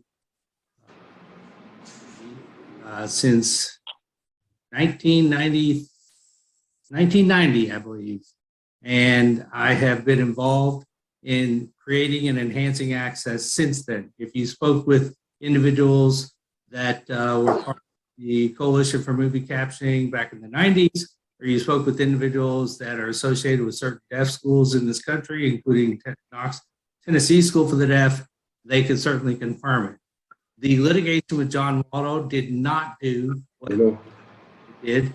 That litigation, and the only reason Regal was in that litigation, because, and listen, I respect John. We go back a long way. We don't always agree, but I respect him. And he wanted us to do something in that litigation, which we were already doing.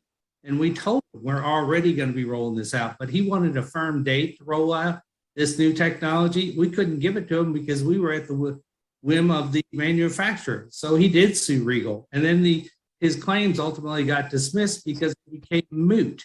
His claim that we were violating the ADA because we didn't have the suit were not deemed moot, but his claims that we have to install the technology, which is today the complaints are about, was already moot because we did install the technology before the case went to trial. Now, as far as all the rest of it, we couldn't do it for years. These companies can probably go back and establish when they started these programs. I'm not going to dispute that when this legislation started in New York, that the activists or whatever the industry didn't reach out to try to find the activists to be able to start having dialogue in that locality. It's certainly not a new subject, and I'll leave it there because Chair. Okay. Thank you, though, for the response. Thank you. Now we will continue on to the next witness. I have Robert Wolf testifying next, followed by Diana Prashad and Daniel Brooks. Robert, you can go ahead as soon as the sergeants call time. And of course, if anyone needs interpretation services, already use the raise hand function. Try to find the activists to be able to start having dialogue in that locality. It's not a new subject, and I'll leave it there because Chair. The time will begin. Thank you, though, for the response. Hi, I'm Don. I hit the wrong email, which was about echo caption.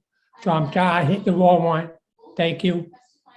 Followed by Diana Prashad and Daniel Brooks. Robert, you can go ahead as soon as the sergeants call time. And of course, if anyone needs interpretation services. Okay, sorry. Thank you. Bye-bye. you. We will now move on to testimony from Diana Prashad, followed by Daniel Brooks. Again, if anyone needs interpretation services, please use the raise hand function. Diana, you can begin as soon as the sergeant's call time. The time will begin.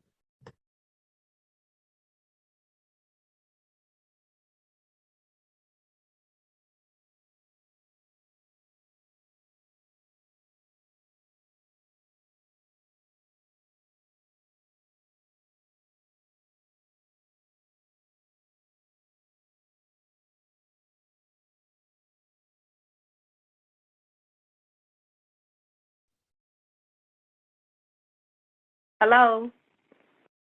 Hi, yes, Diana, you can go ahead. Yes. Hi. Can you hear me? Yes. Hi. Good afternoon, committee members. My name is Diana Prashad. I support the bills set forth today. My testimony, however, is about my ongoing discrimination with New York City agencies as a Black female and a LGBTQ under de Blasio pertaining to the arena of human rights.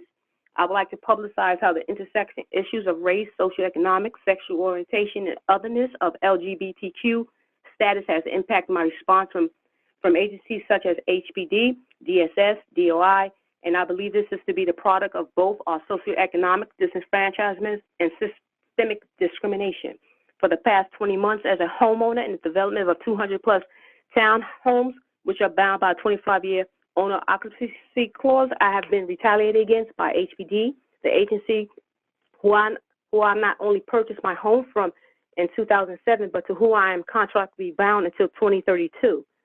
From 2012 to present, some homeowners in this development under the same self-25-year owner's occupancy clause have been illegally converting these homes into rental properties and moving to other established locations, leaving their tenants in occupation of residents in violation of our contracts.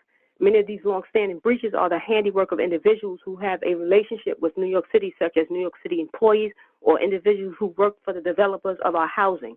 Some of these homeowners are even illegally renting these homes back to DSS and DSS and receiving New York City housing voucher payments after they have received 100,000 grants to remain in these homes as their primary residency until 2032. Needless to say, this has adversely impacted our community as a whole since it allows our property values to further plummet. Additionally, some of these long-standing breaches are being perpetuated by Caucasian homeowners who were given an incentive to obtain these homes and are now using them as income sources.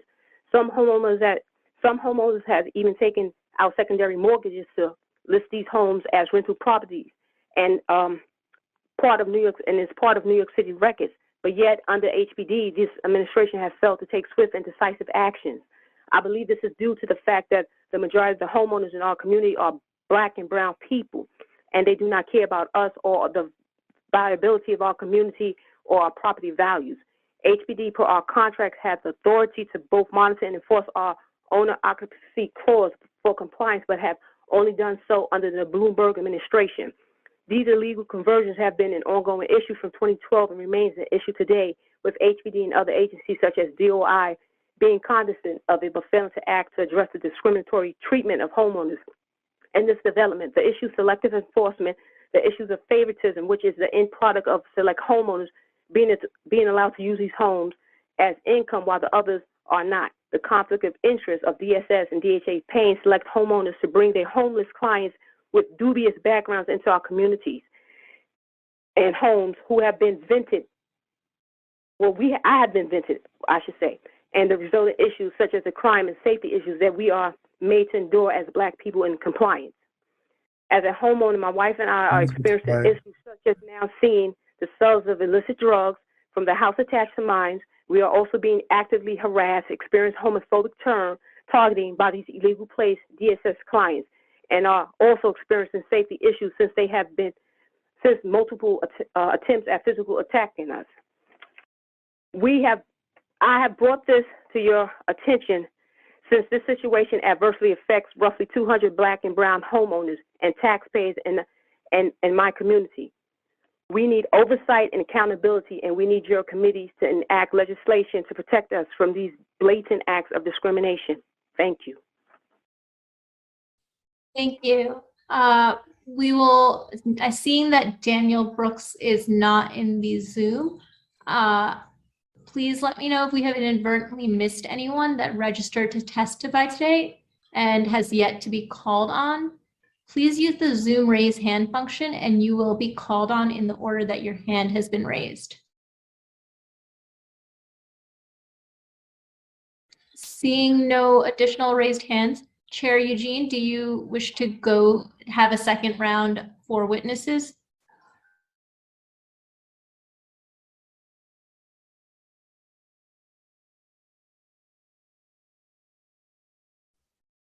Chair Eugene, would you like to have a second round of witnesses? Chair is muted.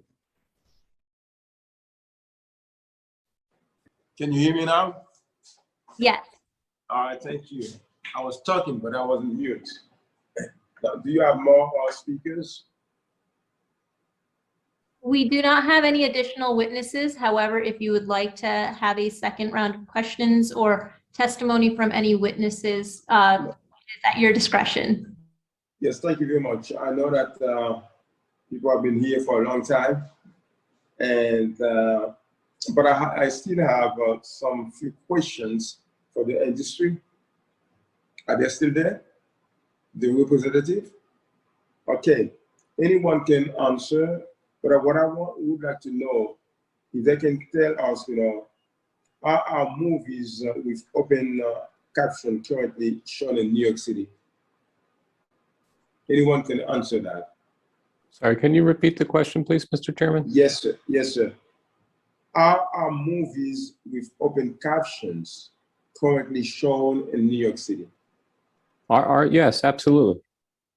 Could you give us some detail about, the procedure? I would like to give you specific details, and I would like to see who else from the circuits is currently on right now, because they can tell you right now, their specific show times and playlist.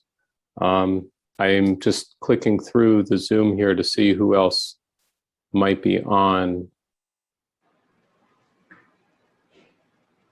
But I know that they vary. I know that AMC has a pilot running in New York City at 3 of their theaters, 2 on the Upper West Side, 1 in Times Square. And they're offering a number, and I will look up the data right now because I have the data here if no one else is available to provide it. But they are also offered available upon request. And the issue, Mr. Chairman, with this legislation, again, is the quantity of open captioning shows and the ability to play the number that's set in this bill is just impossible to comply with, and would lead to further financial loss. And again, you've heard a lot of testimony about the difficulty of the theaters. I want to again reiterate some of the testimony. We want people in our theaters, and we clearly want to welcome people with disabilities, including people who are deaf and hard of hearing. And, I personally had conversations with Mr. Bergman and Mr. Waldo, and they've been very productive conversations and very respectful conversations, and we hope to continue those conversations. And we want to be able to find a solution that works for everybody. I just don't think that this legislation does. And I think it will only lead to the detriment of all the stakeholders, because these theaters won't be able to stay in business if this legislation is put in as is, and a mandate like this just won't work. So we're trying to find a way of expanding open captioning, a way of improving closed captioning. We need as many people to come to the theaters as possible, and if there's an untapped audience that's out there, we welcome them with open arms, everybody, and want everybody to feel respected, welcomed, and valued, and that's critically important. And I'm just finding the data here, so I appreciate your time. The number of open caption movies, sir, Mr. Chairman, I have 6,093 open caption show times from one of the cinema chains. And the other number here, just bear with me, please. In New York City, one of them is offering 914 open caption showtimes. And again, the data we have is that the audience is not turning out for them. Could they do a better job of advertising them? We're trying to talk with Mr. Bergman and Mr. Waldo about doing just that. Could we do a better job of figuring out, you know, the feedback from all audiences, from people who are deaf and hard of hearing, from people who are not, what they like, what they don't like, of course. But all these things take a little bit of time. They take a little bit of time to set up the proper methodology. They take a little bit of time to determine the right data and the right facts. And unfortunately, you know, we look at this legislation, I you know, with all due respect, look at that 50% number. I think it's quite arbitrary and again, unworkable. And we have a subset of New York City data right now that's very actionable. And all it shows is that the capacity is not, the auditoriums are not filled. They're almost completely empty, 95, 94% empty. And if there's an untapped audience, if there's an aggregate increase in the audience, that would be something the theaters would welcome. Again, the theaters want people to come to the movies and not give people a reason to stay home. So we want to continue to work with the advocates. We want to work with all advocates and have dialogue to figure something out that works. Our fear is that this legislation does not work and will only compound the financial problems facing the theaters. Thank you.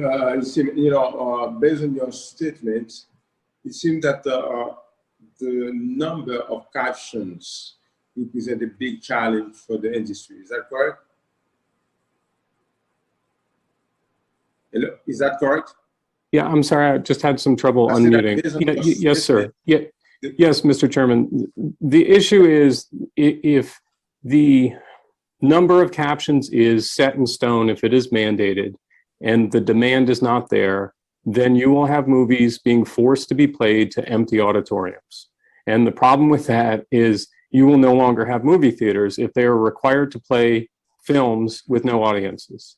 I defer to the theater managers, I defer to the theater owners who know this issue inside and out, but the experience that I've looked at in terms of the data and that I've heard is that when the audience isn't coming, the theaters aren't making revenue, they can no longer afford to do that. And there are the technical challenges and the logistical challenges of such a high percentage. And I think that if we look at other jurisdictions who have open caption showtimes that are really responsive to the demand, that it works well. And unfortunately, a rigid mandate that is set in stone with a number that's arbitrary will not work well. And so we're trying to find what that number will be. And that's why there are pilot projects. And that's why there is data. And this decision and this discussion should be data driven. It should be assessing the New York market and trying to find a solution that works for New York City, which is unlike every other market in the country.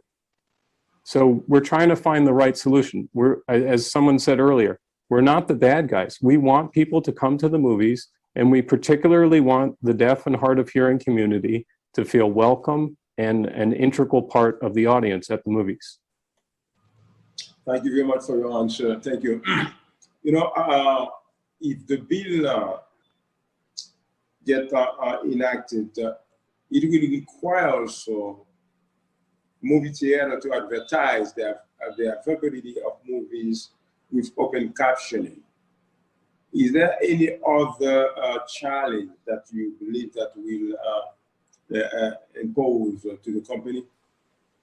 No, Mr. Chairman. The advertising portion is one that we want to really work with the advocates to determine what is the best verbiage, if you will, to advertise.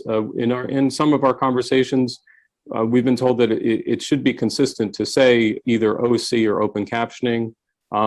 There have been experiments to try to really clarify what that might mean for some audiences who are not familiar with OC or open captioning. And so sometimes it will say provided with or offered with English subtitles. The idea is that all audiences should be able to clearly understand how the movie is being offered. And this goes beyond just open caption or closed captioning. People want to go see a movie in IMAX. They need to know that it's playing in IMAX. They need to know that that theater and that screen has the IMAX availability or other availabilities, other types of projection equipment or other types of technology. And so we're trying to figure out what is the best fit. And again, want to work with the advocates to determine both the advertising, but most especially the quantity. And I'll be the first to say, you know, people should feel free to come to the movie theater and have the accessibility to see the show that they want when they want to. We're not seeing that that is the case, and these businesses are trying to accommodate everyone. And so we're trying to find that right balance. And unfortunately, this legislation does not find that right balance at all. And we're reluctantly opposing it. Again, we want people from the deaf and hard of hearing community to be regular patrons at the movies. You mentioned that you, from the industry, you are not the enemies, and you do want the people to enjoy the movies, and you are willing to dialogue, to continue the conversation with the advocates. But you you heard also the other speakers, they share with us the difficulties, the challenges that they used to face in terms of equipment, device that would help them to enjoy the movies. And we know that everyone in New York City, all New Yorkers and all our constituents, they have the right to enjoy what is available in our great city of New York. It is a question of justice, as you know. And I think we as a society, we have to provide them with the opportunity to enjoy every good thing that we, all the citizens are enjoying in New York City. But knowing these issues or challenges that some people with difficulty, have been facing, what would be your advice, or what would be your thoughts to try to accommodate them now, or to try to respond to their problem, or the problem that they are faced, when they go to the movies, in terms of, being able to understand, what is being said in the movie? What is the urgent solutions or proposition you would have to resolve the problem right now? Yes, absolutely. And it's a great question, Mr. Chairman. I think it goes at the heart of this very issue. We're trying to assess what is the right solution. And to do so, we need actionable data. And we are currently operating in multiple theaters a pilot project to see what works. We need to find out the right questions to ask, and we need to find out the right methodology to determine what is that right data. As Mr. Waldo has pointed out, in some jurisdictions, he's looked at the aggregate data. In other words, if you have low open caption turnout, are those other theater goers, those patrons, going to a non-open caption show? And then in the net, are you seeing a gain?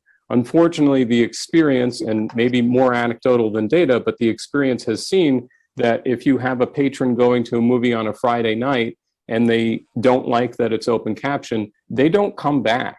Or maybe they don't come back the following Friday or following Saturday. And so we want to be able to determine that customer behavior for people who do like open captioning, and customer behavior for people who do not like open captioning. Unfortunately, the data right now that is currently being assessed in New York City is showing that there is a large number of empty seats, almost 95% of empty seats in the theaters for open caption showtimes. We don't want to see that. Let me just be very, very clear. We would love to have sellouts of open caption seats. And if that's the case, we would have more open captioning. We want this to be market driven. We understand the role of government. We work very closely with government, and most recently worked to promote vaccination across the city in our theaters and outside of our theaters as a way to make sure that we don't have to close down again. And being closed for a year, I can tell you, was extremely difficult. And I know it's extremely frustrating for people from the deaf and hard of hearing community to not be able to go to any movie that they want to see or to have difficulties with the closed captioning equipment. We've talked with advocates about ways to both improve the closed captioning experience, possibly using new technology, and also ensuring that the devices are fully charged and, of course, hygienic. But we want to make sure that the open captioning availability is a fair and balanced approach for everyone, for all patrons. And there are, unfortunately, patrons who complain about open captioning. There are patrons who don't like it, and the theaters need to be able to respond to their patrons. And that's why we want to be able to continue with the pilot. We want to be able to continue talking with the advocates, and we want to find that right balance. We're very willing to be dynamic and flexible. If we see that there are more people coming to the open caption shows, the theaters would offer more open caption shows. It's a good problem to have when you have a large population or a large segment of the audience that wants to come, and that's something that the theaters definitely want to see. Unfortunately, they just haven't, since this pandemic started and since the theaters have been able to reopen, the audience numbers are dismal. The box office receipts, which are reported publicly, but they're reported for the whole country and all movie theaters, not just New York City, the numbers may seem staggering, and it may seem like, oh, these movies are making so much money. They're not. And if you do the math, and we have the numbers in our testimony, it's quite dismal. And unfortunately, a lot of the audience is choosing to stay home, and we would love for the audience to come to the movies. And I can't say it or emphasize it enough. We want people who are deaf and hard of hearing to come to the movies, to feel comfortable, to feel welcome, to feel important, and come see the movies they want. And as Randy Smith mentioned, there's no monolithic audience. All the different genres of movies are available to everybody, and there's no one type of movie that any particular type of audience wants to see. So again, we want to work with the sponsors, we want to work with the advocates, we want to find the right solution. This bill is not the right solution, and we think that we can come up with something voluntary that would work much better and enable all people to be able to feel comfortable and come to the movies. Thank you very much for the answer. Thank you. And I want to ask also some question, probably one question to the advocates, if they are still here. There's a big issue affecting so many people who are deaf and also hard hearing people in our city. This is a reality. This is a very important and serious issues facing the people who are deaf and also those who are hard hearing people. But and I want to commend the advocate also and the council member Rosenthal for their advocacy to try to resolve, to address this issue. This very important issue, because as I said previously, all New Yorkers, all members of the society have the right to enjoy whatever the society or our city can offer.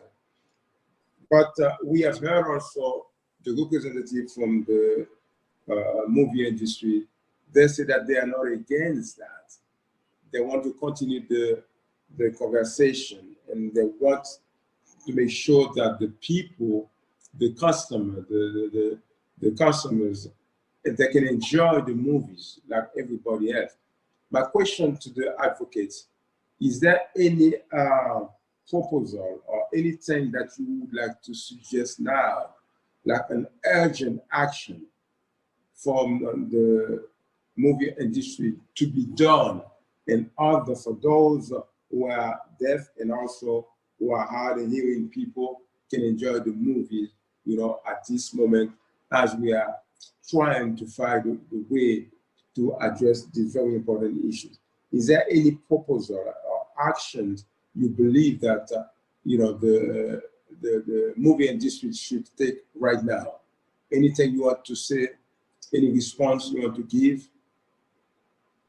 Chair Eugene, is there any particular advocate you would like to hear from? No, any advocate. Any member from the advocacy, if they are present, if they are still in the Zoom.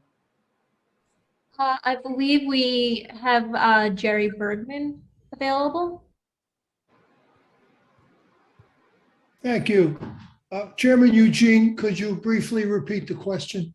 What I'm saying is that the people who are deaf and also who are hard of hearing people, they are facing a serious issue. And we all know that in our society, we have to do everything possible for everyone to get the same access. And also to have the opportunity to enjoy everything our society or our city can provide.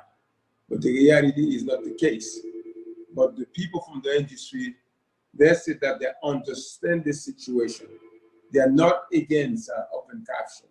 And they are trying to do everything possible to make sure that the people, the customers, can enjoy the movies.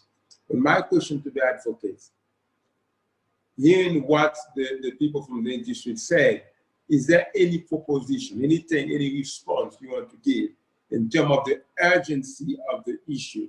What should be done in order for the people who are deaf, who are hard of hearing people, can enjoy the movies at the present moment? Here's a quick answer. We've had 2 very cordial meetings with Attorney Greller and the people he represents. And at the second meeting, which just happened yesterday, we exchanged proposals, talked about those 2 proposals. The difference in our positions is that we think a reasonable proposal can be made mandatory, our proposal. And reasonable means all theaters, occasional open caption showings during the week, day and night, at least one time, and the weekend, day and evening, at least one time. Also taking into account that most people with hearing loss and seniors with difficulty hearing have no interest in the big blockbuster movies. And those are the movies that will make most money for the exhibitors. We're interested in the smaller movies. And those movies tend to have more empty seats anyway. So I think there's less risk to schedule more open caption showings of those movies. But we also asked this question, which they had no answer for. Why are you basing this solely on tickets and how many seats are sold to open caption performances? I'm not as smart as the executives in the movie industry, the cinema industry, but I have to wonder why they have not done any audience opinion research. They used to give out audience response cards when people come out of a theater. Did you like this movie? What didn't you like about this movie? They haven't done anything like that, so far as we know, with open captions, because we think, because they're afraid it will put them out of business or their membership will balk at it and refuse. So we don't even know, I wrote this down to ask Mr. Greller, we don't even know the basis of the pilot test they're running in New York City. Again, Mr. Smith said they're cooperating fully, but they sprung this test on us. They didn't ask us, what are we interested in the way of open captions? How many should they test? Where should they test? And so forth. So, we question the criteria which will determine the findings, and we'd rather have them do some opinion research. Give tickets to senior citizens, bring them in to see open caption movies, and ask them if they really would avoid open caption movies. That's all we're asking for. And I think the difference in our positions is we think that our proposal should be made law.